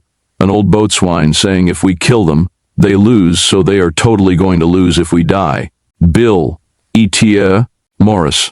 I thought that it would take me less time. Now I need to stay. Sorry, I won't be able to go today. I wish I had been able to tell you before. Pundit. Well, I hope you're happy. You murdered Akbasha. Of course. Bill's pretty happy. Akbasha ref. Every time you skip a session, an Akbasha dies. Fishman. A great evil has been defeated. Unfortunately, it has given birth to a little evil. Now, with Akbasha's demise, we as a party, are we going to become more evil or less? I'd wish there'd be more of a change so we could find out. I think there's an extra D in my last comment. Akbasha ref. The only way for the party to be less evil at this point is a total party kill, and that's not something sure either, especially with Bill coming back. Fishman, there's no TPK like a Bill TPK, because a Bill TPK is not complete unless Cesar Khan wishes so. Pundit, little evil is literal in this case. What with the halfling? Akbasha ref. Bill, looks like Akbasha. Chew, pictured. Akbasha, about to commit holy genocide, circa last Tuesday. Akbasha ref, surrounded by his hippies. Bill, that looks about right. Too bad you are missing the staff. Fishman, love the detail of the programs running on the tablet. Morris, what the fuck I just missed. Bill, about 30 XP and also Akbasha died. A drunken master. A bland food taster. Fishman, and the Tasmanian devil. Bill, and a freak halfling. Sure you don't want to call it Taz? Primal Taz. Anyways, now we are inside the tower. Chew, that is what happens when you don't get your priorities straight. Bill, which are? Chew, getting 30 XP. Bill, ha! It's all the rogue's fault. Fishman, what happened with those guys? Chew, something. Bill, they probably fell through the darkness, and are now arriving at the tower doorsteps. Chew, they probably became underwear testing puppets. Fate worse than death. Bill, true. That's a good way to teleport at our location. Fishman, we should keep the slain Minotaur's underwear. They might prove useful as a way to locate either Chew, Bill, or Sandy. Bill, interesting. If Sandy is still alive, maybe she is also dispatching Minotaurs. Akbasha ref, we need an enlarged spell to wear them. Bill, some of the new guys seem to have big balls. Fishman, if you are talking about ref, it's true. He cut them off a Minotaur. Chew or Bolto whenever he is. Fishman, he's in a better place, which is, by definition, anywhere without us. Chew, Pundit, your blog post needed more of my tactical crying. Fishman, get a hold of yourself, man. So that's all for this session. Hope you enjoyed the ridiculous inter-session banter. RPG Pundit currently smoking. Dunhill Classic Series Rhodesian plus CND's Crowley's Best. Title, DCC Campaign Update. Oh god, this is Poison Ivy 2. Date, September 6th, 2016. Our last adventure had seen the kind of tragic death of Akbasha and the PCs finally escaping the Minotaur Empire of Tholia to return to their quest to find the ultra-powerful Librum of the 10 Spheres, hidden in some kind of dimensional puzzle inside an abandoned tower of the Azure Order. Now, look, someone went inside the tower while we were gone. Maybe the Dutchman? The Dutchman? Y'all remember the Dutchman, right? The ones we abandoned here? Oh, isn't that weird? The PCs enter the first room of the tower and find all the Dutchmen hung from the ceiling, very dead. What the fuck happened to them? Who cares? There's a flash of light and suddenly a Minotaur appears. This one is dressed in the uniform of a police interrogator, and he happens to be in the midst of strangling Morris the thief, who had been left behind in Tholia. Wow, that's convenient. Bill tries to cast control fire at the Minotaur but fails. Fortunately, he doesn't activate his mercurial side effect either, because every time he casts control fire, he runs the risk of opening a rift into the outer void. Did you tell the other PCs about Rift Effect? No, never mind. Of course you didn't. That was a stupid question. Morris is shocked to see the other PCs alive, as well as Zeke. Yes, my friend, I am alive. The Lord saw fit to spare me even though he allowed Akbasha to die. I don't know why. I do. It's because God doesn't want me to be happy. For some reason I always imagined Zeke looking like this guy. Fishman, why don't you cast Chill Touch at the Minotaur? Because if he does it too often, he'll go blind. This Minotaur was a state torturer. He's a Minostasi. The halfling manages to wound the Minotaur with a critical to the Minotaur's reproductive organs. Bill does a large spell burn, and Cesrican gives him the opportunity to drain the spell burn from one of his friends instead of himself. He chooses the Fishman. Unfortunately, the drain is so much that the Fishman is left immobile from STR loss. He's flopping on the floor, like some kind of fish. The feral halfling comforts the Fishman. Shh. It'll all be over soon. Oh God, guys, don't leave me alone with him. After dispatching the Minotaur with Bill's massive magic missile, they move on in the tower, and soon run into a giant wasp. Guys, I can't move, so I can't cast spells. That means you're about as useful a spellcaster as always. They kill the wasp thing, and move on, with Zeke volunteering to carry the Fishman, much to the Fishman's frustration. He ain't heavy, he's my brother. You can't even remember my name. The halfling stabs the next wasp thing in the reproductive organs. Apparently, halfling crits always go to the reproductive organs. The wasp thing attacked, but missed two times. I thought we weren't doing that. I can walk again, and I'm back to full hit points. You're level 2, and you have 4 hit points? This is you, at your best. Yeah, yes. But he can always protect himself with Akim's mystical mask. Fuck you guys. The PCs reach the fountain room, where they had previously had a lethal encounter with a water weird, only to find that the weird's fountain has been magically frozen. Someone did this, some spellcaster. Surely this isn't Akbasha's revenge from beyond the grave. The PCs then get to the room full of giant seagulls. The halfling immediately stabs one in the balls. Do seagulls even have balls? To a halfling, everything has balls. This whole tower is like a puzzle. We have to do it in order. We probably already screwed it up, like room 6 was probably actually room 9 or something. That does sound like what an asshole wizard would do to fuck with people. The PCs get to a room with some ominous statues. I'm going to step right into the statue room to see what happens. Nothing happens. See? It's just like the rest of your life. Bill only has magic that kills people. No, I can also seal doors. Even your door sealing magic kills people. True. Bill has made a sequester that covers the entire tower to stop the random Minotaur attacks and secure the place, as well as providing himself with a small army of animated armors for extra help, possibly out of a sense of guilt for having temporarily paralyzed the Fishman. He makes the password the Fishman's name. This soon proves to be a problem, because none of the other PCs remember what it is, or at least their players stubbornly refuse to pronounce it. The halfling will carve the Fishman's name on his arm. Dude, that's just an X. Do you even know how to write? I'll remember. They eventually get into a room from which there is no exit, aside from a 40 feet tall wall covered in shit. Someone at the top has been using the hole at the top of the wall, and thus this room below as a gigantic toilet. How the hell do we scale that?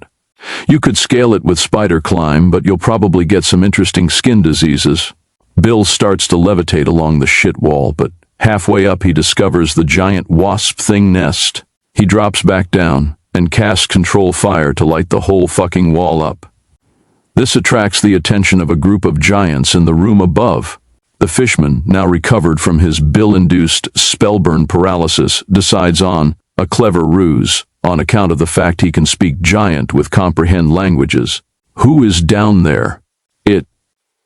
It's me, Giant Giantson. That checks out. Well met, Giantson. But why are you in our toilet?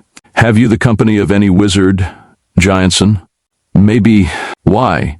Because we would slaughter them, to free ourselves from this accursed tower. That's good. Just so you know, I'm definitely not a wizard just pretending to be a giant. That's good to know. Have you seen any others of our race? Once, it was awful. What caused the fire at the bottom of our latrine? Also, why are you at the bottom of our latrine? That was me, sorry, it was something I ate.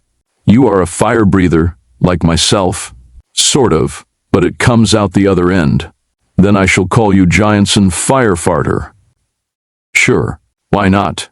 The fishman learns that the giants are trapped in the tower by some kind of spell that prevents them from being able to find the exit.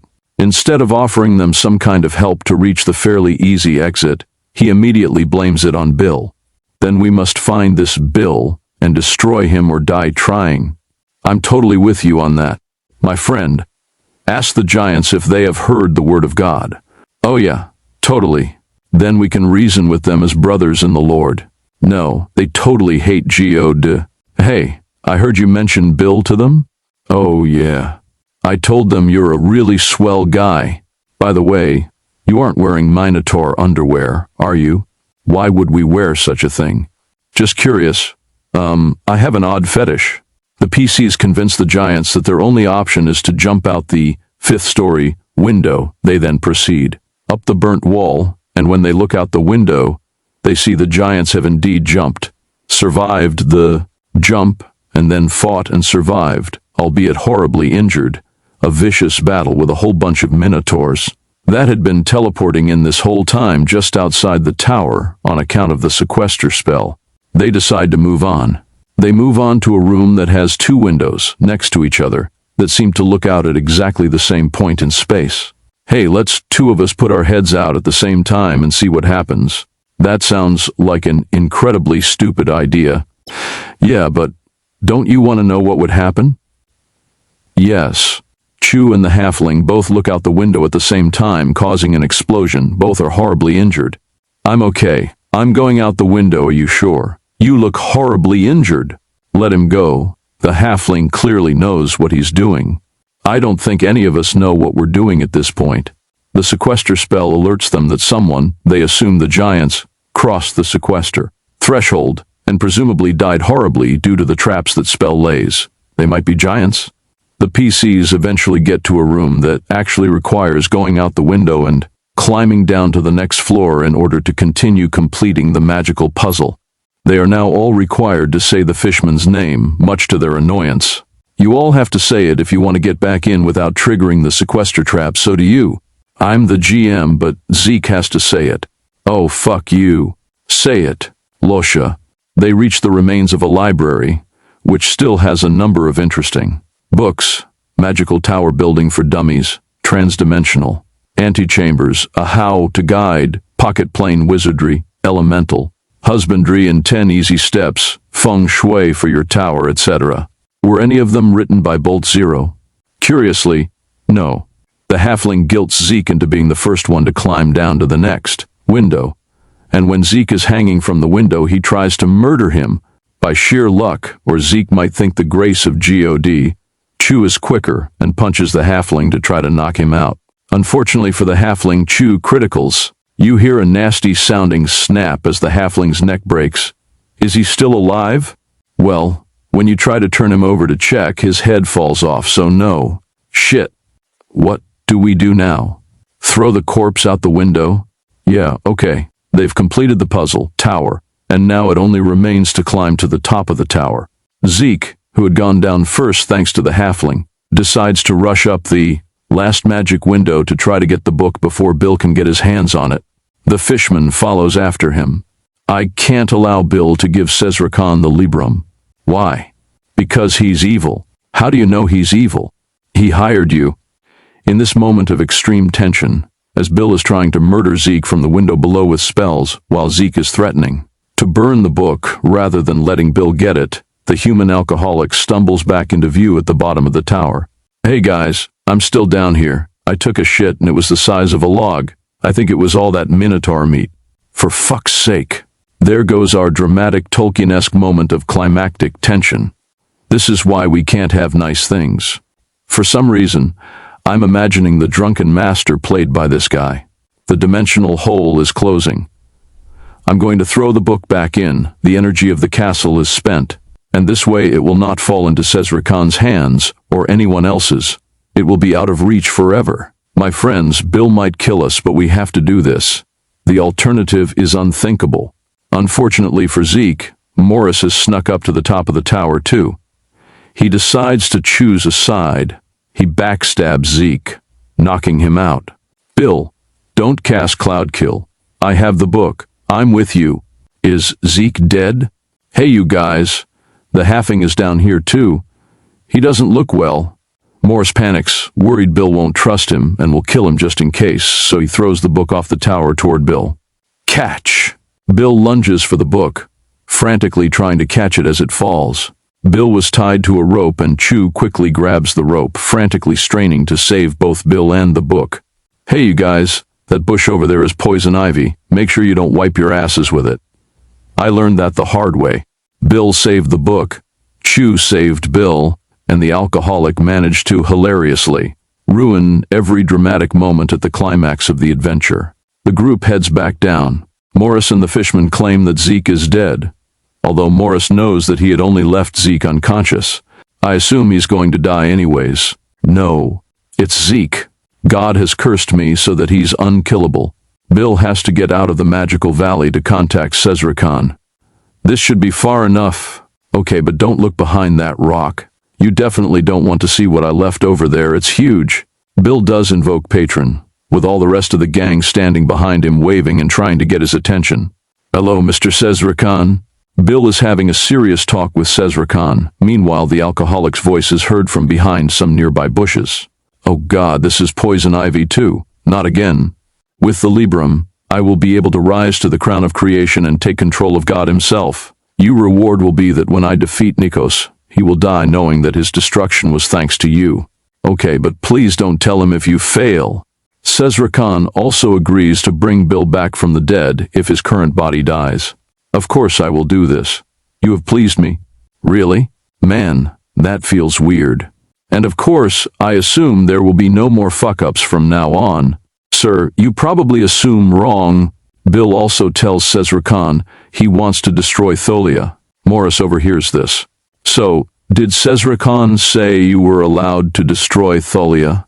Yes, he said he doesn't give a shit about Tholia. Good. Really? You like that idea? But you're from there. Fuck them all. The alcoholic chimes in. I think I was there once. You're from there, you crazy drunk bastard. I want to go to High Bay. I want to go see Anthraz. I want to go destroy Tholia. I think I need to go to a hospital, you guys. And with that, the PCs, having given the Librum of the 10 spheres to Sezra, possibly dooming the world to his dominion, teleport off to High Bay, which they eventually agreed would be their first stop for some well-deserved rest. They leave behind Zeke, alone and unconscious on the top of the tower, with days' worth of travel, through humanoid and giant weasel-infected badlands between him and the nearest civilization. Has the party seen the last of him? Probably not, frankly, given how incredibly lucky he's been at surviving so far. Stay tuned next time for more DCC adventures. Title: DCC Campaign Update. No cleric can fix what's wrong with me. Date: September 20th, 2016. So our victorious anti-heroes have made their way back to High Bay, hoping for some much-needed rest, while the fishman plans to perform the complicated week-long ritual required to call a patron.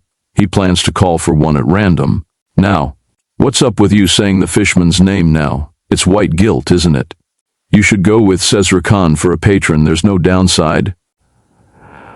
I guess if you feel that being made to betray your own party isn't a downside. Yeah, but a lot of that is just stuff Bill was going to do anyways. The PCs notice that there's very little traffic on the road to High Bay. Wait, do you mean traffic or traffic? I mean commerce. That still doesn't answer the question. Morris the thief is carrying way too many things. I want to give away some of this stuff. You are a level 1 guy. You have nothing that a second-level wizard like myself could use. Okay, then I guess Bill can have these 4 wizard scrolls then. Shit. The drunken master keeps asking the other PCs for spare change. Listen, I'll give you these 2 GP. Go drink all you like, okay? Oh, thank you very much. Hey, can you spare some change? When the party gets to High Bay, they find that the city has upped security. They learn this is because after Sandy the Warrior Queen's apparent death, the dreaded Gold Eater, and his armies from the city of Goldhalcon swept in and began to occupy all her former territory. Now there's no buffer zone between High Bay and Goldhalcon, and the people of High Bay fear they'll be next. The PCs are taken to see City Controller Swanley, pretty much the only sober man in all of High Bay, who is annoyed by their presence as usual, and as usual torn between the power they hold and the havoc they always cause when they're in town. Look, we just want to rest. But we may be attacked by minotaurs while we're here. You seriously haven't fixed that yet? Hey, Mr. Controller, can you spare some change? This guy is with you? Man, you guys have gone downhill. Okay, so you'll let us stay as long as we don't wreck anything, and we fight for the city if Goldhalcon attacks. But I have a question for you. Will you be bothered if some of Akbasha's cultists end up dead? Not even a tiny little bit. So it's settled then. While we stay here, High Bay is our own personal playground. That's not what I said.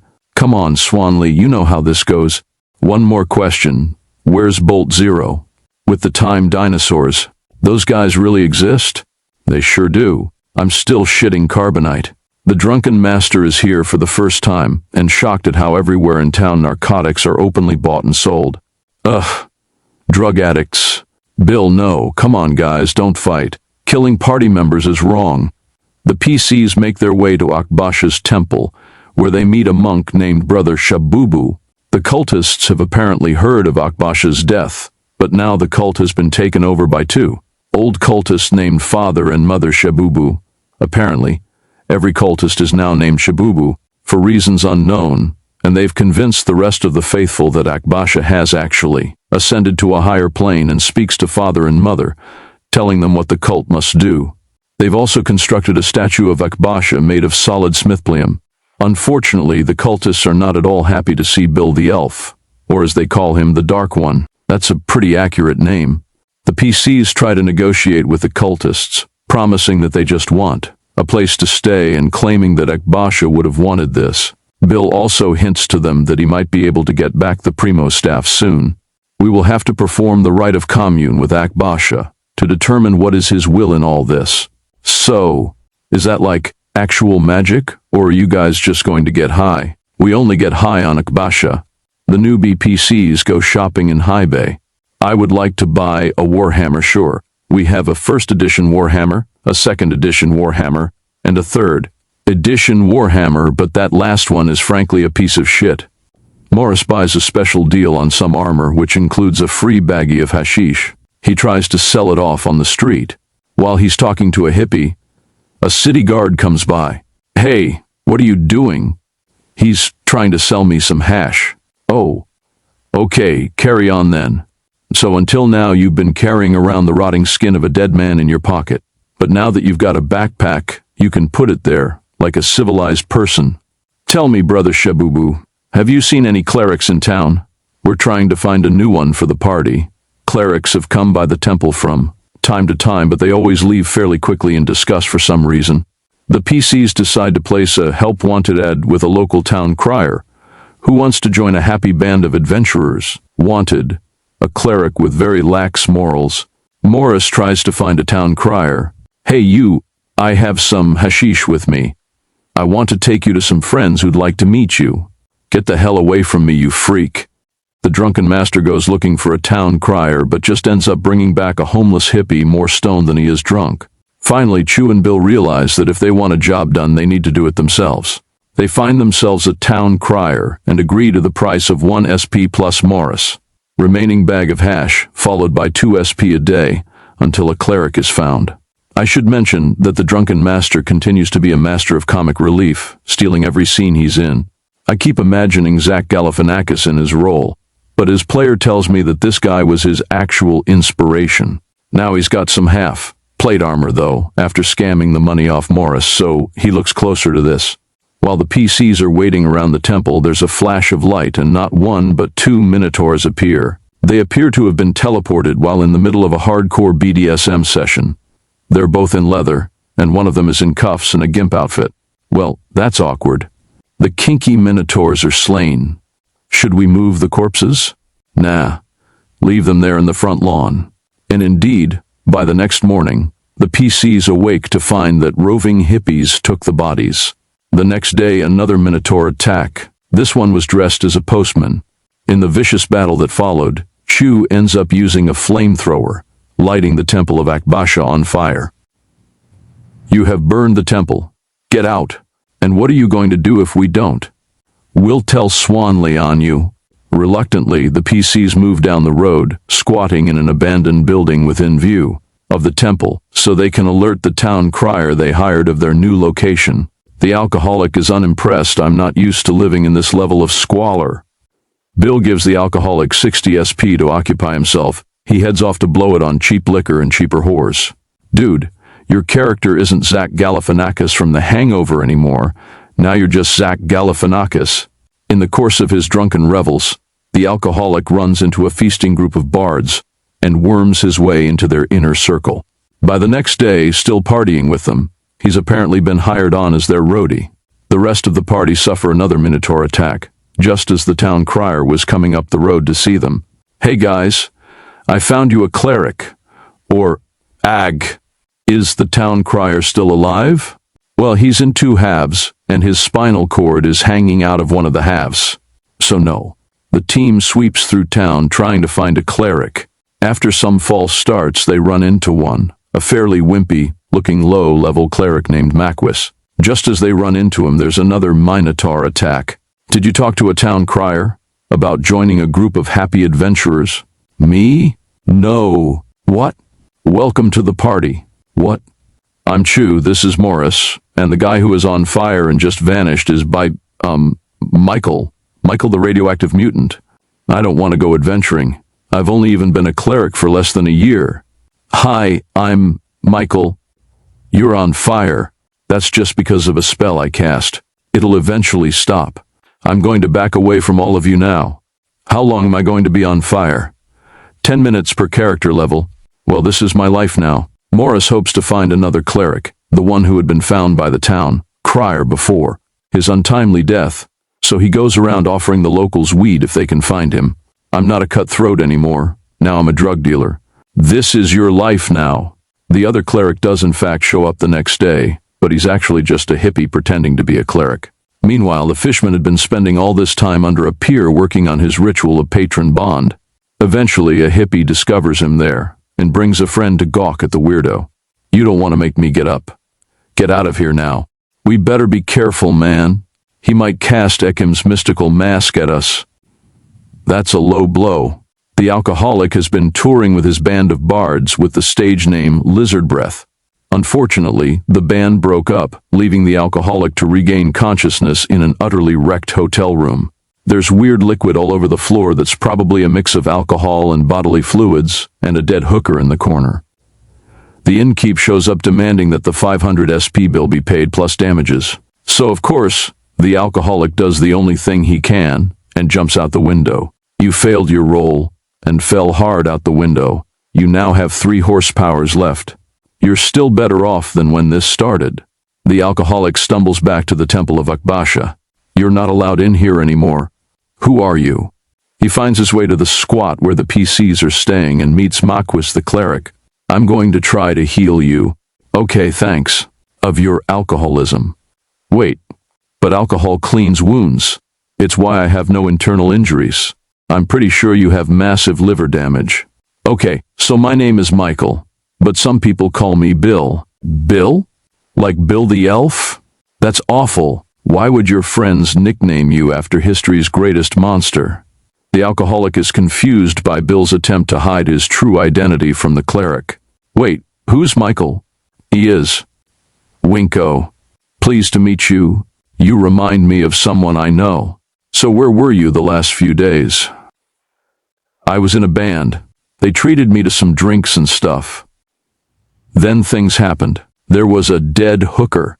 I've been there, man. The PCs send the alcoholic away again to try to find some new Dutch mercenaries. He starts to ask around. There's some mercenaries around the docks. There's also this weird fishman. A dude is charging 2 CP to see him. Really? A fishman? No way. Another Minotaur fight happens. Marcus, are you okay? It's Maquis, actually, but yes. Dutch mercenaries.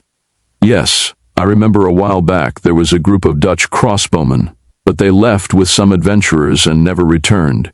Isn't that weird? While rooting around the port area, the alcoholic runs into a huge ape-man warrior. I'm looking for Bill the elf. I could take you to Mike. They're very similar. I'm part of Bill's adventuring party, and they're looking for warriors to hire. Hey wait, I'm a warrior. They could hire me. I'm seeking Bill the elf. Wait, the elf? They call me that sometimes. So, you are not Bill the elf? Let's go for a walk, ape-man. And you are. Chew, you might have heard of me. I'm actually sort of a big deal, the warrior? Yes, I've vaguely heard of you. Oh, so you were just lying to a cleric? If you really know Dr. Theobald, this should come as no surprise to you. I serve the young Queen Zoe of Cooland, whose kingdom is threatened by her wicked uncle, the Duke of Abstinence. I hate that guy. Why don't you get help from the Azure Order? The kingdom of Cooland has had bad relations with the Azure Order. Something about body image issues. The kingdom of Cooland is a rare place of beauty in this terrible world. I want to preserve it. We'll try not to ruin it. Why is this drunk with you? We don't really know. We just fed him once and now we can't get rid of him. Akbash is dead? And the Lord of Blood and Fire killed him? Yes. No. Yes. So this is not just a job for you. You seek to avenge your friend. Man, there's a lot of disinformation out there about me. Meanwhile, the fishman finally completes the ritual of patron bond. He chose to risk a random patron, and the one that answered his call was the old hag. So, you're the old hag. What's your deal? There be two things ye have to know about the old hag. The first is that she be a hag. Oh God, I know where this is going. So you can't offer me some form of immortality? No. But ye will be able to get the aid of any old wise women ye may find. Yeah. I think that I'm just going to try again later with some other patron. Having wasted a week for nothing, the fishman gets up to leave. But the gang of hippies who were charging 5 CP for people to come see the freak try to force him to stay. Hey dude, he's diving into the bay. Should we go after him? Well, yeah, but it's water. Oh yeah, bummer. Never mind. Bill the elf has resorted to casting charm person on the cleric to keep him around. The cleric is going to prepare dinner for us now. You know he's going to despise you once the spell wears off, right? He's my best friend. The fishman dejectedly returns to the party. Hey cleric, can you heal the fishman? No cleric can fix what's wrong with me. Okay, yeah, the thing is my name's Michael, but people, oh fuck it, I'm Bill the elf. I feel extremely upset at you as a friend. So what's your name, Mr. Ape? My name is Harambe. Oh fuck. The team agrees to take up the cause of Queen Zoe, and so Bill the elf prepares to planar step them all to Cooland. Unfortunately, he can only take so many people with him, and thus Harambe. The ape-man agrees they should go on ahead, and he will follow them. He promises to take the cleric as well, but he doesn't sound very sincere. The PCs arrive in a field of adorable fluffy bunnies within distance of Cooland's capital city of Gaga. I'm already regretting this. Title: DCC Campaign Backstage, The Backstagening PT. 3 Date: September 28, 2016. So here's yet another log from the backstage conversation thread. My DCC gamers, write in, slowly, over the course of the 2 weeks between adventures. This covers the times just before and just after the session I reported on most recently in this blog entry. Without further ado, trigger warning. Super offensive gang of ordinary human beings daring to have fun. Do not read if you are a hysterical regressive. Or, yeah, actually read it, because I really want you to feel all offended because fuck you. Backstage, The Backstagening, Book 3. Morris, I will take this opportunity to bring chaos to Tolia. Tolia will be set on fire, and so all of their minotaurs, burning to the ashes. Bill, we can live with that. We can certainly hire a cleric in High Bay. Hire, or charm, or make addicted to something. Morris, kidnap, or whatever. Chew, kidnapping is such a strong word. I prefer unofficial commandeer of an autonomous heelbot. Bill, that is also a good idea. Let's see if Anthraz has one of those. Chew, well, killing a halfling and throwing him through the window, not one of my proudest moments. Bill, I have done worse. Chew, yep, not gonna question that. Haven't even done a genocide yet. Morris, well, allowing chaos and destruction take over the world in some early future, not one of my proudest moments. Bill, chaos is another type of order. Fishman, what? No, it's not. It's like saying black is another type of white. Drunken master it is when you turn lights off. Morris, W00000000000 mind equal to blown. Cut, lengthy political debate about Trump based on my deplorables blog entry. I should note our player party is politically diverse. The drunken master formerly, Akbasha, is a literal hardcore Trotskyite in real life and pretty much opposes the whole structure of Western governments. The Fishman is a center, leftist and very not into Trump. I am, as you all know, a Trump supporting libertarian. Chew is an alt, right shitlord. Bill is a general shit disturber, and I have no idea what Morris is. Bill, I thought the deplorables is quite good as a description of the party. Fishman, also known as shit, not them again. Bill, that drunken master actually shit, not them again. And who are you, Fishman? Bill, his name is Losha. The Fishman has a name. Pundit, Bill has white guilt. Fishman, the guy who killed several minotaurs and giants with one single LVL1 spell. Bill, radiant white elf privilege. Fishman, one single spell. Drunken master, Ekium mystical mask. Bill, chill touch. Spider climb. Fishman, comprehend languages, bitch. Bill, enlarge while chill touching. Fishman, screw you guys. Bill, we still love you, Fishman. You are like Yahoo's Babelfish for us, and you are good too when there are no cold beverages around. Drunken master, and you are rich on omega-3. Bill, LOL. Chew, top keck. Fishman, I have an omega-3 dispenser right here for you. Grabs crotch. Bill, oh me god. Drunken master, that's the hole you use to fertilize eggs. Bill, you see, this is much more interesting than to contaminate this haven with partisan chat. Chew, yep. I have always wanted a chat about the implications of Fishman and the nature of his genitalia. Pundit, could a halfling critical a Fishman? Bill, wags finger. Fishman, if you gaze too long into the Fishman's genitalia, the Fishman's genitalia will gaze into you. Bill, unless the Fishman's genitalia have a codpiece with Ekim's mystical mask that protect them against gaze attacks. Fishman, it does. Drunken master, 1. Those are the Fishman's genitals. Bill, what's going on? Why would BBC 3 produce that? Morris, today I'll be a little late. I'm waiting for delicious seafood. For lunch, no offense, Fishman. I'm sure they are not your relatives. Bill, late like what? Morris, like half an hour maybe. Fishman, yeah, I'm gonna be there closer than 4 than to 3 too. Bill, sharing a meal with Morris and your fish relatives, you sick cannibal Fishman. Losha is a fisherman. What did you thought he ate? Drunken master, dick. He eats dick. Morris, Fishman, meat is meat. Drunken master. Bill, pundit, drunken master. Before Zach Galifianakis turns into the official face of the drunkard, I want to let you know this is the one I had in mind. Bill, plus the half plate. Drunken master, that was in Tholia. Before joining the party. Bill, wine bottle warrior.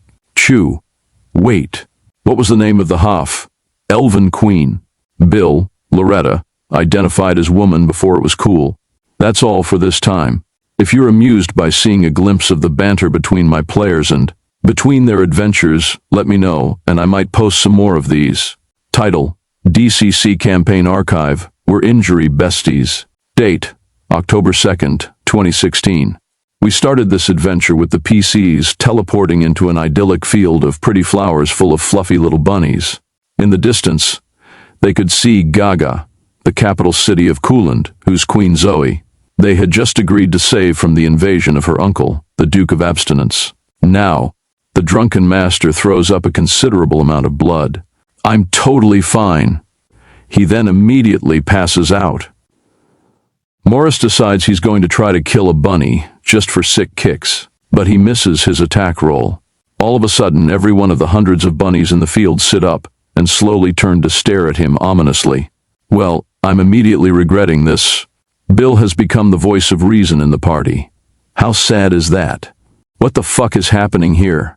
The PCs decide to quickly run from the bunnies and head toward the city, leaving behind the unconscious drunken master. As you flee, you see the bunnies slowly converging toward the drunken master. He's prone form, it's okay, they're probably just going to take care of him. The city of Gaga looks like it was totally built by Disney. The city's gates are shut and walls manned by guards, but when they realize who the PCs are, they immediately open the gates. The PCs are really not used to this. You're awesome. I've always wanted to meet you. My friends are going to be so jealous I got to talk to Akbasha. I'm Chu. A delegation of the Queen's Council arrive, including a fashionably dressed extremely hot guy in sunglasses who turns out to be the Prime Minister, and an old guy in a very colorful set of robes and a beanie, hat with a coiling wire at the top with a bobbing icon of an eye. The second guy turns out to be the court wizard named Palombo. The PCs are being totally mobbed by hordes of young people, all engaging in some kind of medieval Snapchatting, frantically sketching quick drawings of the PCs and then sharing them with each other. Suddenly, a Minotaur teleports in. Oh yeah, I'd forgotten that was still happening. Bill blasts the Minotaur with an impressive magic missile. As the standard side effect of his spell, he is afterward immediately sent to the neutral zone, an ethereal plane for 1d6 plus 1 rounds. While there, he's surprised to see some hip-looking dude hanging around in ethereal form too. Hey man, who the fuck are you? Alamabus the wizard. You stuck here permanently? No. I'll be gone soon. Lucky you. Some of the PCs are pretty impressed by how most of the population of Cooland are very young and very beautiful. So, how do people here swing? It's Cooland. Everyone here is pansexual. Morris, why did you have to ask? I was curious. Oh, you're curious? That's cool. The PCs reach the palace, where they meet Queen Zoe. She looks to be a hot, barely legal pink mutant, dressed in a spandex workout suit when she first encounters them. Hey, quick question, what's the age of consent around here? I'm asking for a friend. Don't worry about it. No one here is going to find you attractive enough to have sex with anyways, fishman. Hey, I'll have you know that among my fishman species, I'm considered only slightly below average appearance. It doesn't matter anyhow. Almost no one in Cooland actually has sex. It's apparently not cool anymore. So, Your Majesty, you want us to save you from your uncle the Duke. I just wanted to know, precisely what level of scorched earth are you looking for here? I want the least number of people hurt as possible. Wow. I think you have some serious misconceptions about us. What about the orcs your uncle has recruited? Can we kill them? Oh, sure. They're gross and smelly and ugly. And it's okay to say so because they're racist. Please, you have to help me. You're my only hope. Hee, I always wanted to say that. You're pretty young for that reference.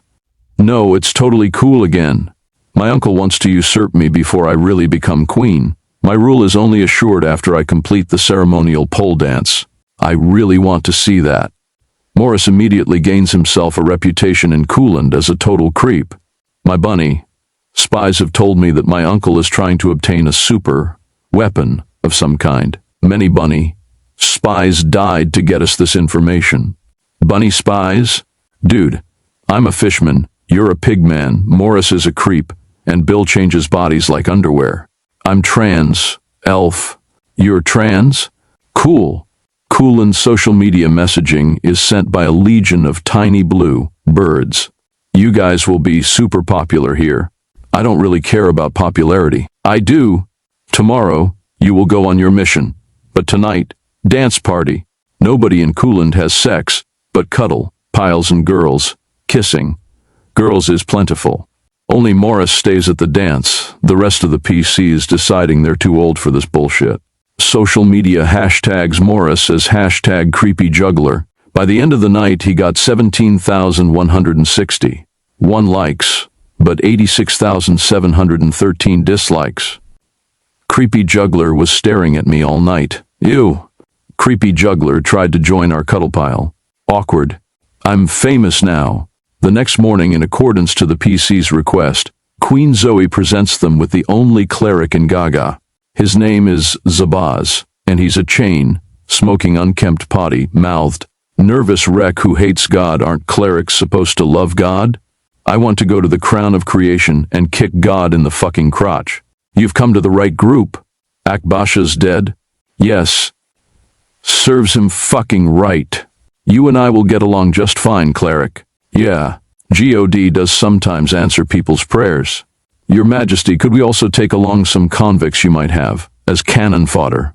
There's very little crime here. We might have someone in fashion jail. They find there is in fact one hardened criminal in fashion jail. His name's Nesber. His crime, wearing socks and sandals at the same time. I think they look just fine. At least they're not Crocs, no. Sadly, they confiscated those. They also need a tracker to lead them through the wilderness, to the supposed ancient ruined temple of the Lord of Blood and Fire, which the Duke of Abstinence seeks for his superweapon. They are presented with their scout, an Airedale terrier named Wally. Can the first pet you? No, I'm a working dog. I'm going to sneak up behind the dog to scratch his ear without him noticing. What the fuck, dude? Do you even have to be all creepy with the dog? Dog, that Fishman thinks he's people. Heading off, after an uneventful day's march, it's time for bed in the woods, and as is his wont, Bill casts Sequester. He gets a critical, meaning that 50 suits of animated armor appear to help guard them. These automatons will watch over us as we sleep. So, like Morris? Not that creepy. The next day, they run into some orc zombies in the forest. The dog and the cynical cleric join the fight, but Sandals proves useless. I know how to identify plants from my time as a Boy Scout. Are the zombies vulnerable to poison ivy? Because I found some over here. No. But if the drunken master is still alive, you'll prove a great help to him. Cleric Zabaz, I need some healing. What alignment are you? I'm lawful, fuck you, that's what I am. The party passes by a small army of orcs gathered around the gutted ruins of an ancient elven dome. That night, the team breaks up into watches. Morris is stuck keeping watch with Sandals, because no one else wants to do a watch with either of them. We can make knots to pass the time. Even the other Boy Scouts thought you sucked, didn't they? I was actually the only kid in my troop. My mom was the scoutmaster. She thought I was cool. A random Minotaur encounter happens. The entire party wakes up to a swearing to match between the Minotaur jock and the disgruntled cleric. Oh, fuck you. Fuck you. Fuck you. Fuck you. Sandals got injured. Can you heal me, Mr. Cleric? No. God hates us all, but he hates you most of all. The PCs carry on and find the ruined temple. Entering, they find an enormous statue of the Lord of Blood and Fire. They also get ambushed by a group of orcs who got there just before them. Sandals gets hit again, and Chu rushes to his aid. I can't let him die like this. Why the fuck not? The disgruntled cleric makes creative use of word of command shit. Still under attack from an orc, Sandals first attempts to offer his spear to. The orc is a gift, and then his bag of nuts, but the orc just keeps attacking. Fight him, you moron. That wouldn't be very friendly of me, would it? It'd just get him madder. I'll throw another javelin at the orc fighting Chul. Are you going to roll to hit, or do you just want to save time and throw it on the ground with all the other weapons you've dropped so far? Finally, the orcs are slain. Well, I've got the spear back and my nuts are safe. All right, who the fuck took damage? I did, Mr. Cleric. Anyone? Me. So, no one hurt? I am. Okay then, guess I'll just heal myself. The party camps out inside the temple. Sandals slept naked, except for his sandals and socks. Anyone want some nuts? It's good breakfast food. Dawn comes with another Minotaur attack. Chu, Sandals, and Bill are all hurt, and the cleric gets a shitload of disapproval as he curses God for failing spells. Bill gives the cleric 100 GP. He puts it away. Aren't you going to use that to sacrifice to God so your disapproval goes down? Fuck that. We're injury buddies now, Mr. Chu. Actually, we're more than injury buddies, we're injury besties. Put some goddamn clothes on. Bill charms Sandals. Sandals is successfully charmed. Bill commands him to take off the sandals. Sandals gets a second save and succeeds. I'm still your friend, but my sandals are sacred. The PCs discover that the massive statue of the Lord of Blood and Fire is actually hollow and has rooms inside. They decide to go investigate. I'll stay here, and I'll bark if any orcs approach. Or a squirrel. I don't like you, Fishman. Have a jerky treat. No, oh goddammit, Munchu's a good boy. Stop it. Your tail's wagging. Damn you. The interior of the statue is full of machinery and controls. The PCs are fairly certain that it's a kind of mecha. Bill decides that the best way to avoid any potential ambush or trap in the next room down the stairs is to drop a grenade down there. This ruins a bunch of machinery and starts a small fire. Once the fire is out, they decide to play it extra cautious and send Sandals down to investigate first. It turns out that neither Bill's grenade or the fire did any harm to the shadow creatures that were waiting in ambush. Sandals is promptly disemboweled. The rest of the team defeats the shadows. Chew removes the socks from Sandals' corpse. That was bugging me so much. The dog calls out to them from outside. Everything all right up there? Yes, everything is fine. Sandals is dead. Oh, that's a thing that happened. They go down to yet another room, and there find what appears to be an engine or furnace of some kind. They can't immediately figure out what it runs on, so they dismember Sandals' body, toss it into the furnace and light it on fire, in the hopes it'll do something. It doesn't. Bill then decides to try to mend the entire statue. He succeeds, repairing the damage that Neglect and Bill himself caused. But mending the statue still doesn't provide a power source. They do notice a nearly empty bin by the furnace with some crystals in it. When they toss a crystal into the furnace and pull the on lever, it crackles with energy and comes alive, but only for a minute. They also found a mining elevator leading down to some large cavern underneath the statue. Figuring that there might be more power crystals down there, they plan to head in that direction. Title: DCC Campaign, The Backstaging PT. 4. Date: October 8th, 2016. Part 1, Bolt Zero's sex tape. Bill: still shitting carbonite. Chew: victorious. I only remember a chain of failures, probably just me being negative. Bill: Chew are being negative. Good XP and Chew complain about it. Chew: oh Chew. Fishman: stop it. Bill: I would understand if the Fishman is disappointed by not getting XP and a patron. But those things happen when you have the almighty power of Ekim's mystical mask. Fishman: I also have a +1 on unarmed combat. Bill: well, that sets it. You are OP for a level 2 fish wizard. Fwizardman: Fishman: whizfish. That sounds disgusting. Bill: sounds like jizzfish. Fishman: wizardfish. Witchfish. Fishlock. Sourcefish. Bill: Fwizard is so far the best option. Chew: well, it can't be worse than Hambarian and Porkchief. Fishman: Fwizard it is. The D is silent. Bill: we finally have a name for you. Fishman: Losha. Bill: Losha the Fwizard. Fishman: actually his name is Losha the Self. Aware, but whatever. Bill: like Bill the Elf. Chew: the almost known warrior, the thief guy gorilla, and the drunken mazer. Fishman: you guys are horrible people. Bill: well, you guys called me Michael. I take any name. I used to be just Bill. Now, apparently I'm somewhat evil. And mean. Fishman: that's just because we are embarrassed to be your friends. Bill: I can always charm you and make you appreciate me, but I have seen what charming PCs does, so no thanks. On top of that, you have you mystical mask that could turn on me. Fishman: yeah. Ekim's mystical mask would actually work on this situation. Bill: so we will stick to old-fashioned. You despise me and my ways, yet you find them effective sometimes. Unless you are focusing under a bridge, not appreciating the crappy shack we got for a few days, which turned out to be of great protection. Fishman: I'm just as amoral as you guys. The only difference is that I don't screw thing up for shit and giggles. Chew: well, I find that having our own personal chauffeur is easier. That downside, he is known, almost worldwide, as an international mass murderer, baby eater, and jaywalker. Bill just needs to feel the brotherly love. Bill might be many things, but never a jaywalker. That's pure slander. Fishman, I don't know if that's legal in high bay. Brotherly love, I mean. They seem to be pretty progressive, though.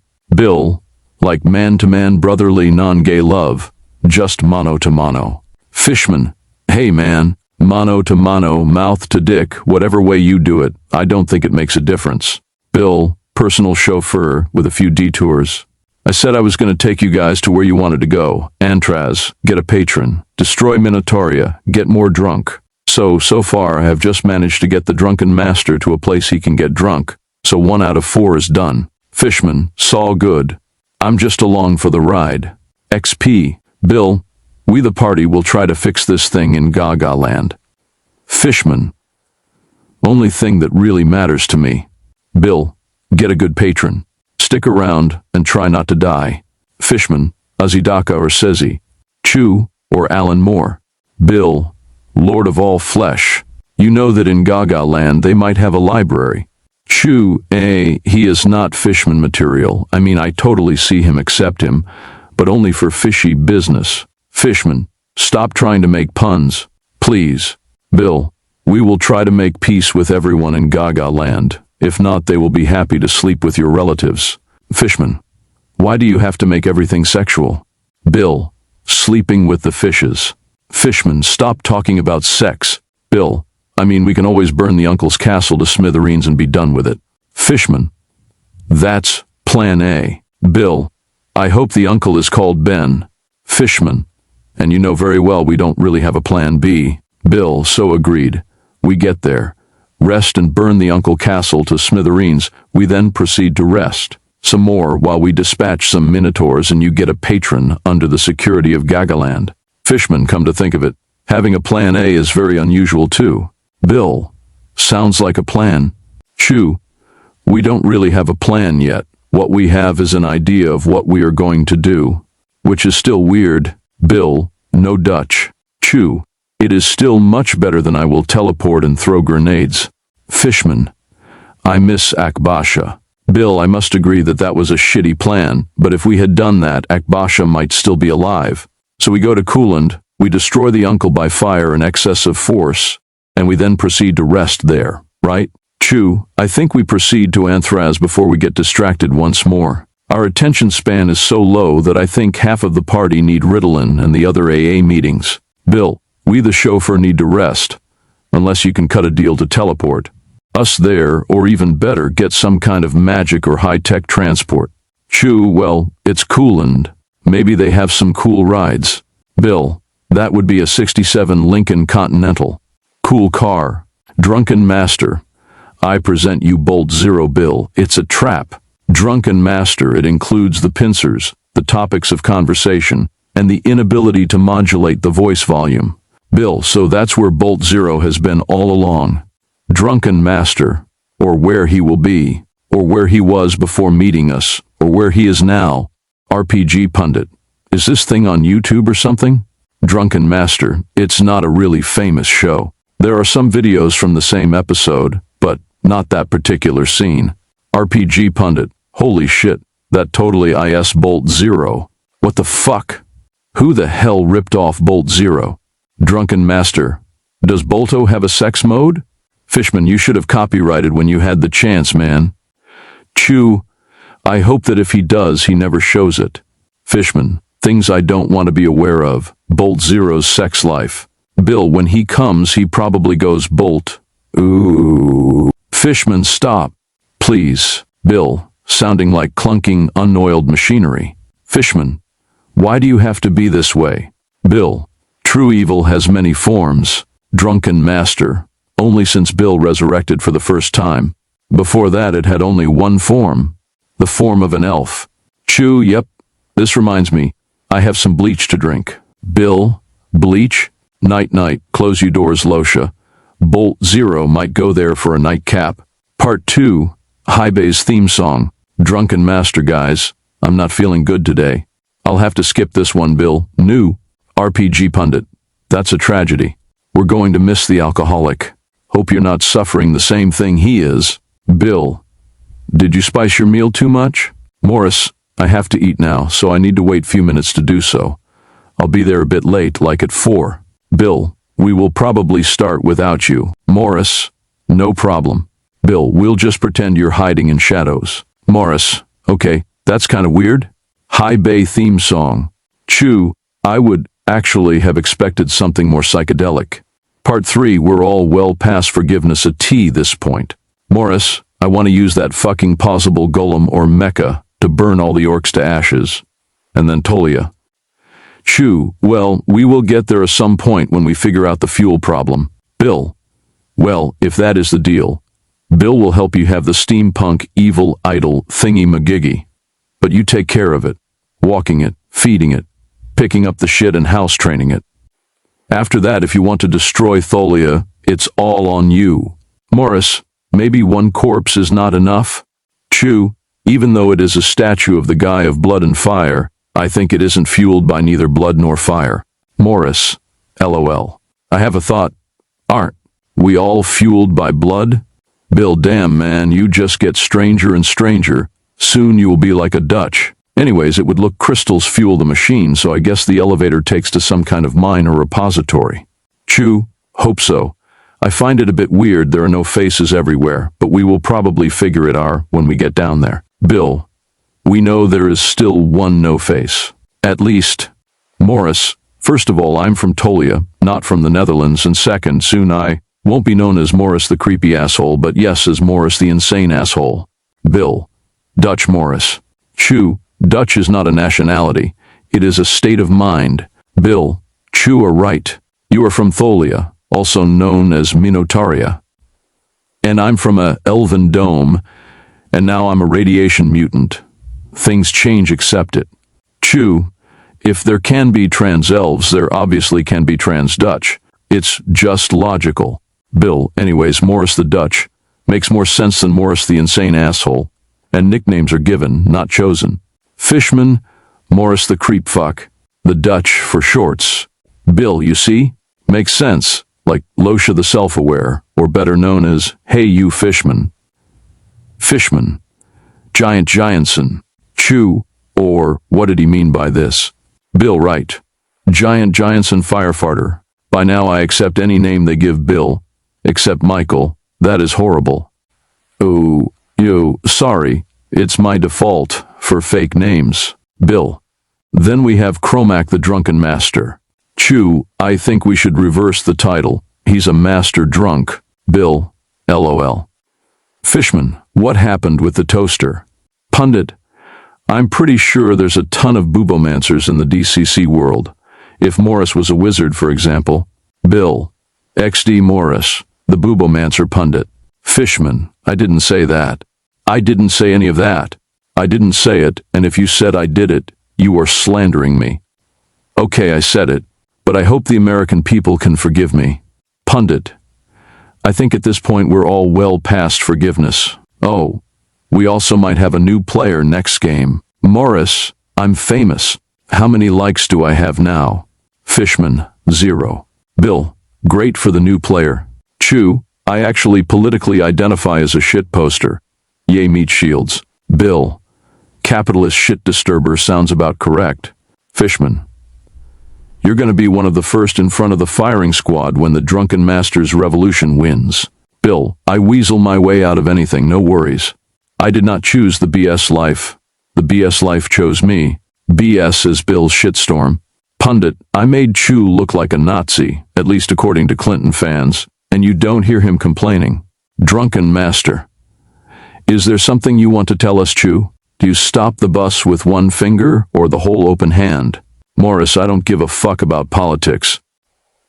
Pundit, so I got you basically right then. Fishman, D. Uber, man. Morris, we need an apocalypse. Vote for Morris. Pundit, Morris represents the creeping majority. Morris, of course he did. Because the others are all dead? Chew, can't be neutral in a moving train. Also, not complaining, live by Keck, die by Keck. Title, DCC Campaign Update. Almost everyone useful is dead. And the Fishman date, October 15th, 2016. As of the end of last adventure, the stalwart PCs were inside an ancient, giant robot presumably in the shape of the Lord of Blood and Fire. They had found at the bottom of the Mecca statue a kind of service elevator leading down to a cave and were considering exploring it, since even though they had mended the Mecca, they were unable to figure out how to power it up. Now, woof woof, there are people out here. I do not know these people. Woof woof woof. The people that Wally the Airedale, Terrier, Scout, Lookout alerted the PCs to turn out to be more PCs. The drunken master has arrived along with a trio of newbies.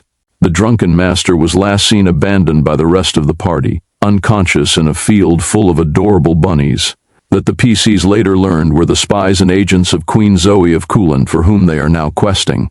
He was given CPR by the bunnies and wandered off into the woods after his recovery. Hello. I'm looking for my group. We wish you luck with that. The newbies accompanying him are a dwarven kidnapper, a halfling chicken, rider, and a yellow mutant hobo.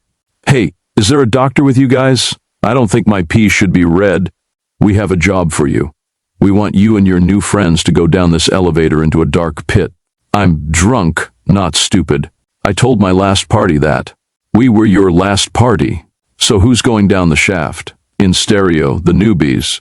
Look, we're only going to lower them halfway down so they can get a view of the cave. It's not like we're sending them to their certain doom. Well, knowing you guys, we're trying to find some crystals. We think that they power the giant robot. Statue, I still think we can just stuff corpses into the furnace. Corpses, crystals. More testing is required.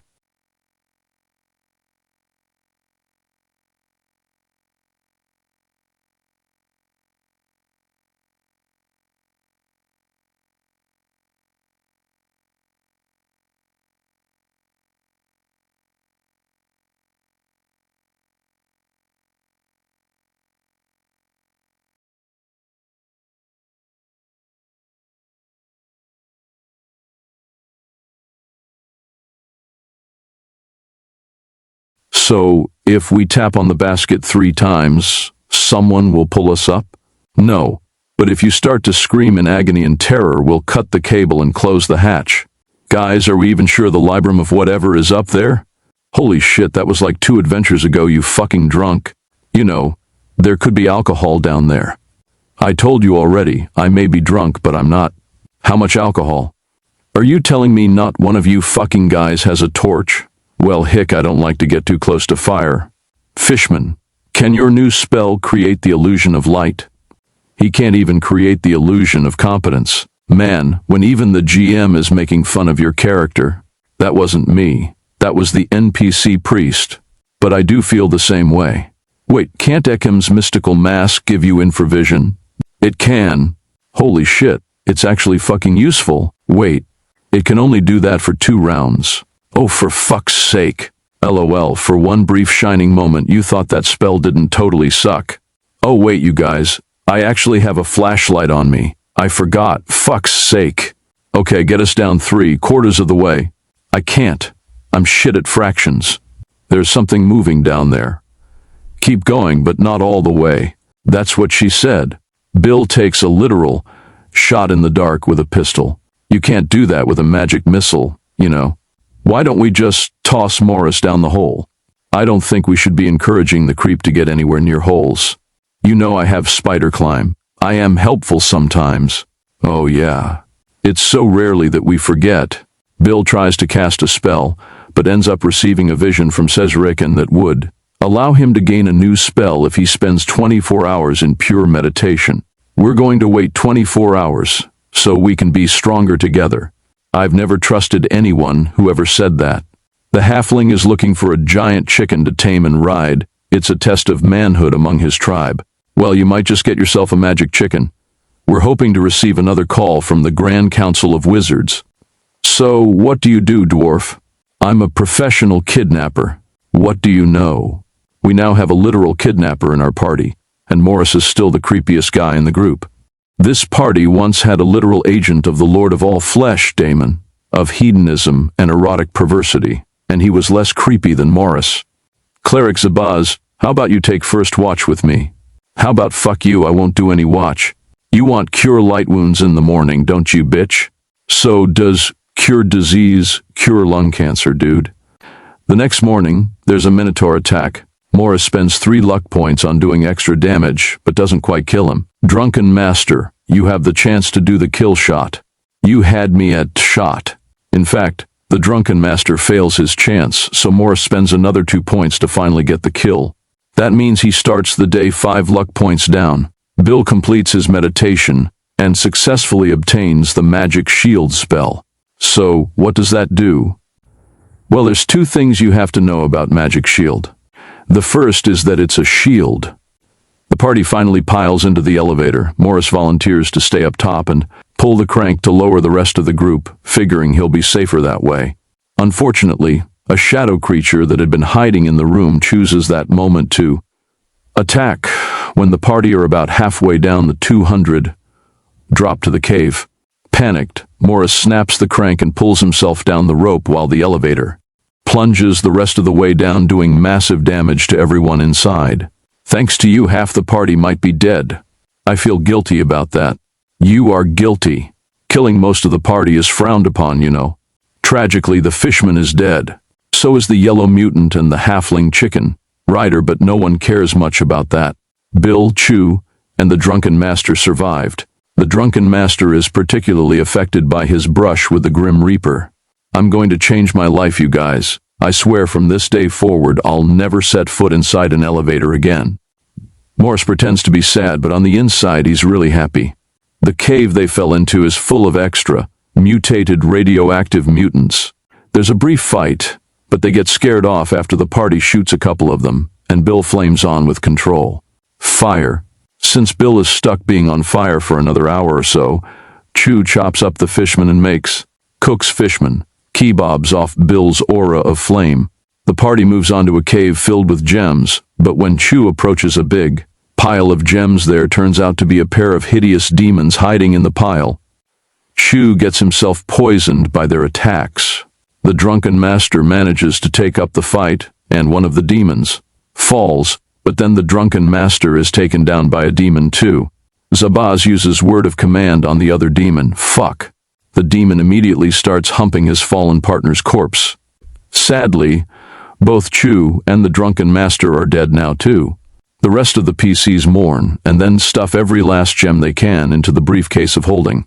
Well, almost everyone who could actually do anything in this party is dead, and the fishman. We're going to have to proceed as usual, planning carefully at every step. We do that? Everyone is dead because of you, you shit. You aren't dead. Only because God won't let me die. The party makes their way to the shore of an underground pond. There they find that the radioactive mutants have set up a cage filled with sacrificial prisoners, replacement PCs. There's a cold mutant thief that the party already met previously, and a human they previously knew too. Only now he's become a cleric in the cult of Akbasha, and renamed himself Uncle Shabubu. There's also a hideous transparent mutant sailor, a mutant rock musician bard with a combination lute, axe, who can't actually speak or sing above a whisper, and a human shit, disturber from Arkhome. The transparent mutant sailor is also a cyclops, but he still has an eye patch. He just puts it to the side of his head in a desperate and doomed attempt to fit in. Just as the characters are getting introduced, a giant tentacle bursts out of the pond and starts to attack. Note that it's not a tentacle monster, just a seemingly autonomous giant tentacle. I failed my holy sanctuary spell. Why, God, why? Welcome to the life of a cleric, bitch. The cold mutant is actually self-aware. He and the fishman had both been temporarily swept up to the crown of creation when Nikos the wizard had his apotheosis, and as a result they both came to realize that they were in fact just player characters, and for the same player. Thus, the cold mutant knows he was also the fishman, and he's pretty pissed at his character having just died. So, what's the cold mutant's name? Whom? No. God damn it, don't you dare. So, goes next? Too late, so now you've gone from playing a guy whose name no one remembered to playing one Hum's name no one will allow you to forget. You're supposed to be a fucking cleric. What happened to your dignity? What dignity? I'm a cultist of Akbasha. That transparent mutant is hideous. Yeah, he could actually use Akim's mystical mask. Ironic. What did you fuckers do with my previous body? Which one was it? There were so many corpses this adventure. Transparent mutants are apparently Bill the Elf fans, on account of how both they and Bill are almost universally despised.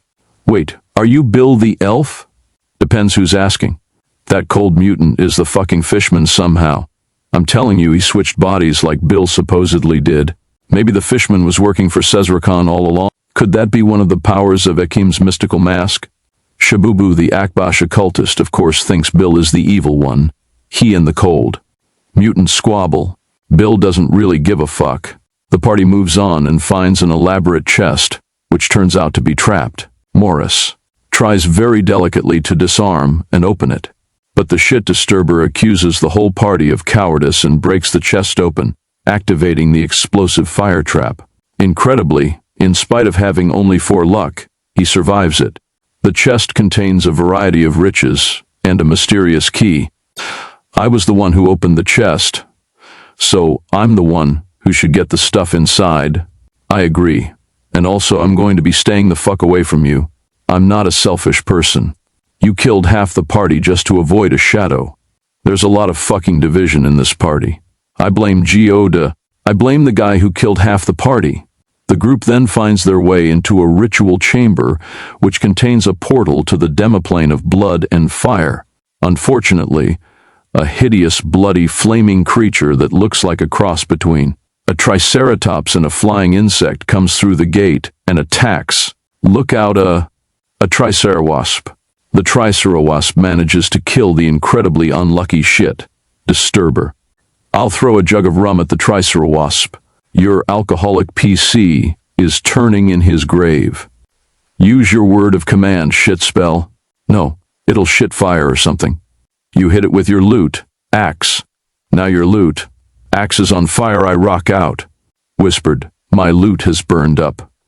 I'll have to become a vocalist. The demon of the plane of blood and fire, Bill Ward, portals the hell out of the gateway. Now the PCs just have to find out how to get out of these caves and back up to the demon mecca before the Duke of Abstinence gets to it. They are still divided between whether they want to try to make it work or just destroy it and beat the Duke in some other fashion. Title: DCC Backstage, the Backstagening PT. 5 date, October 22nd, 2016. Ready for some more inane chatter from my DCC group? Lately the campaign has been so good, and the conversation about it between sessions so non-stop that I can't really keep up. Here's a slightly edited version of the last while. Chu Shabubu, I don't remember Bill finally accepting his transracialness, but I am okay with it. Morris, Bill, by now Bill does not give a fuck about his looks, unless he gets to be an elf again. And even then, Bill will probably not give a fuck. Right now, Bill just wants his staff and to know who the fuck is the wizard guy in the Nether Zone and bring him back. And that's just grazing the idea that Bill ever gave a fuck about anything after Ted's death. Chushabubu, well, he did have a gigantic hate boner for Sandy, Dr. Theobald and Akbasha, Morris, and destroying Tholia, don't forget that. Chushabubu, nah, Bill just goes to places and fucks them up, he just left Tholia in the back burner. Morris, but that's a problem, because if we kill that 1000th Minotaur, that weird wizard will be immortal. Bill, hate and giving a fuck is different. Morris, and that's immoral. Because? Chu Shabubu, it doesn't really matter if he is or isn't immortal. Bill, immortal and unkillable is very different.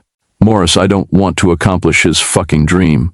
Chu Shabubu, I mean, if we really cared about people with immortality, we would go and try to stop the Snake King in the southern continent so he would stop cutting the heads of kings. Morris, what the actual fuck? Bill, that's still a thing? Morris, that's a thing? Bill, we could totally do that after Coolant. Chusha Boo-Boo, who knows? It has been like 2 months since the last information we got from him, but sadly, I don't think anyone that knew about him is alive. Bill, we could go places and be like a pacifying force. Morris, meh, I can wait. Killing spontaneous minotaurs is fun. Passif, what? Bill, especially when not being the minotaur's main target. Morris, I mean, if we stop these minotaurs, I'll miss them. Chushabubu, yeah, I think we should leave the minotaurs for now, until we solve the Bill staff thing. which would send us to that convocation where we will probably fuck everything up again. Morris, I'm sure. Chew Shabubu. I actually forgot about asking Palumbo. Morris, yay, fucking everything up is fun. Drunken master, axe bard, fucking everything up is not what we want, but it's what we do. Chew Shabubu, yep, byproduct of our adventures. Morris, hey, yes I want. Bill, collateral damage. You don't make an omelet without breaking eggs. Morris, unless your eggs are already broken.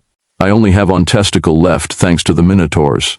Chew Shabubu, they haven't really hit you at all. Morris, not after meeting you. Bill, well, smart pants gorilla. You don't make an omelet without scrambling them eggs. Morris, you are my meat shields.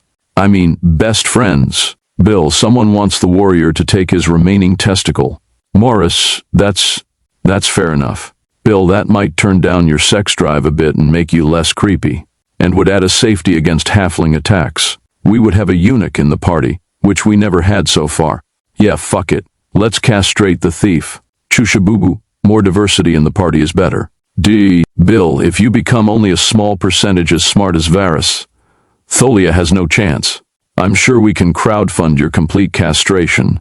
Imagine all the likes you would get back at the capital of Cooland. Morris, RPG pundit. Currently smoking Brigham Anniversary pipe plus image Latakia title. DCC backstage. The Backstagening 5.5. Date, October 24th, 2016.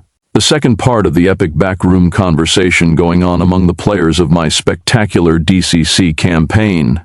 Check it out. Morris, just imagine. A conversation between Chew and whom? Bill, nightmare. Fishman, whom? Chushabubu, whom? You know, you're mutant. Morris, whom? Your character. Fishman, whom? Keep doing it. I'll have my revenge. Chushabubu, you should chill, my friend. Fishman, whom? I'm a fucking cold mutant. I'm already chill.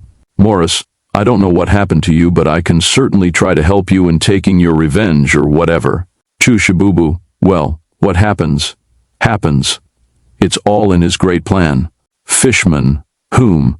You fucking deserve each other. Morris, it was my great plan, yeah. Chushabubu, yep, we are both humans, he's my hugger. Morris, oh, you mean, forget it. Fishman, whom? I said fucking deserve, not deserve fucking. Chushabubu, man, way to ruin dreams. Pundit added dwarven kidnapper to the conversation. Pundit, I'll note, I think someone left a bag of dice at my place. Fishman, whom? Does it look like it was ripped by a halfling? No, I have mine kangaroo's scrotum in my bag. Drunken master axebard, is it black? Maybe it's mine. Pundit, possibly. I don't remember now. Too lazy to check. If your dice are missing, they're the ones that are here. Drunken master, axebard. I'm too lazy to check right now too. We will figure it out sometime, when I need them and I don't have them. Fishman, whom? I tease a lazy off. Pundit, mainly for dwarven kidnapper. This is the very long thread from Thor PG's site with the archive of past adventures. It's not obligatory reading, but if you want to look, feel free. The archive only keeps a record of adventures played up to 1 full year ago. And for a more updated glimpse at stuff that happened very recently in the campaign, here's the last 2. Gaming logs, DCC campaign, no cleric can fix what's wrong with me. DCC campaign, we're injury besties. Dwarven kidnapper. Okay, I'll read it, thanks. Is this Axebard's loot axe? Morris, Bill, we totally need to mend that loot axe. Dwarven kidnapper. You're right, my witty companion. That's an axe who must be fixed. Chushabubu, who is going to fix it? Bill. Chushabubu, oh right, you could do that. Like reverse destroy things. Bill, yes. And I roll a d24 for mending. Need to get 1 year in the fire plane or the magic plane to increase affinity. Dwarven kidnapper. If you let me take with me a fine dwarven lass, I could wait 1 year. Bill, want to come with to the fire or magic plane? Dwarven kidnapper. A fire dwarf who throws fire axes would be nice to be. Could I become one there? Bill, not that I can think of. You would need some magical type of fire axe. Chushabubu, God always finds a way. Dwarven kidnapper. Maybe if next time we got ourselves a demon, couldn't we try to capture it and use it? I don't know, perhaps doing some weird soul magic thingy and make it a fire demon axe? It's that a possibility? Chushabubu, nah. You need to know how to make magic swords, Bill. And guess who is the only one even near that level of wizardry, but does not have the spell? Chushabubu. And either way, I am not going to go and feed him and take it out to walks. Bill, exactly. Dwarven kidnapper. A demon pet sounds nice. Bill, we already have a potential high-maintenance demon idol, plus a demon pet. Sounds very expensive. Vet, food, chip, toys, flea medicine, rabies shots, all that stuff. And washing. Who will wash a fire demon? I know I'm not. Dwarven kidnapper. We could get more people to do it for us. I know a way or two. It's easy. And cheap. Bill, if we get one, he is all yours. But if he turns on you, I'm going to be obliged to say, I told you so. Chushabubu. And then again, I am the only one that can potentially bind it if I ever get to level 3. But then, again, I am probably going to die around the next 30 minutes if I continue the goody two-shoes cleric act. Bill, I never killed any cleric, just for his personality. Actually, I never killed a cleric, period. Chushabubu. Not saying you. Bill, well, there seems to be a very murderous thief among us. Are you referring to him? Chushabubu. 2 to be exact. Bill, oh yeah, the sniper thief. But I doubt that one wants to kill you just for being a cleric. Chushabubu. He wants to kill because he has no chill. Doesn't matter, loving this cleric either way. Bill, and as a standard, clerics are quite annoying as fuck. Fishman whom, related to your last article, that's it for today. Stay tuned for more later. RPG Pundit. Currently smoking. Lorenzetti Poker plus Solani Aged Burley Flake. Title, DCC Campaign Update. Could I negotiate with someone a little less stupid? Date, November 1st, 2016. As of last session, our PCs were in the caves below the Temple of the Lord of Blood and Fire. They had found and mended the giant magical battle mecha in the form of the aforementioned daemon, and had gone down into the cave to try to find the specific gems that they believe powered the mecha. But they'd had a pretty bad time down there, with the death of several of their key members, Chu the drunken master and the fishman wizard, most of them killed due to the fault of Morris the creep.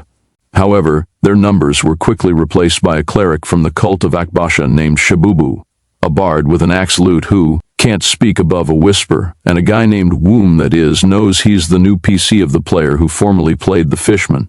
They'd just finished taking out a demonic monster from the demiplane of blood and fire, and sealed the gate to that demiplane at least temporarily, using Ward Portal.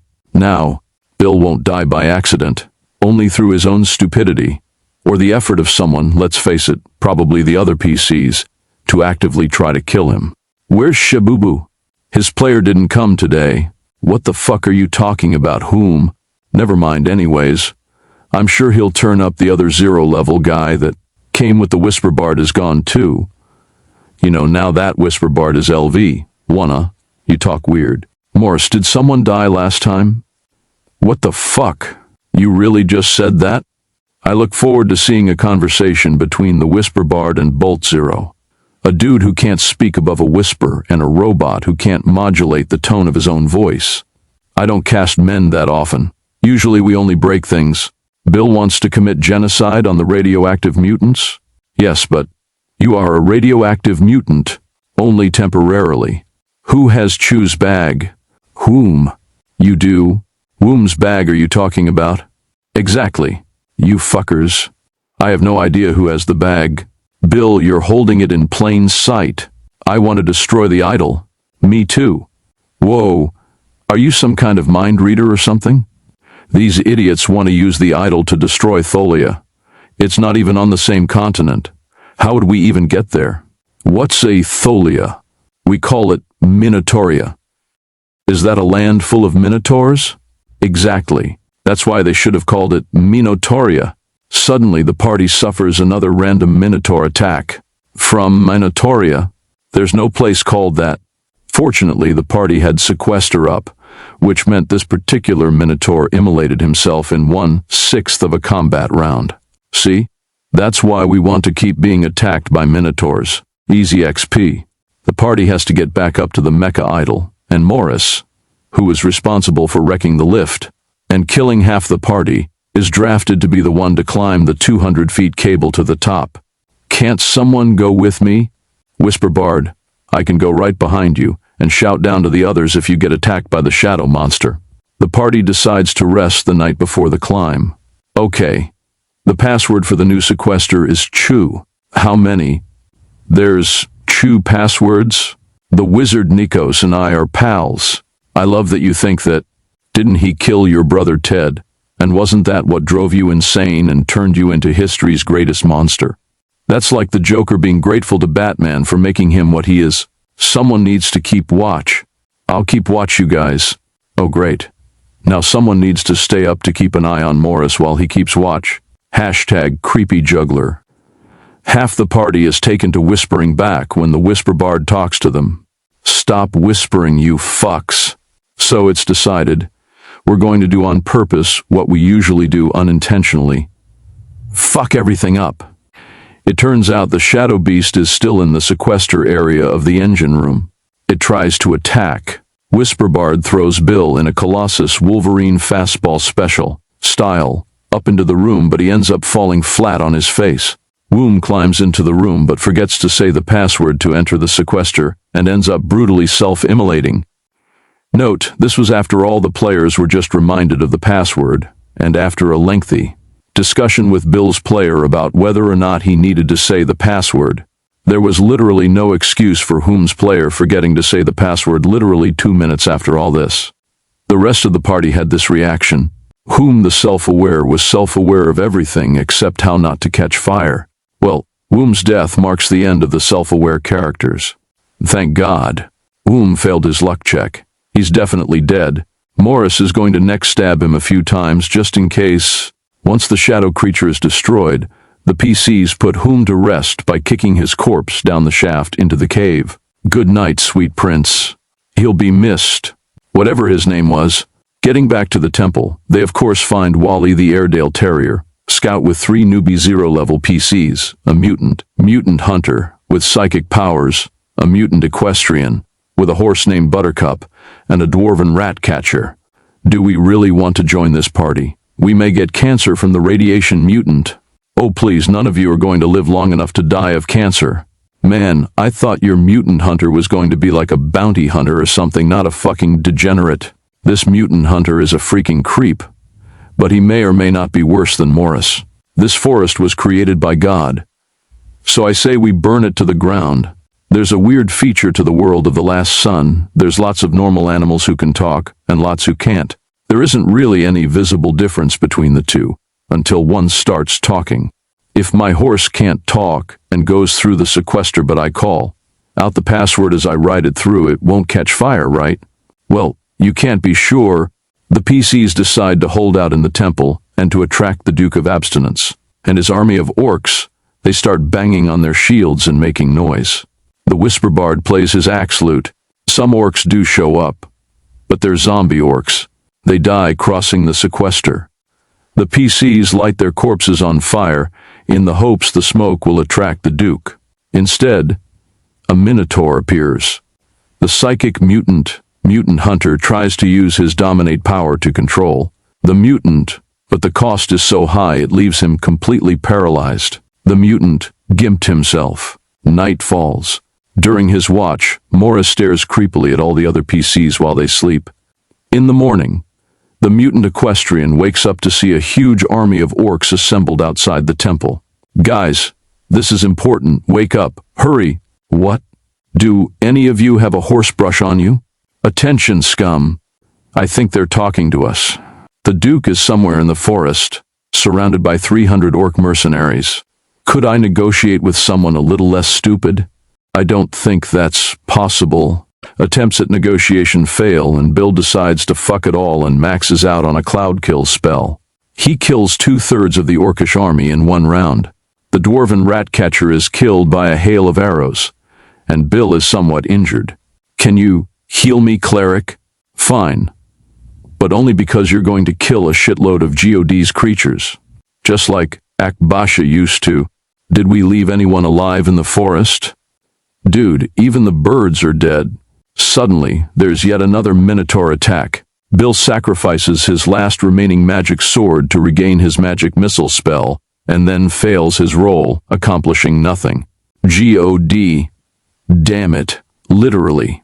Zabaz, the god-hating cleric, manages to delay the Minotaur with word of command, shit, allowing the newbies to make short work of him. At this point, there's been so many Minotaur attacks that when I open the DCC book, it flips naturally to the Minotaur entry. The next day, when the PCs are triumphantly returning to Gaga City, there's another Minotaur attack. Bill injures it with a magic missile and promptly vanishes to the neutral zone. The Minotaur gores the Whisper Bard right through the heart.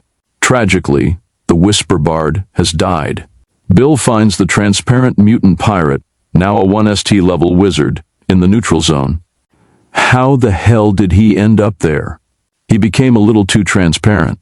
The people of Gaga were forewarned by their bird-based social networking that the PCs were arriving, and they greet their heroes with a huge party. The PCs learn they are to be guests of honor at Queen Zoe's ceremonial pole dance. The wizard Palumbo is there too. He only has a small library but promises Bill and the transparent wizard that they can use it.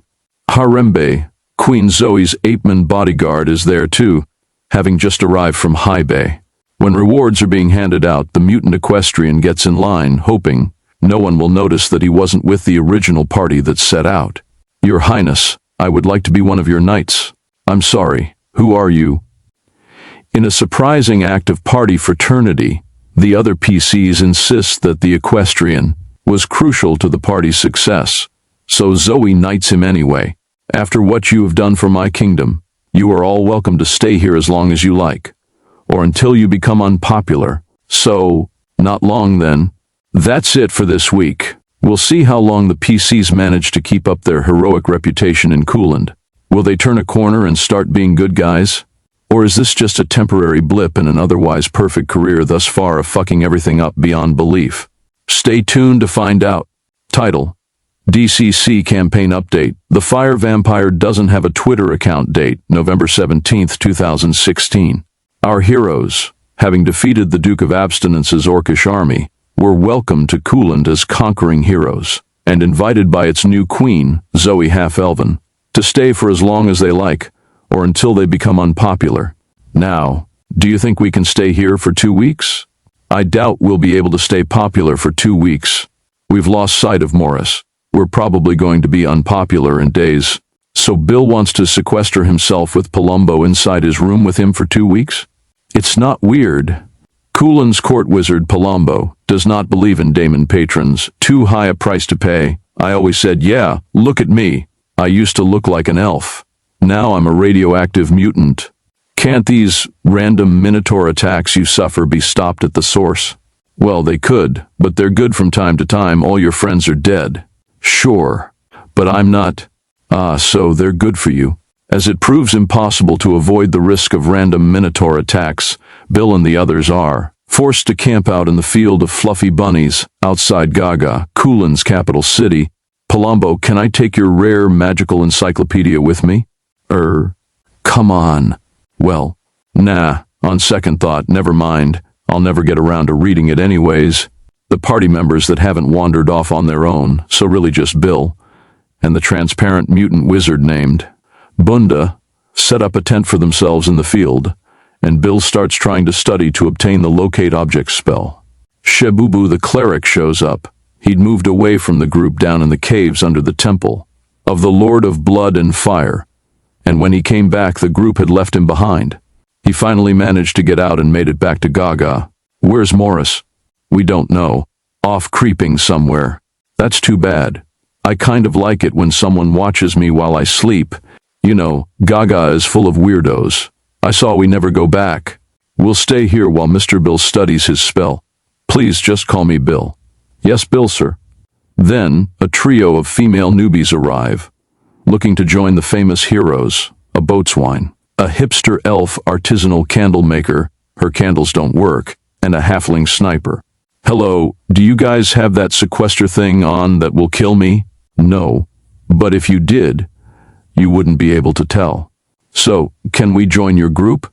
You want to join us? They're all surprised about this because usually zero-level newbies have to be kidnapped into joining this group. The applicants are interviewed. Is your morality flexible? Like, if you needed to destroy an entire city, would you be cool with that? It depends on the city. Okay, you're in. I'm still confused. Do they really want to join us? Are you sure they aren't some kind of illusion? I'll use my clerical power to detect lies, to make sure they're not some kind of trap for us. My boatswain is really quiet. She doesn't like to talk. That's pretty smart for a boatswain. Usually when they talk, everyone hates them. Shabubu, take them to the city, gear them up, and above all, bring back the receipts. Oh, we don't sell weapons in Gaga's market. This city is a safe space and weapons are triggering. Shabubu and the newbies try to see if they can get some weapons from the palace. It turns out they had forgotten that the people of Kuland really like elves, in part because the royal family claims to be descended from them. Emily the elf is immediately invited to meet Queen Zoe. She's introduced to the Queen as Ambassador Emily of the Transparent Dome. Queen Zoe is of course happy to give her elven kin anything she needs, and invites her to a vegan dinner that night. Harembe takes the PCs aside after the audience. All right, who are you really? Well, I'm a cleric. No cleric would join Bill the elf of their own free will. He forced me. That checks out. Well, he is a cleric. He wouldn't lie about X is rapidly becoming Shabubu's motto. Harembe warns Emily that whatever she does, she should not question Zoe's claims of elven descent, and she should not question the veganness of the meal. Harembe goes to check on Bill. So these people just wanted to join you? I know, it surprised us too.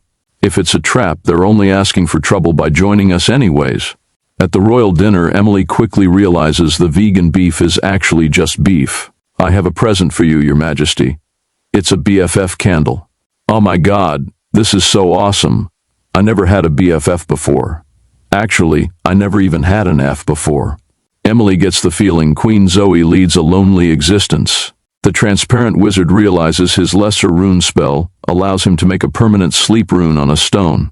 Obviously, he makes one. Suddenly, another Minotaur attack. This Minotaur is dressed as a fast food restaurant employee.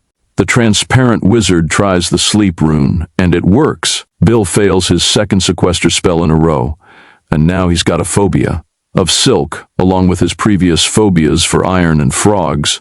Shabubu goes back to town, trying to set up a tour service for people to pay 1 SP to come see Bill the elf studying magic.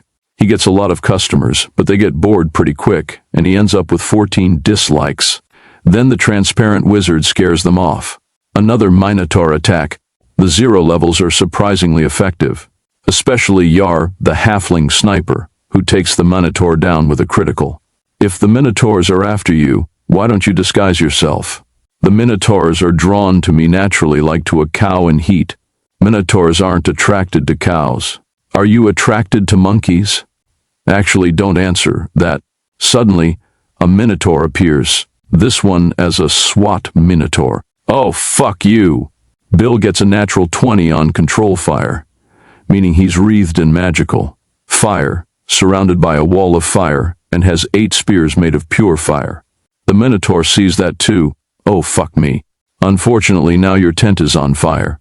And all the magic books you got off Palumbo, goddammit. Can I try to rescue some of them? How are you going to do that? Grab them. You're on fire too. Try to save the books, Shabubu. No, I'll use the power of God to save them. He summons up a tiny breeze that does nothing except help the fire to spread. The power of God sucks.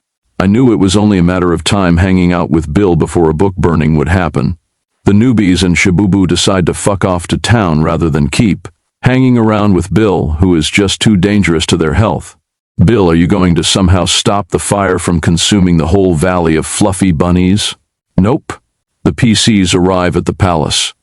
Harembe is called up by the guards, so he comes to the palace door. It's late at night, so instead of his armor, he's dressed only in his normal robe. Well, a giant ape robe. Queen Zoe finds out about Emily being there and decides this is a great time for a slumber party. Can Shabubu stay too? He's my spiritual advisor. Cool. Can you do my horoscope? What sign are you? The Hippogriff. Oh, well then everything will go really well for you. Is that all he does? We could play a game of spiritual truth or dare. How is that different from normal truth or dare? It's like that, but with word of command. Well, okay. Truth or dare? Truth. Who do you dislike the most? Word of command. I really don't like Shabubu. Harambe suddenly bursts in, kicking the door open. Who used magic? The cleric made me tell him how I don't like him. What the fuck is wrong with you? Nothing. I'm really just a shitty cleric. Just then, the palace receives a report, apparently the only other town of any significant size in Kuland Minaj is being harassed by some kind of hideous monster. We could probably deal with that.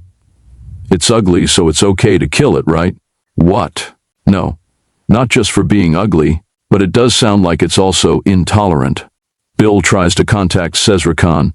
Hello, this is Cesra Khan. I can't respond to your contact at this time, but if you leave a message after the tone, I'll get back to you, if I care. Beep. Bill takes advantage of his entering the neutral zone every time he casts magic missile to try to find out more about the wizard he saw there, Alamabus. See, I cast magic missile, and that makes me go to this place where nothing can happen to me, but I can't happen to anyone. We all dream of being in a world where Bill doesn't happen. The party heads on the road to Minaj, being guided there by their former companion Wally, the talking Airedale Terrier. Bill finally makes a really effective sequester spell. Unfortunately, in the middle of the night, some guy dies horribly immolated when he enters by accident. Who the hell was that? Who cares? They run into an old peasant woman, armed with a shovel, who gives them odd warnings about vampires named fire vampires. There's two things you must know about fire vampire. Yeah, we know what comes next already. So there's a fire vampire coming to kill Bill? Duh. Where does it come from? It come from Plane of Blood and Fire. And it's made of fire? In Plane of Blood and Fire, there are things of blood and things of fire and things mix. What's your name, old woman? I am Elsa. Wait, Elsa from Mount Parnassus? Duh. Holy shit, I met her. It's me, Elsa. I have a new body now, but I'm Bill the Elf. Yes, Elsa, remember now. You leave Elsa to die at hands of Minotaur. Well, you made it out though, right? Duh. But Minotaur destroy Esla's tent. Now Elsa is vampire hunter.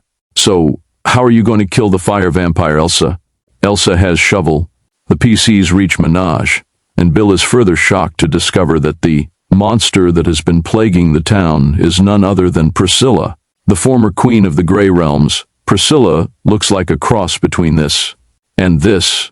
After a Minotaur encounter, Shabubu tries to heal Elsa but fails and gets disapproval. God will not help us. Only Shovel will help us. Say, Mr. Night Watchman, would you by chance be interested in becoming a follower of God? God didn't help that old woman. Yes, but that's because she's a gypsy or something.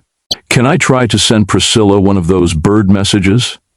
Yes, but it can't be more than 140 characters. There's also messenger frogs that let you send up to 300 characters, but no one uses them. Priscilla wants Bill to send her back to the Grey Realm so she can retake her throne. She warns that she has something she calls the device, which she'll use if she doesn't get her way.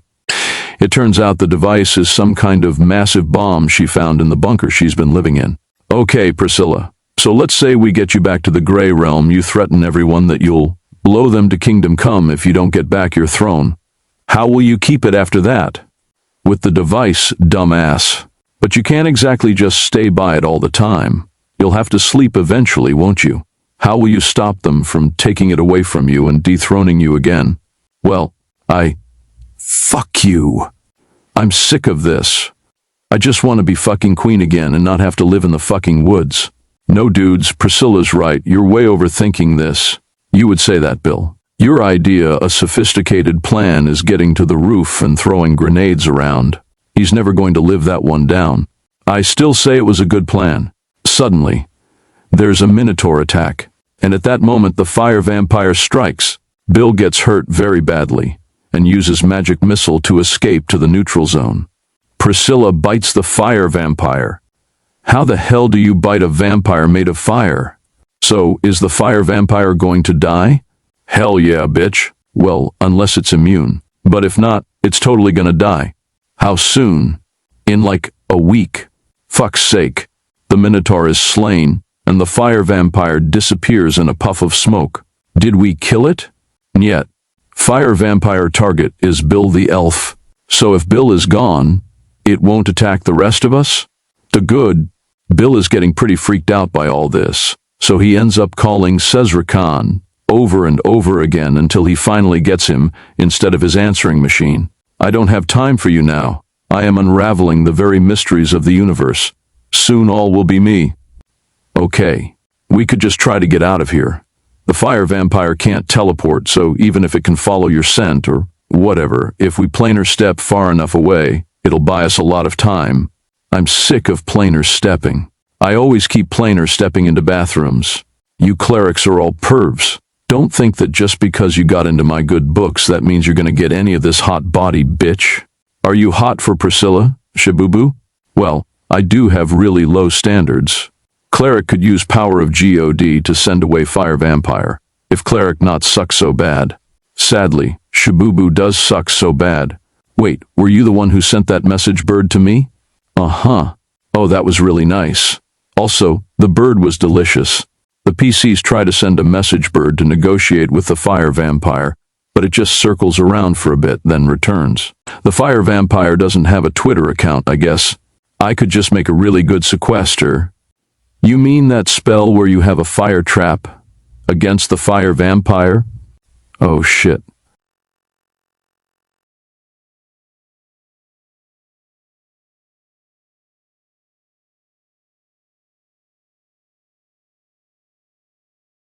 The Lord of Blood and Fire doesn't fuck around. He really knows just what to send against Bill. Okay, so let's go get Priscilla's device and... So you want us to go near a massive explosive device with the fire vampire around? Fuck's sake. We should contact the palace and let them know we beat the gray monster Priscilla. What gray monster? Hey Wally, have you by chance ever been baptized into the faith of God? No. I do not like baths. Look, I still think we should just planar step far away. That doesn't solve anything though. It might take him a long time to find us, but sooner or later the fire vampire would catch up. Yeah, but that's a problem for future us. That's how you got into this mess in the first place. You make a shitload of enemies, go away, forget about them, and then they all show up at once like in this stupid adventure. Where could we even run to? Aside from Cooland, everyone hates us everywhere we've ever been. The transparent wizard remembers he comes from a community of outcast. Transparent mutants who idolize Bill. We could go to my village. We could go to Tholia and give the bomb to the rebels. Yeah, that totally wouldn't end well. We could go south. This party always ends up going south, sooner or later. I've been thinking, okay, you just said okay like you solved something. You haven't. So how could you get rid of the Minotaur problem? Well, we could get rid of all the Minotaurs, or all their underwear. So, what's the damn plan? Nothing. We stick around and kill the vampire. Or more likely, wait around until the vampire kills Bill. And at that point, the session having hit its time limit, and the party being totally out of ideas of what the fuck to do, we decided to end for the day, and at least give the players a couple of weeks to come up with a plan. I have every confidence, knowing them, that they won't actually come up with anything, and will just solve things the way they usually do. Utterly disastrous, half-assed improvisation. Stay tuned for more exciting DCC adventures. RPG Pundit. Currently smoking, Mastro de Pajaro Dijon plus Image Virginia title, DCC campaign, The Backstaging PT. 6 date, November 19th, 2016. Here's some more of the transcript of our backstage conversations from my DCC campaign. Dating from the last couple of sessions, Shabubu, a woman heroed himself. Whom equestrian, someone was going to die for not saying the password. Turned out to be him. But besides the self-awareness, nothing of value was lost. He was a level 1, and had the worst stats I've ever seen in a character. Shabubu, Welcome to Death by Bill Town, population 2 PCs and countless civilizations. Whom, Equestrian, it used to be a nice town, but lately Minotaurs started moving in. Pundit, the Minotaurs are easy. XP does not seem to be a theory that's working out well for you guys. Shabubu, well, I, Chu, didn't die because of a Minotaur. I died because of bullshit demon poison. Whom, Equestrian, mercury poisoning. You should have cooked Losha better. Pundit, from a quote on ThirPG site. Well, in the campaign I'm planning on running, Bill the Elf will be a god, patron. Bill, bwahaha. I'm looking FW to know what are his spells, taints, and background story. The Germans have a word for what this party does all the time, Pundit. Too bad the hashtag creepy juggler won't be coming tomorrow. Morris, if the team stays in the town, I will be juggling in the creepiest ways, disrupting houses to cuddle people, and that kind of shit, Pundit. Hope we'll see you next time. Bill, well, if we stay, we can't promise that the city will still be in one piece or even exist. And if you are not there tomorrow, that means that it's going to be a bunch of level 1 and 0, and Bill, and even in his best mood and behavior, that does not sound like it's any likely to have a good outcome. Too bad you will miss the royal pole dance. Shabubu, did Zabaz die? Bill, nope. Shabubu, fuck. Bill, still alive and probably cursing that he is. Morris, oh fuck the pole dance. I forgot about IT. Bill, I guess you have to make time to come. Morris, new. Bill, so is Shabubu coming today? Shabubu? I am going. We are only missing the Equestrian and Morris. Bill, so the creep and the creepy. Equestrian, horsies. Dwarven kidnapper, sorry guys, I'm not going today. Morris, whoa Bill, darn. Morris, if Morris is not going, nobody goes. Nobody wants to skip the chance of killing me. Bill, 4 of us are already here. Morris, doh. Pundit, good session. No one died, except Bill's sense of security. Bill, damn fire vampire. Morris, no one died because I wasn't there. Bill, we might be passing by Tholia pretty soon. Morris, we. Shabubu, Bill finally found his equal. Bill, I need to talk to Pertinax and see what's going on with the Lord of Blood and Fire if there is such a thing. First time we hear of this fire vampire. Bill is pretty well known for all the wrong reasons. Bill will be happy to have a Shabubu nearby and fuck off to another far location. Equestrian, no one I safe. Bill, massacre at Ice Dome 0, or visit the Archmaster with his prize. Equestrian, can't we give him Priscilla? Bill, or get better and kill the Duke and the vampire. Well, Priscilla does fulfill the criteria required by the Archmaster. Equestrian, boom. Problem solved. Bill, boom, indeed it could be. And I believe you know who would be pretty happy to have that guy gone. They can be happy and dead. Then we sort out the Minotaur issue. Equestrian, don't we currently own a bomb? I mean, not us, but almost. Bill, technically yes. Equestrian, isn't it a big bomb? Bill, give the bomb to the rebels in Tholia. Equestrian, I don't think that's a good idea. Bill, it's supposed to be a big bomb, but knowing Priscilla, it might just be a flare. Equestrian, they might not use it. It would be easier to just drop the bomb in Minotauria and be done with it. Bill, agreed. Might not be that easy. Equestrian, why not?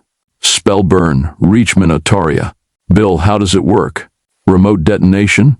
Timer? Equestrian, wait until you're full, spell burn, leave Minotauria, sans bomb. Bill, planar step to the roof of the palace and drop the bomb. That plan did not sound good with a grenade. Equestrian, an idea worth considering, man. Bill, indeed. Fuck it, we might kill Pertinax in the process. Equestrian, maybe what we needed was volume. Go atomic big or go home.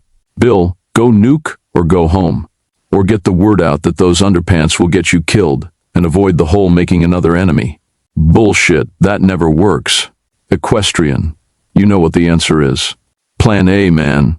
Fuck shit up. Bill, Trojan nuke? Equestrian, you are still overcomplicating it. Just drop it and be done with it. Bill, I guess you're right. Keep it simple. Equestrian, it'll be interesting to see if we kill the wizard before the 1,000 minotaurs. Bill, they need to be killed in battle. He made that clear. Just a general slaughter would not count. I offered to do that. Equestrian, then that's it. Remember when this party had a moral compass? Bill, then the Archmaster. Then why the Lord of Blood and Fire has a beef with Bill? With locate object we might be able to find it. Equestrian, you are one of the most powerful servants of Cesar Khan. He might have a beef with your boss. Bill, but by now as a daemon he must be aware of the phylactery. Would it be just to annoy Cez? Especially when Cez is studying the Librum of the 10 spheres, after which he will be all and all will be him. Equestrian, look at you, trying to find the reasons of why things happen to us. That vampire must have scared you quite a bit. Is little old Bill scared of the big meanie vampire? Bill, or maybe because at the party at Mount Parnassus he got the religious, fantastic patron, the Lord of B and F, just got friend-zoned. Bill dislikes frogs, silk and iron. Vampires is not there yet on the list. Equestrian, then be a man-elf and stop worrying so much. Bill, first time Bill meets a fire vampire, and it tries to kill him, who apparently gets stronger around fire. Equestrian, if the Lord of Blood and Fire keeps pestering us, we'll just find a way to kill him. Bill, so, no sequester, no control fire. Equestrian, from what I heard, it wouldn't be the first time this party kills a god. Bill, second. Equestrian, and I could sure use the bump in luck. Bill, remember Tiamat? Equestrian, before my time. But I know about it. We just need to get some morons to accompany you and not question the mission. My current character would do quite nicely in the moron department. So will Bunda. Bill, Bunda did great, Yar did great, even Shabubu did great, Elsa did fantastic. And Priscilla did Priscilla, and Bill just happened. Equestrian, I can't take anyone named Bunda seriously. Bill, he has abundant skills. Equestrian, please don't. Bill, you're right. Equestrian, good lord. I thought we were done with that when Whom died. Bill, never. It's probably the main reason people hate Bill. Equestrian, I think it's all the genocide. Bill, genocide, genocide. Potato, potato. Equestrian, I don't see how that phrase could have helped you in any possible way. Bill, most things Bill says don't help anyone. Equestrian, most things Bill does don't help anyone either. Bill, I just realized that the vampire might be after me because I closed the door back to his place and he cannot go back for a while. And maybe it has nothing to do with the Lord of B and F, or the Duke. And the Tricerwasp was like his dog or pet something. If Cez held a grudge for every time someone messed with his plans to make me do things for him, straighten things up with the Azure Order might be the first step towards redemption, not.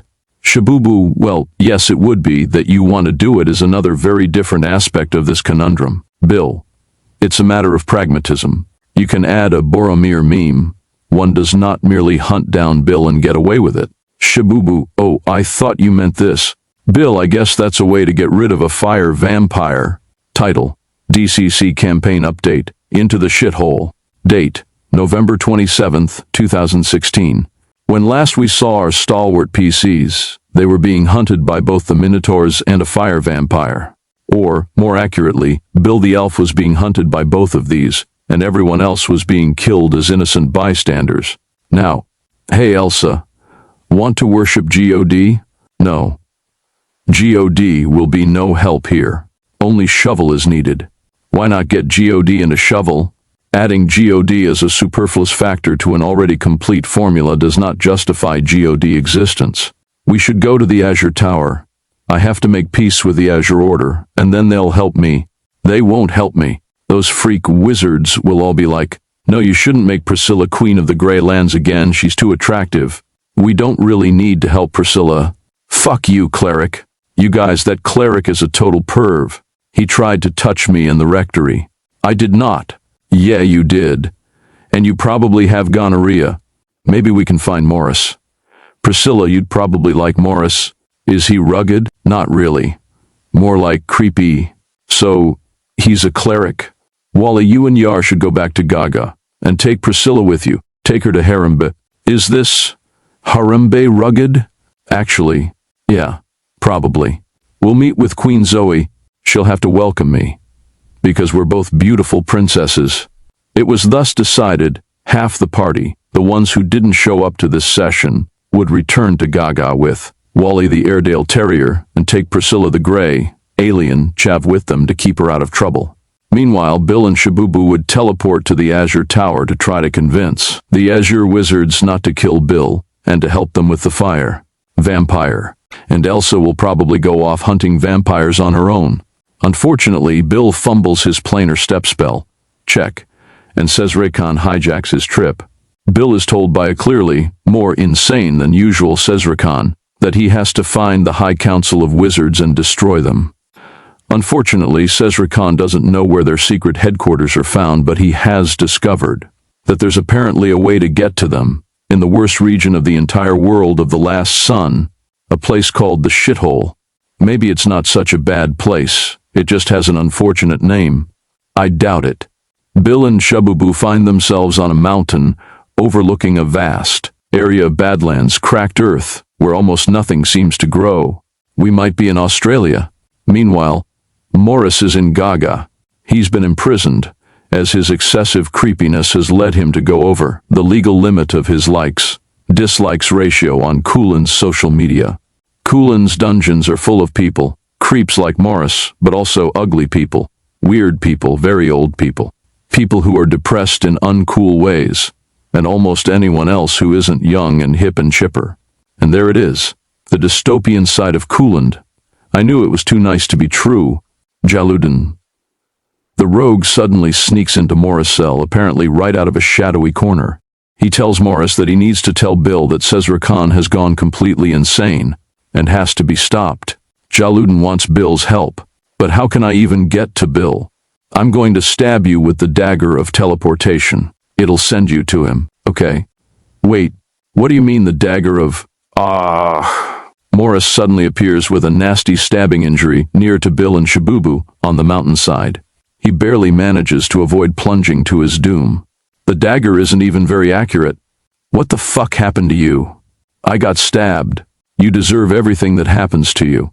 Suddenly, a minotaur appears on the mountainside right near Bill. See?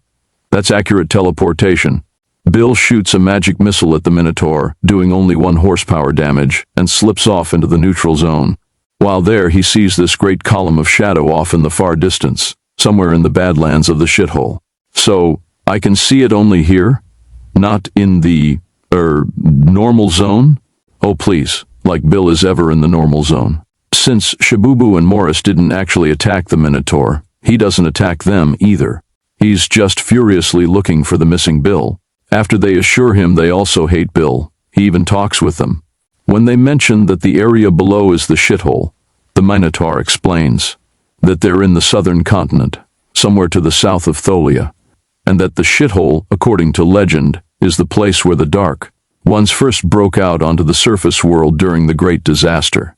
According to legend, the center of the shithole is the exact place where the Dark Ones emerged, and it is surrounded by 3 damned cities, 2 of which are in ruins, and the third, it is a terrible city known as Tijuana, the shittiest place on earth. These mountains, do they surround all of the shithole? Yes, they are probably artificial, created by great magic to try to hold back the Dark Ones. So, someone built a wall? Exactly. Bill comes back from the neutral zone and immediately kills the Minotaur. Morris reluctantly converts to God so that Shabubu will heal him, but only after Bill convinces him. See, Shabubu? Even I'm better than you at your job. Bill. Jaludin told me that Sezrekan is crazy. That's probably just because he's all jealous that I'm Sezrekan's favorite now. So wait, Jaludin stabby-ported. You here? Bill tells Morris, who was formerly a terrorist, about Priscilla apparently having a huge bomb. Morris gets aroused. So this place is called the shithole. Yup, and Bill's here. We're in a shithole with an asshole. The PCs reluctantly make their way down into the shithole. Soon after, Morris feels something trembling under the ground. Oh shit, guys, I think this is some kind of Tremors type situation here. I'm screaming very quietly. Awesome movie though. Not wanting to know what's down there, The party takes to traveling by levitation spells in 1-hour bursts. That night, they rest with the protection of a sequester spell. Some extremely primitive-looking mutants come charging at them and all immolate themselves. Continuing the next day, still floating along on a levitation platform, the party, who were slightly unprepared for all this, missing a few minor supplies like water, spot a walled tropical garden in the middle of the cracked, barren desert. Oh, that's not suspicious at all. Morris climbs into the garden. Hey, Morris. If all is clear, make a bird noise for us. Morris then roots around the garden for a while, then comes back into the clearing, and literally does this. Image of a person making a bird noise. Why didn't you just say, all clear? I don't know. Let's all go in. Morris goes first. I chose the wrong party. Too late, essay.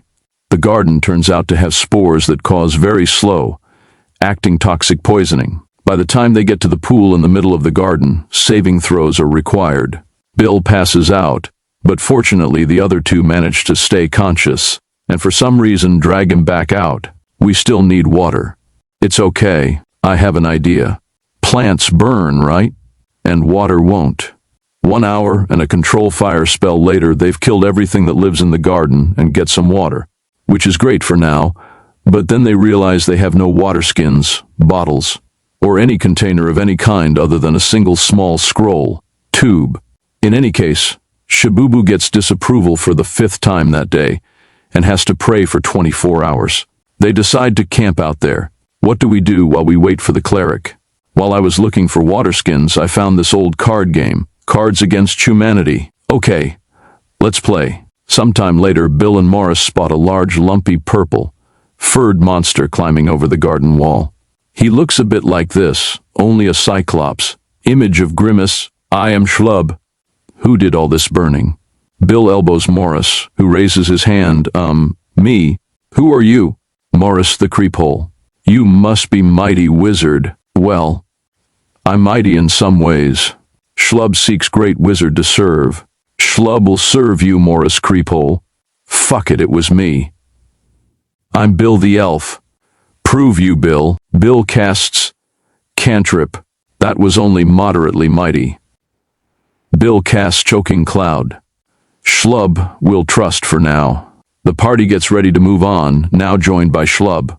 Schlub, you managed to drink an awful lot of water. Schlub has a water sack. Where? You're naked. Inside Schlub, he's like a camel. Are all the people who live in the hills were headed to large and naked like you? No, some are small and naked like you, but naked. Hey Schlub, can I ride on your shoulders? If you must, mighty wizard. Shibubu gets yet another disapproval. What did you do to God, dude? Bill tries to contact Cesar Khan in the hopes of getting some more information about where the hell the way to the Wizards' Council is. Beep boop boop, the daemon you are attempting to reach is out of range. Please try to invoke again later. Bill fails his sequester spell with a patron taint and carves a third eye onto his forehead with a dagger. Ooh, you are mighty wizard. After some more marching, the PCs are running low on water again. Can you share your water from your water sack, Schlub? Schlub not see how. Well, maybe the next time he has to pee, he can do it in a cup. Fuck's sake, Morris. Schlub could do that. Does Morris Creephole have cup? God damn it. Suddenly the party crosses paths with a group of hideous tentacle monsters. They are Yithi Bilbil. What the fuck? They say they are looking for library. Also, Yithi are real assholes. How do you know that? They speak Shoggoth. Schlub speaks Shoggoth. You speak Shoggoth? Do you know my friend, Bob Shoggoth? Just because Schlub speaks Shoggoth not mean Schlub knows every Shoggoth. It turns out the library is in an underground cave, which Schlub knows to be full of poisonous slime. So the party does the obvious thing, lead the Yithi all in there, and then ward portal the only exit. That night the party is attacked by a group of mutants dressed in rags, who also die horribly immolated by Bill's sequester. Have you guys noticed it's been days and days since we saw a Minotaur? The shithole must have some weird effect that blocks teleportation. That's also probably why Cesar Khan and Jaludin teleported us only to the edge of the shithole. And why I wasn't able to invoke Cesar Khan. Is that also why the cleric keeps getting disapproval? No, that's just because God hates me. You're just like the fishman. No. He was useless. Shabubu is just incompetent. He could theoretically be useful, if he didn't suck. The party is attacked by a giant feathered insect. Creature. The cleric gets massive disapproval again, and Bill casts magic missile and then disappears. Where has the mighty wizard gone? Schlub refuses to do anything without Bill there to give him orders. The party looks in serious trouble until Bill reappears from the neutral zone. Wizard. After an encounter with some phosphorescent green mutants, the PCs make their way to a town not far from a large lake.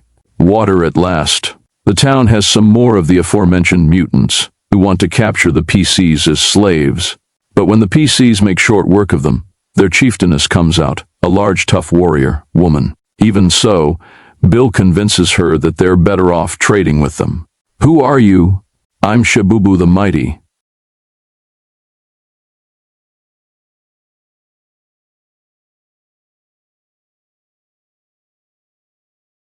No wait, Shabubu the Inconsistent. This village is apparently a subsidiary town of a small kingdom rules by a mighty sorceress called the Queen of the Lake.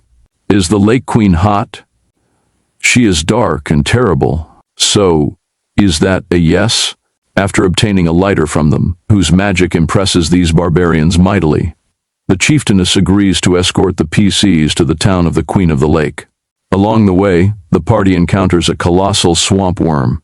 Bill casts magic missile, almost killing the worm, and vanishes to the neutral zone. This makes Schlub panic again.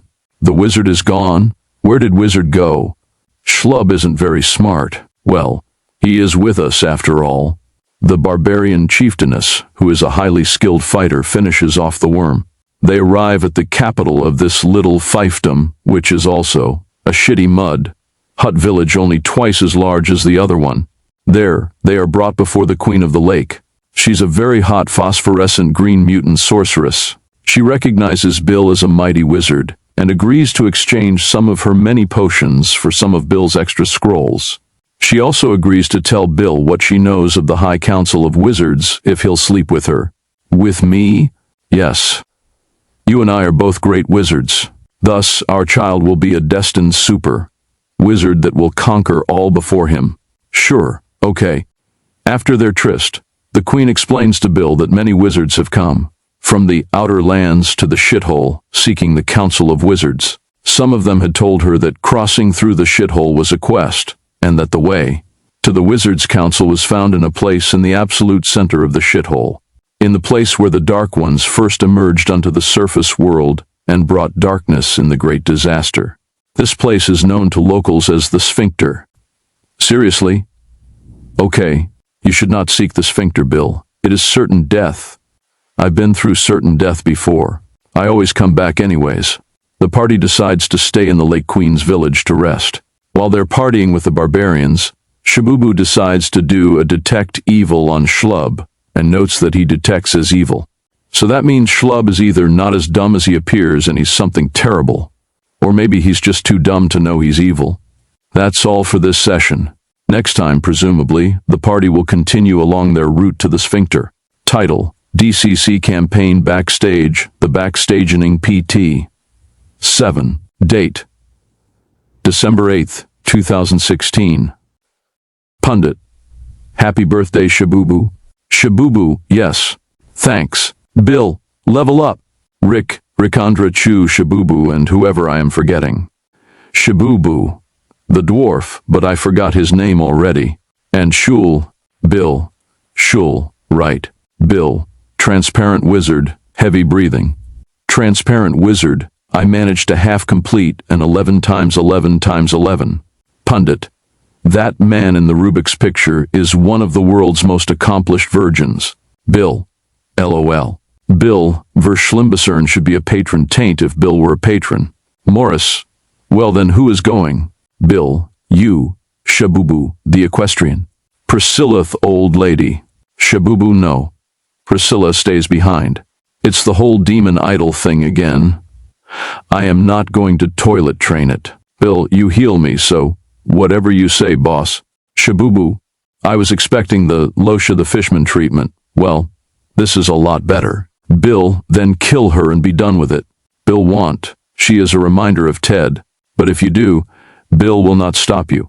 We will go later to look for this bomb thing. Bill's priorities. Clear things. Up with the Azure Order. Learn find object. Off the vampire. Nuke Monotholia. Morris. Nuke Tholia. OMG, that sounds delicious. Bill. Giving Priscilla to the Archmaster would kill two birds with one shot. Shabubu. She is not a virgin, or human, or perfect. Bill, correct. Shabubu, all things wrong. Bill, we can find one with locate object. Equestrian. Okay, it's a no on my side. I won't be done with work on time tomorrow, so I'll have to skip this one too. Sorry guys, see you next one. Also, feeding Priscilla to the Archmaester was my idea first. Shabubu, shite. Pundit, well, it'll be 3 players then. Should be good fun anyways. Bill, great. Just to check, Morris, will you be on time? Or shall we start without you and meet you in the Azure Tower? Morris, I don't think so. Do as you will. Bill, okay. Maybe they sent you there from Gaga to go through creep camp and clear your head. Morris, I'm going. Bill, okay. After the session, Shabubu, I don't think anyone would expect the happiest place in the world would be called the shithole. Bill, we almost saw a bullet. Shabubu, and what I think was Amigo or a Bayaki or something else entirely. Morris, Bika. Shabubu, yes, Kakatua sounds. Perfect with a chicken dance. Bill, sigh. Title, DCC campaign, the backstaging PT. 8. My Friends and Other Animals date, December 14th, 2016. Here's some more of the no longer private backstage chat on social media among my DCC players about the campaign. Shabubu, everything worked, mostly because of our peace-loving ways. Or Shabubu would like to think that. Bill, I could picture these animals in DCC. Pundit, well, I guess it'll remain to be seen whether or not Bill comes. Equestrian, so it's going to be a surprise. In my experience, Bill's surprises are not really enjoyable. Pundit, it's Schrodinger's Bill. He's in the neutral zone right now. Transparent wizard, he is being used by his patron for evil purposes, and voluntarily evil at the same time until you open the box. Bill, ass and hole at the same time, or neither. That did sound much better before I wrote it. Shabubu, that sounded better in my head, is changing from a catchphrase to a way of life. Bill, better than I teleport and throw a grenade. It's almost up there too. I shoot magic missile at the darkness.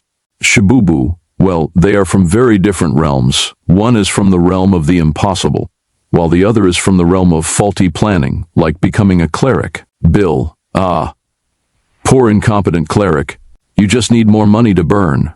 Shabubu, well, I'm already feeling the burn, like 500 gold to the trash in one go. Bill, small change. Transparent wizard, you never saw Akbasha complaining. Bill, exactly. Be a good Shabubu. Follow in the steps of Akbasha.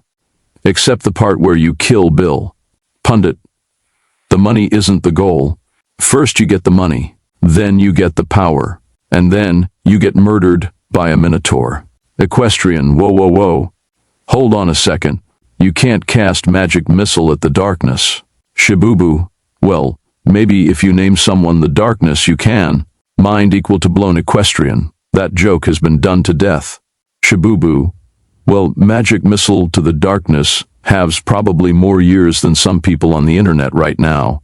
Equestrian, and any other combination of magic missile and darkness chew. Shabubu, holy fuck, 1996. That is how old the whole magic missile thing is. 20 fucking years. Equestrian, that's not that old, dude. Shabubu, from internet time it's old. Equestrian, just like your mom. Bill, hello darkness my old friend. RPG pundit currently smoking. Lorenzetti Solitario Poker plus H&H's Chestnut. Title, DCC Campaign Update. The horse looks at you all with haunted eyes. In our last adventure, the PCs had found themselves in the shithole supposedly. The most awful place in the very, very awful world they already lived in. Bill the elf had ended up becoming the boy, toy of a mighty barbarian sorceress named the Queen of the Lake. Now, Yar the halfling and Bunda the transparent wizard had been left behind in Cooland, escorting the alien, Chav, Queen Priscilla of the Grey Realms back to Gaga. They did this with the promise that Queen Zoe would recognize her as a fellow monarch and give her lodging, and that Harembe was rugged. So that's why Heather is a total bitch. Yeah, I heard she has chlamydia. Oh my god, right? I was wrong about you, halfling. I thought you were all conceited, but you're not. I hate conceited people. The players notice that both Yar and Emily sure are very good at manipulating self-centered people, which leads the GM to think that in 2 more sessions, she'll be running the whole party. They arrive at the palace and present Priscilla to Harembe, Queen Zoe's personal bodyguard. By God, what is that thing? Holy crap, you guys. He is rugged. Why did you bring that thing here? She followed us. Have you ever had a sleepover, Yar? Yes. That's where you break into houses and murder people in their sleep, right? The PCs don't end up spending much time in the city, however. That night, Jaludin the rogue appears before Yar and gives her a message to send to Bill the elf. It seems as though Jaludin is trying to get the point across to Bill that he's not kidding about the threat Cesra Khan now presents to the world. Unfortunately, getting Yar to the shithole involves stabbing her with the dagger of teleportation. Apparently, Jaludin has a similar view Yar's idea of what a sleepover is. Next, Jaludin goes to Bunda the transparent wizard. Cesra Khan has gone insane. He must be stopped. Weren't you a servant of Cesra Khan? Yes, but he has to be stopped, or we are all doomed. Oh, I was about to join the Cesra Khan fan club, so if there's something going on, I'd like for you to tell me. Speak to Bill about this. He will understand. Guys, I think that Jaludin has way too much confidence in Bill. Yeah, to me, it seems he's putting all his eggs in one basket, and the basket is on fire. What's your PC's personality modifier again? Right now it's -2, and also it's -2 all the time. Then Jaludin goes to visit the equestrian. He's gone back to his house after being recently knighted. I have a quest to send you on. All right, just let me get my horse. Very well, I'll walk with you to the stable. Stable, yes, definitely not my bedroom. So pretty soon, everyone shows up at the mountains at the edge of the shithole, with stab wounds from the dagger of teleportation. Yes, even the Buttercup the horse. So, we're going to have to trek through a desert. Does anyone have water? No. I have chloroform, does that help? Do any of us have vials to carry water in? No. I have a vial of poison. I guess if we cleaned it really, really well. Can I ride with you on the horse? No, but I'm pretty small. Yeah, the thing is, I'm the only one who gets to ride my horse. The horse looks at you all with haunted eyes. The party sees an incoming caravan. Oh, shopping. What are you selling? Slaves. Why are they always slaves? Well, we're a slave-based economy. The party members had been captured as slaves and eventually got to the village of the Queen of the Lake. Shabubu is there, and he recognizes some of the PCs and decides to try to buy their freedom. You walk over to the slave master. You know he's a slave master because he has a whip. He's either a slave master or Indiana Jones. This is Shabubu. He is your new master now. Can we choose to just stay with you instead? The transparent mutant is getting sunburn in his inner organs in this desert setting. Shabubu manages to get him a pelt that was clearly once the skin of a mutant. It fits just right. Shabubu pays for the freedom of the other party members by healing slaves. Oh, thank you, cleric. Now I can continue working myself to death for others. It's all thanks to God. What is this God? A demon? Yeah, you could say that. Bill the elf, whose player could not make it to this session, sends a message from the Queen's hut, where he's been busy getting busy. It says, "Go on ahead, I'll catch up." Is Bill on a quest? Yes, like those you go on with your horse. What about Morris? Last we saw of him, he was walking away very creepily right into the swamp. The cleric gets a disapproval on healing the last slave he had to treat to pay off the freedom of the other PCs. Hey, could you, just pretend to be not dying? Go fuck yourself. Hey, if you don't play along, I'll try to heal you again. The equestrian convinces the slave master to accept some horse lemonade instead. The slave master immediately realizes what horse lemonade really is, but accepts it anyways, because it's the shithole. "Hey Shibubu, could you heal my liver? It's looking a bit off, see?" "Who's this?" "I am Schlub." Schlub and the transparent mutant wizard immediately bond over being cyclopses. "You have the right amount of eyeballs." Apparently Bill attracts cyclopses. It's because there's something fundamentally broken in them. "Ooh, who follows Bill?" "I do.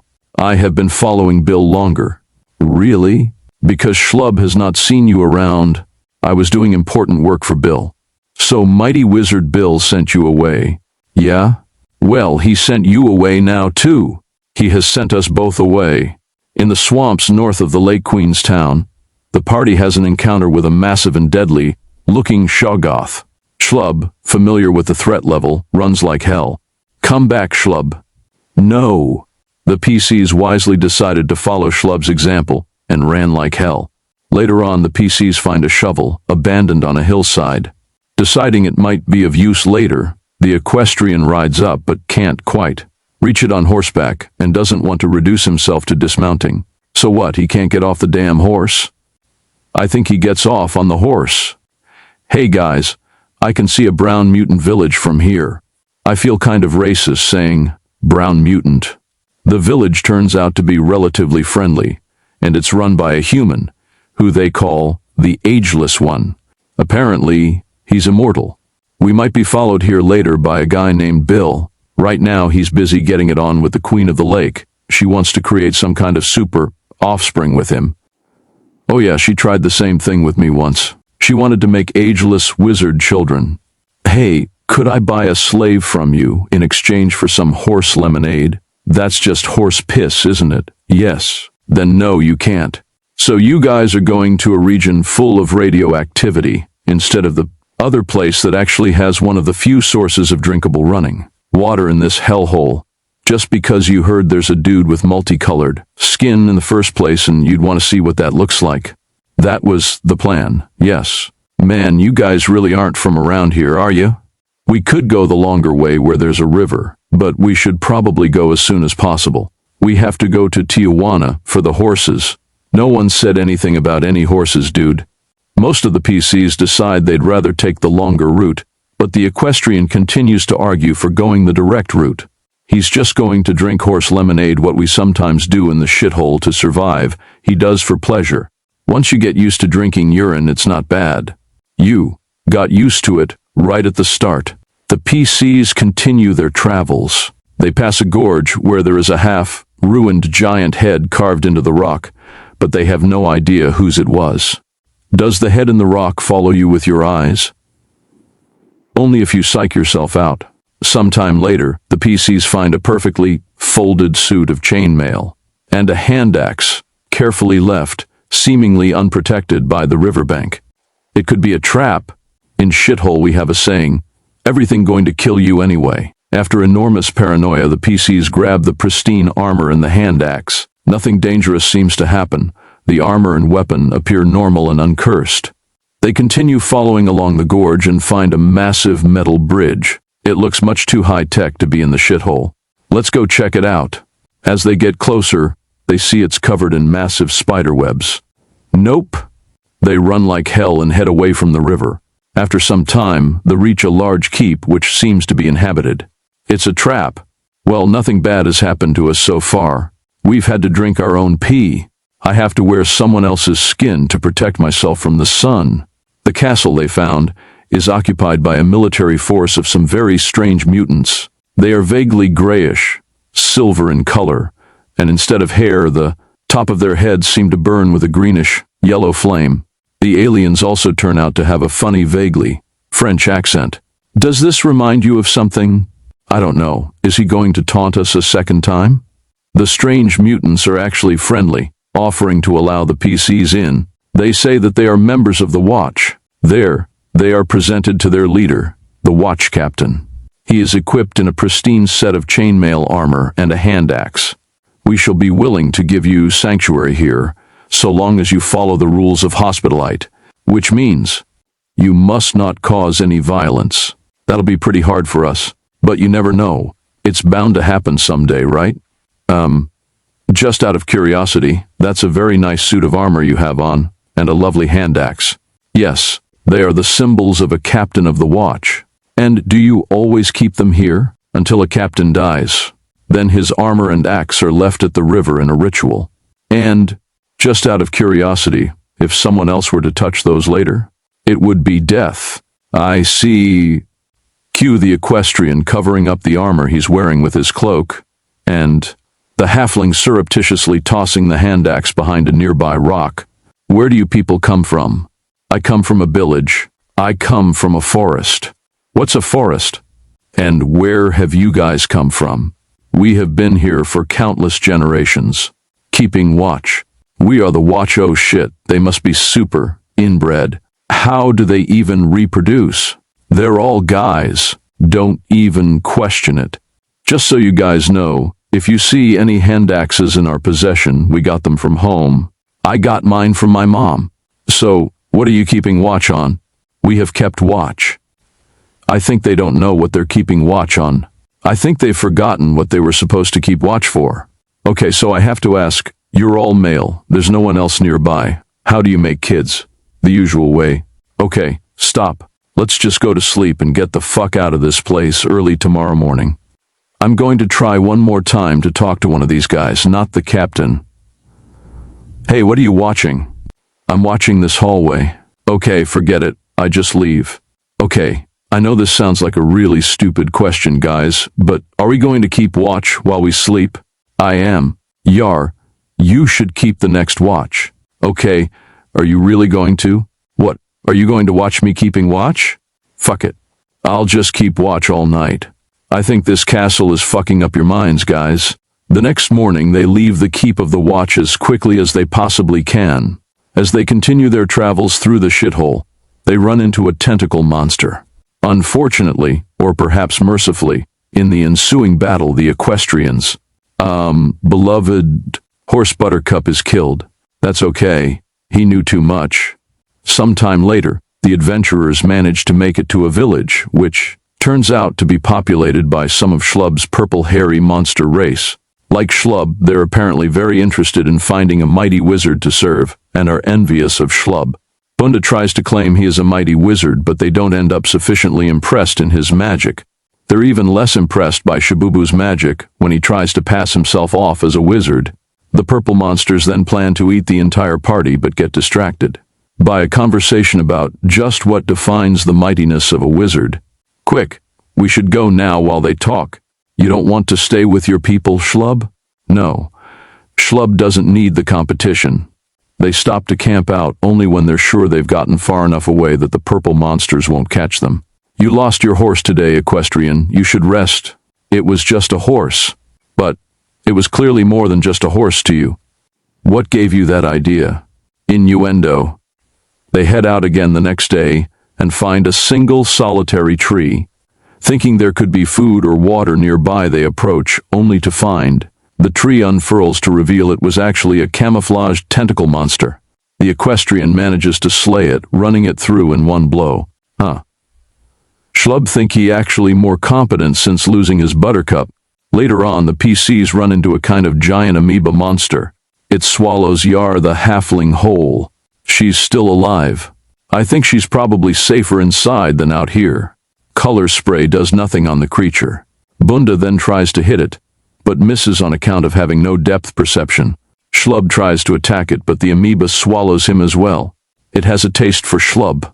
Eventually, Schlub and Yar manage to cut their way out of the amoeba, slaying it.